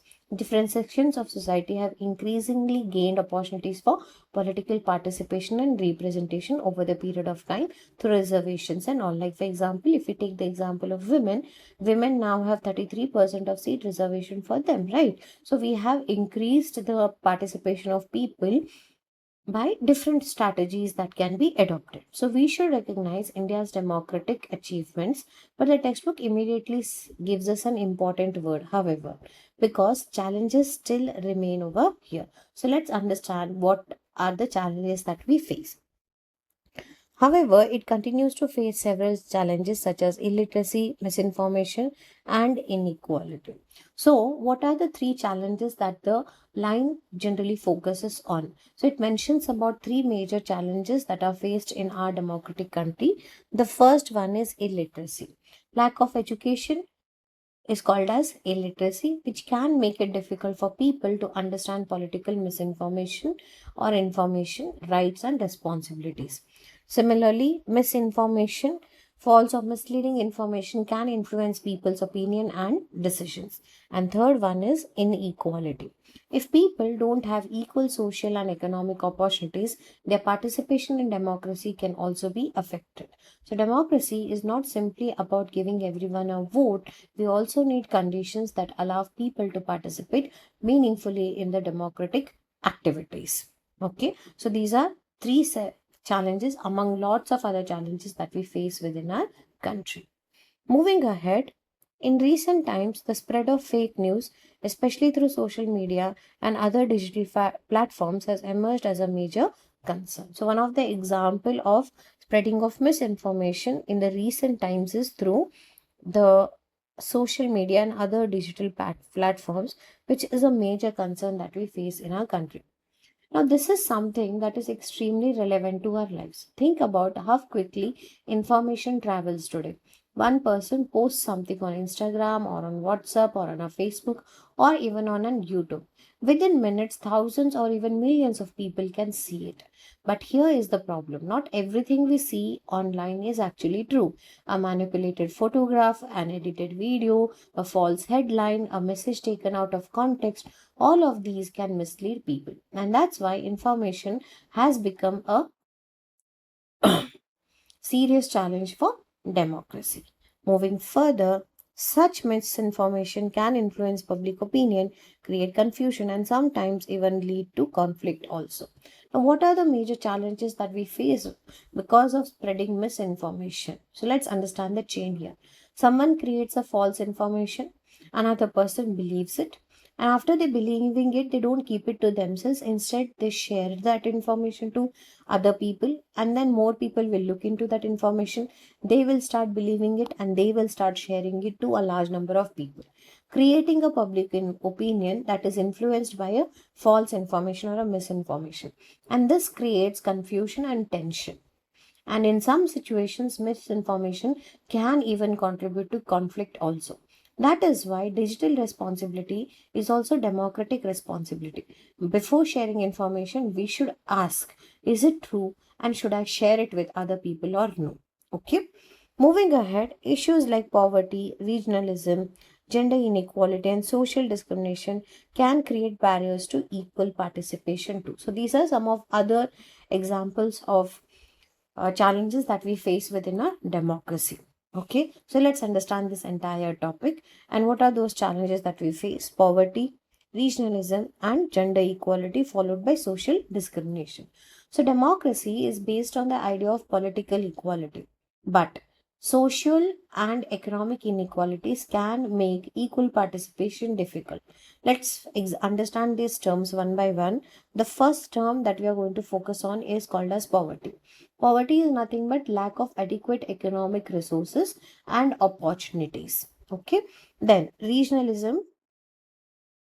Then regionalism. Regionalism means yeah. Regionalism means excessive attachment to one's region that can sometimes create divisions or conflict within broader national interest. Then coming down to gender inequality, unequal treatment or opportunities based on gender, and then social discrimination, unfair treatment of people because of their social identity or background. All these can prevent people from participating equally in society. Therefore, democracy must continuously work towards equality, dignity, as well as inclusion too. So, in addition, gaps in the effective implementation of laws and policies may reduce public trust in institutions. So, here is a simple way to understand this. Suppose the government creates a law or announces a welfare scheme, but the law is not properly implemented. People don't receive the benefits they were promised. Then what happens? People may start losing trust in government institutions. Therefore, democracy needs not only good laws but also effective implementation. Remember one thing: good policy plus good implementation plan is equal to greater public trust. So, that is about a few challenges that democracy faces within our country. Okay, moving further, we are going to understand a activity which has been given to you under the heading called as Let's Explore. Okay, so let's read this entire concept here. In small groups, identify two or three examples of information shared on social media that you believe may be misleading or false. So, this activity is teaching you an extremely important democratic skill. That is, don't believe any information blindly. The purpose it is just to identify fake news. The real question is, how did you know it was unreliable? Okay. Then, what are you supposed to do is discuss what made you question their reliability, how such information can influence people's opinion, and reflect on why access to accurate and authentic information is important in democracy. So, you should think about clues. For example, was the source unknown? Was there no evidence? Was the headline sensational? Did another reliable source give different information? There are reasons. These reasons why should we question information before believing it? And in this, after this entire thing, you're supposed to do the main message of the activity. Democracy depends on citizens making informed decisions. And how can citizens make informed decisions? They need accurate information. So, remember here, the activity basically focuses on identifying two or three examples from the social media which are an examples of misleading or false information. You're supposed to discuss it and then finally reflect on why you should have proper access to accurate information, because accurate information can make you informed citizens and help you take better decisions and even strong and make the democracy even more stronger. So let's go through certain examples that I want to discuss with you guys. Okay, some of the examples of misleading or false information that happened in this very year of 2026 include, the first one was Instagram will be banned in India, and in July 2026, a post circulated on social media claiming that the government of India would ban Instagram in India from a particular date. Okay, so now this is one example of a fake claim. Similarly, second example was there was an AI generated video falsely attributing to Jawaharlal Nehru. So in January 2026, a viral video appeared to show Jawaharlal Nehru making a political warning about India's future. Okay. And third one was there was a fake video in the March 2026 that circulated claiming to show a violent incident at Karan Ahuja's concert in Indore. Police investigation found that video was actually from an older event in Mumbai and had been falsely presented as a recent incident in Indore. And one of the fourth example that I would like to quote you is, there was false claim about PM Modi's Instagram live streams. A viral social media claim in 2026 said that Prime Minister Narendra Modi would come live on Instagram every Sunday. Okay, so these are some of the examples of misinformations that has been spread on social media. So what are you supposed to do in terms of this activity is, you're supposed to collect much more such fake newses online and try to understand and try to find the accurate news and what is the authentic source of information that helps in strengthening the democracy that we are living in. So that's a simple let's explore activity that has been given to make you informed citizens here. Okay, so moving further, now is the time to understand the most important event of the history called as the emergency period of 1975 to the period of 1977.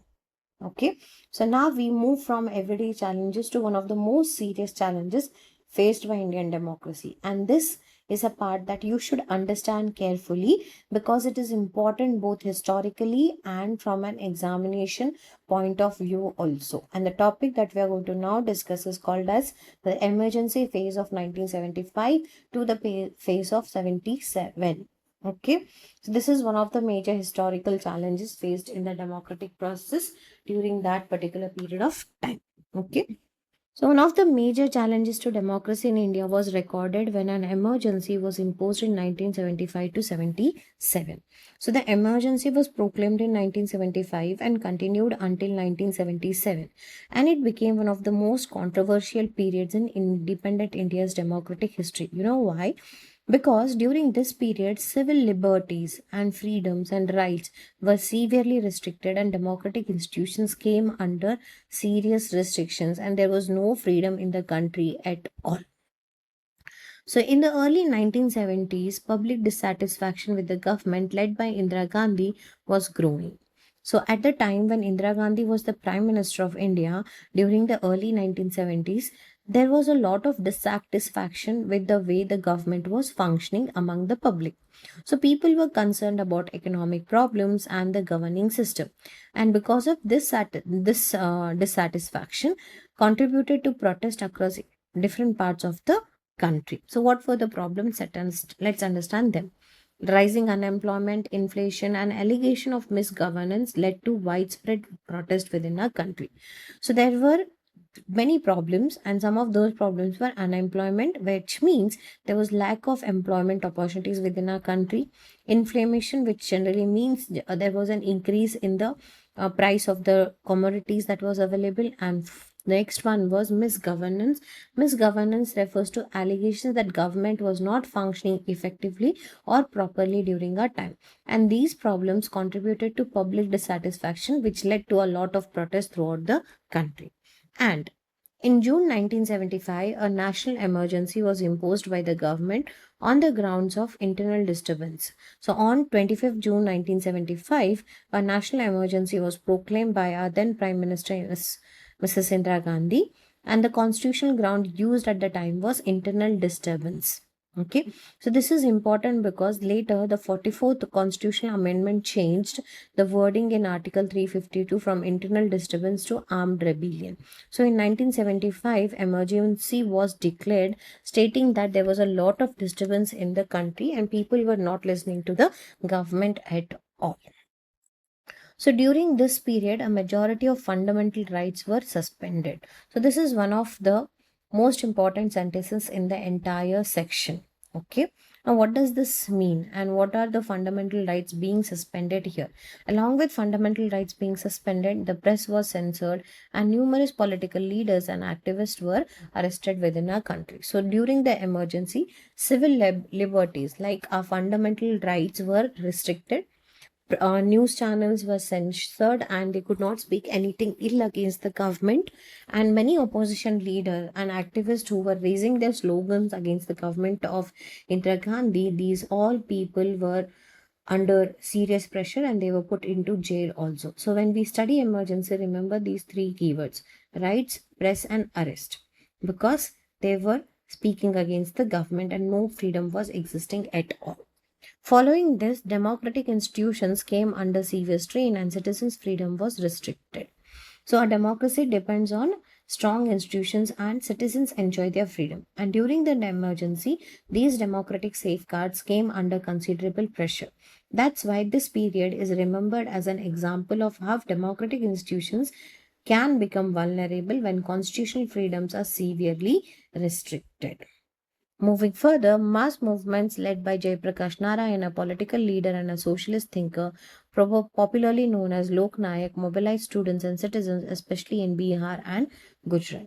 So now let's see an important personality. The personality that we talk about here is called as Jayaprakash Narayan.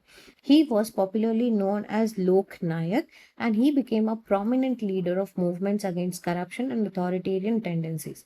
So what did he do? He organized students and ordinary citizens to participate in mass movements, especially in Bihar and Gujarat. So, this tells us something important. Democracy is not only about political leaders, it's about ordinary citizens can also become an important force in protecting democratic values as well. Okay. Moving further, the emergency was lifted in 1977 and general elections were held, allowing people to express their will through the ballot. So finally, in 1977, the emergency was lifted, which means it was declared end, and general elections were again held, and this gave citizens the opportunity to express their judgment and to choose a government through the ballot box, that is nothing but through elections. And the result was significant. The ruling Congress party was defeated at the national level and the Janata Party could form the government. This demonstrated the power of the vote and the power of elections. The defeat of the ruling government demonstrated the strength of Indian democracy and highlighted the importance of constitutional safeguards, civil liberties, and active citizen participation in protecting democratic values. So, this sentence gives us the biggest lesson from the emergency. The emergency showed us that democracy can face serious challenges, but the 1977 elections also showed that citizens can use democratic mechanism elections to express their judgment. The period therefore highlighted the importance of constitutional safeguards, civil liberties, active citizen participation, and democratic institutions. Democracy cannot be protected by government alone. Citizens also have an important role in the protection of the democracy that they are enjoying. This period highlighted both the vulnerabilities and the resilience of democratic institutions in India. So, there are two words which are extremely important. The first one is vulnerability here. Okay, it means the possibility of being weakened or harmed. The emergency showed that democratic institutions and civil liberties can come under serious pressures, and resilience means ability to recover and remain strong. The return to elections and democratic government in 1977 demonstrated the resilience of Indian democracy. So, emergency teaches us two lessons. Democracy can be vulnerable, but also democracy can recover when institutions and citizens uphold democratic processes. So, before we finish, let's revise the entire topic in few seconds. So, when we talk about challenges to democratic practices, we see there are everyday challenges which includes damaging public property, spreading misinformation, violating public rules, and indifference towards public issues too. And when we talk about social and economic challenges, it includes illiteracy, poverty, inequality, regionalism, gender inequality, and social discrimination as well. And when we talk about information challenge, we see fake news, misinformation, confusion, influence on public opinion, possible conflict, and all. And when we talk about institutional challenge, poor implementation of laws and policies, reduced public trust, and all. And finally, when we come down to the topic of emergency, we see that emergency was proclaimed in 1975 because of internal disturbance, due to which rights were restricted, press was censored, political leaders and activists were arrested. And one of the major leader who led to mass movements during this time was Jayaprakash Narayan. And finally, in 1977, the emergency was lifted and elections were held, where ruling Congress was defeated and a new political party came to rule the power over here. So, what is the biggest lesson? Indian democracy showed both vulnerability and resilience here. And with that, we come to the end of the topic challenges of democracy and emergency. But I want you to remember one thought beyond your examination. Democracy is not something that exists only inside parliament. It exists in our home, in our school, in our communities, and in the way we treat other people's right. It exists in the information we choose to believe and share, and it exists in our willingness to participate and speak responsibly. So, the emergency of 1975 reminds us that democracy should not be taken for granted. So, don't just memorize the dates, understand the lesson behind them. Because when citizens understand democracy, they become better citizens and better protectors of democracy.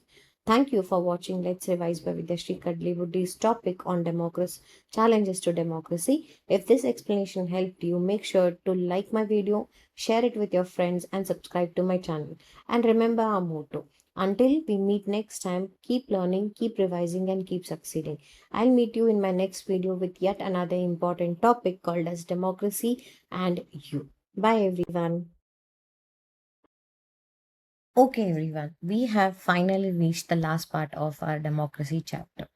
But before we close this chapter, I want you to answer just one question. What democracy have to do with you? You may be thinking, ma'am, I'm only a class 9 student. I can't vote. I'm not an MLA or a MP. So, how can I participate in democracy?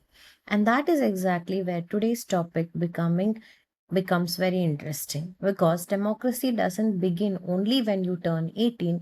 It begins much earlier with the way you think, the way you discuss the issues, the way you respect others people opinion, and the way you verify information, and the way you take responsibility of your community. So today we conclude chapter 6. We are going to understand one very important idea.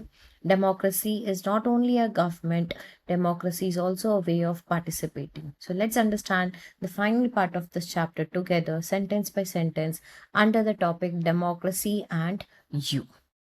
Okay, so begin with, being well informed is one of the vital responsibilities of a young citizen. So let's understand this very carefully. The textbook says being well informed is responsibility. What does well informed actually mean? It doesn't mean that you should know every single thing happening in the world around you. It means that when something important happens around you, you should try to understand it using reliable and authentic information. For example, suppose a message comes on WhatsApp saying that the government has introduced a new rule for all the students. Will you immediately forward it to your friends? Think about this. No, right? A responsible citizen will first ask, who said this? Is this information from a reliable source? And can I verify it? That is being an informed citizen. Okay. So moving ahead, reading newspapers, watching news programs, and using the internet responsibly help us stay aware of national and international events. So there are many ways through which we can know what is happening around us. We can read newspapers, we can watch news programs, and today, most importantly, we use the internet and social media. But notice one very important word here: responsibly. Using the internet responsibly does not mean simply spending hours scrolling through Instagram or YouTube.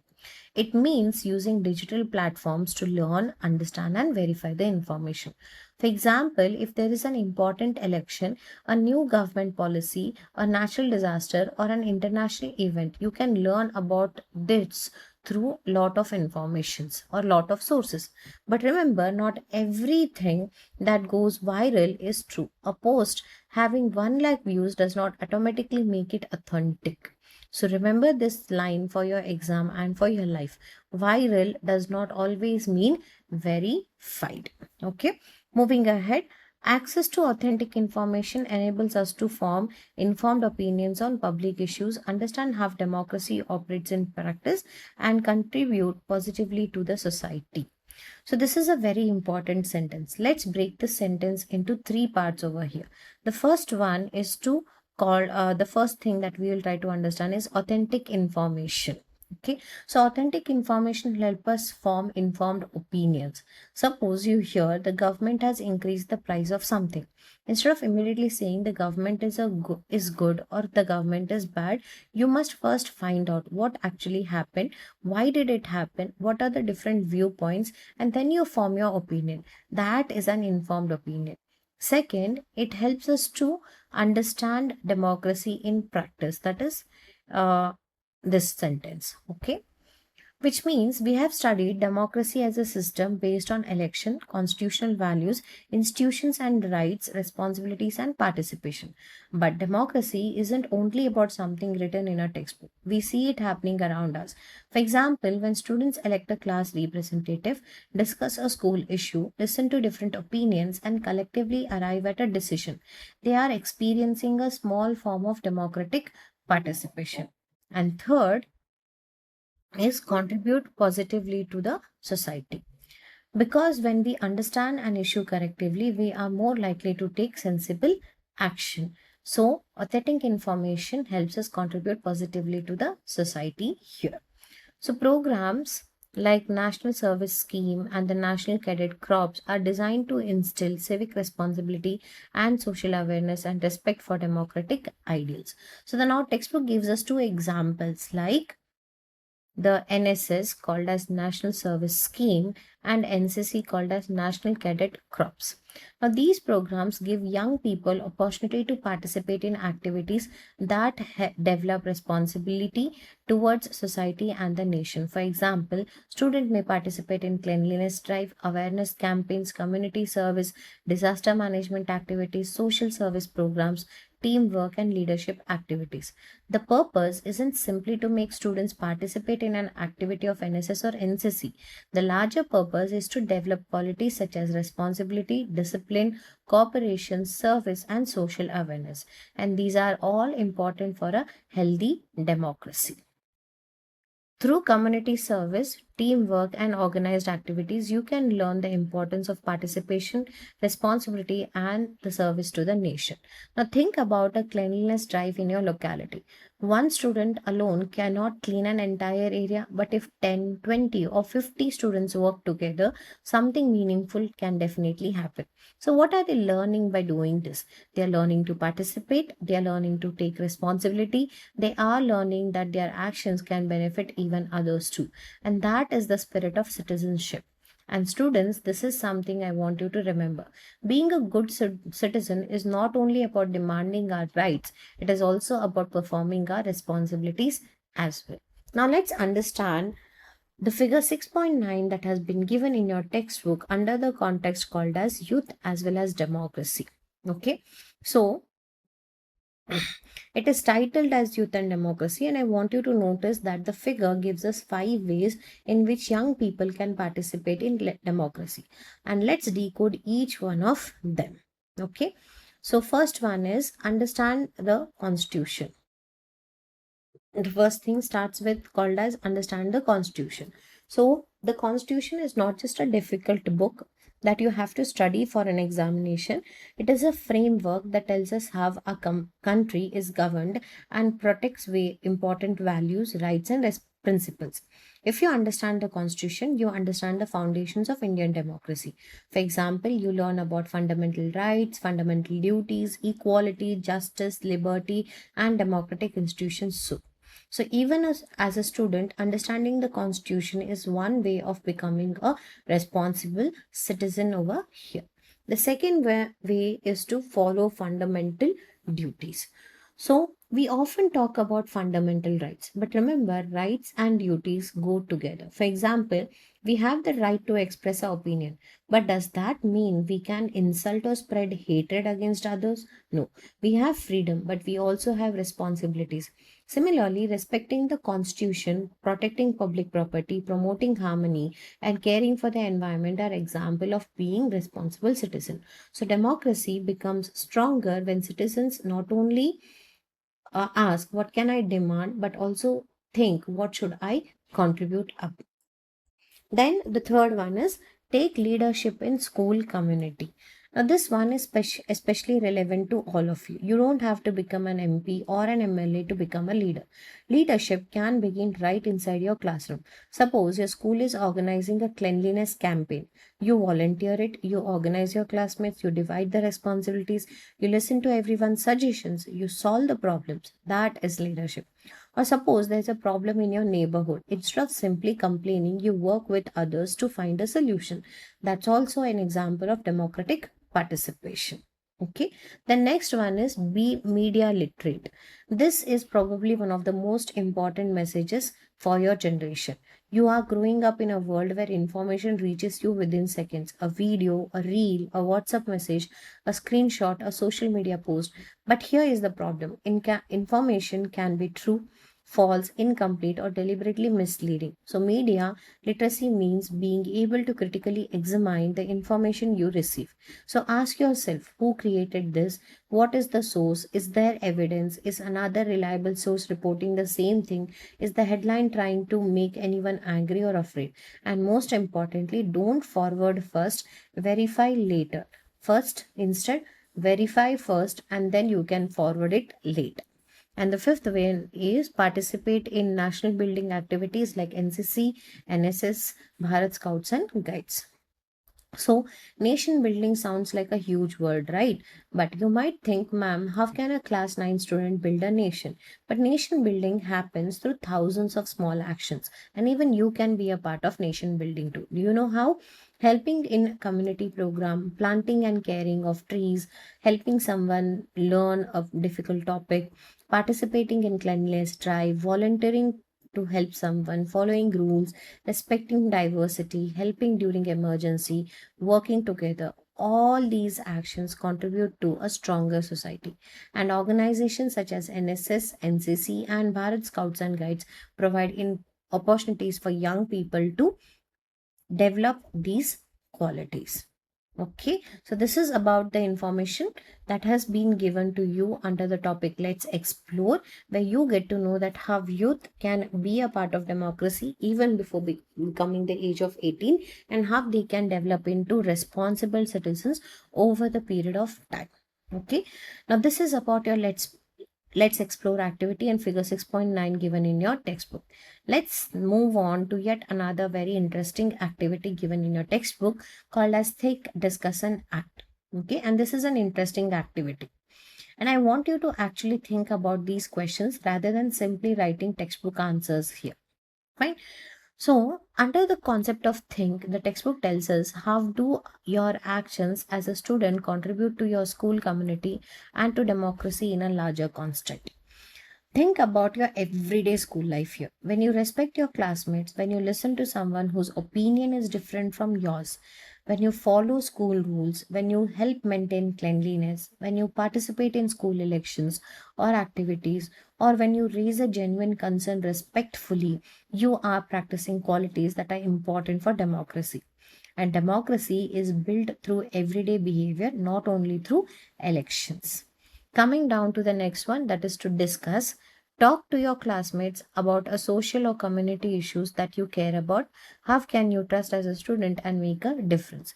Now imagine you and your classmates choose an issue. It may be about plastic pollution, about cyberbullying, or road safety, cleanliness, water conservation, or even a basic topic like helping elderly people and respecting them. You are discussing the problem, you listen to different opinions, you decide what can realistically be done, and then you act upon those. Notice what is happening here. You are discussing, you will be listening, you will be deciding, you will be participating, and you will be acting. These are nothing but democratic habits. And the last one is act.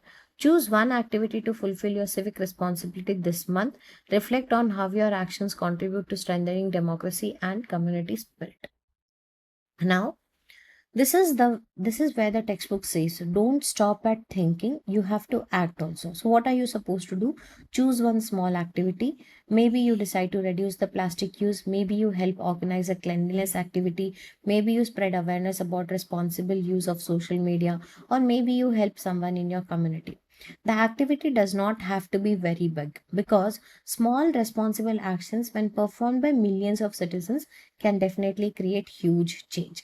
After doing the activity that you choose for yourself, ask yourself, what did I contribute? Did I help someone? Did I work with others? Did I respect different opinions? Did I take responsibility? That reflection helps you understand that democracy is not something happening far away in parliament. So, democracy is also happening through you. And now we reach, and that's about your simple activity under Thick Discussion Act. I hope you would do this activity and pin down in the comment section. I would like to see about an activity that you would choose to fulfill your civic responsibility, everyone. And now we reach the final paragraph of chapter 6. And students, this paragraph is actually the big takeaway of the entire chapter. So listen concentratedly. So, democracy is not merely a system of government but a continuous process shaped by institutions and active citizens. So, let's stop here. This is probably the most important sentence of today's lesson. Democracy is certainly a system of government, but it is much more than that. It is a continuous process. You know why? Because democracy requires people to continuously participate, question, discuss, vote, and follow constitutional values and hold institutional accountable. And that is why democracy needs active citizens. So one power line that suits this entire sentence is democracy survives not just because institutions exist, but because citizens participate. From early ideas of collective decision making to constitutional framework of the modern republic, democratic principles have evolved to ensure authority is exercised with accountability. So remember where we began this chapter? We explored democratic traditions from earlier times, and then we moved towards modern democracy, right? Over time, democratic ideas have evolved and developed. Today, in India, the constitution provides the framework within which political authority is exercised. And an important democratic principle is power must come with accountability. So, in simple words, if someone has authority, they must also be answerable for how that authority is used.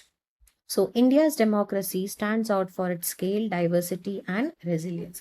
Now, think about India for a moment here. India is a huge nation with a massive population, hundreds of languages, different religions, culture, tradition, and communities, and even geography is completely different. But we function with one constitutional democratic framework. That is why India's democracy is remarkable for its scale, diversity, and resilience. And resilience means the ability to face difficulties and continue to function and adapt to those difficulties with proper solutions. It functions through elections, constitutional values, and everyday civic practices. Now, the textbook reminds us that democracy works through several things, like elections, where people choose their representatives. Constitutional values, institutions, and citizens are expected to respect constitutional principles and everyday civic practices. And this is the part students often forget. Democracy is also reflected in everyday behavior, respecting, following rules, participating, discussing issues, accepting differences, and taking responsibility. While challenges remain, sustained public participation and respect for democratic norms keep it vibrant. So, students, this is a very realistic statement that you have to focus on. No democracy is actually perfect. Democracies do face challenges. There can be misinformation, inequality, corruption, misuse of power, social division, and many more other problems too. But democracy has a powerful strength, and that is people can participate and demand for improvement. So, when citizens remain aware and actively participate while respecting democratic norms, democracy remains vibrant. Vibrant simply means active, healthy, and full of life. And that's what Indian democracy is.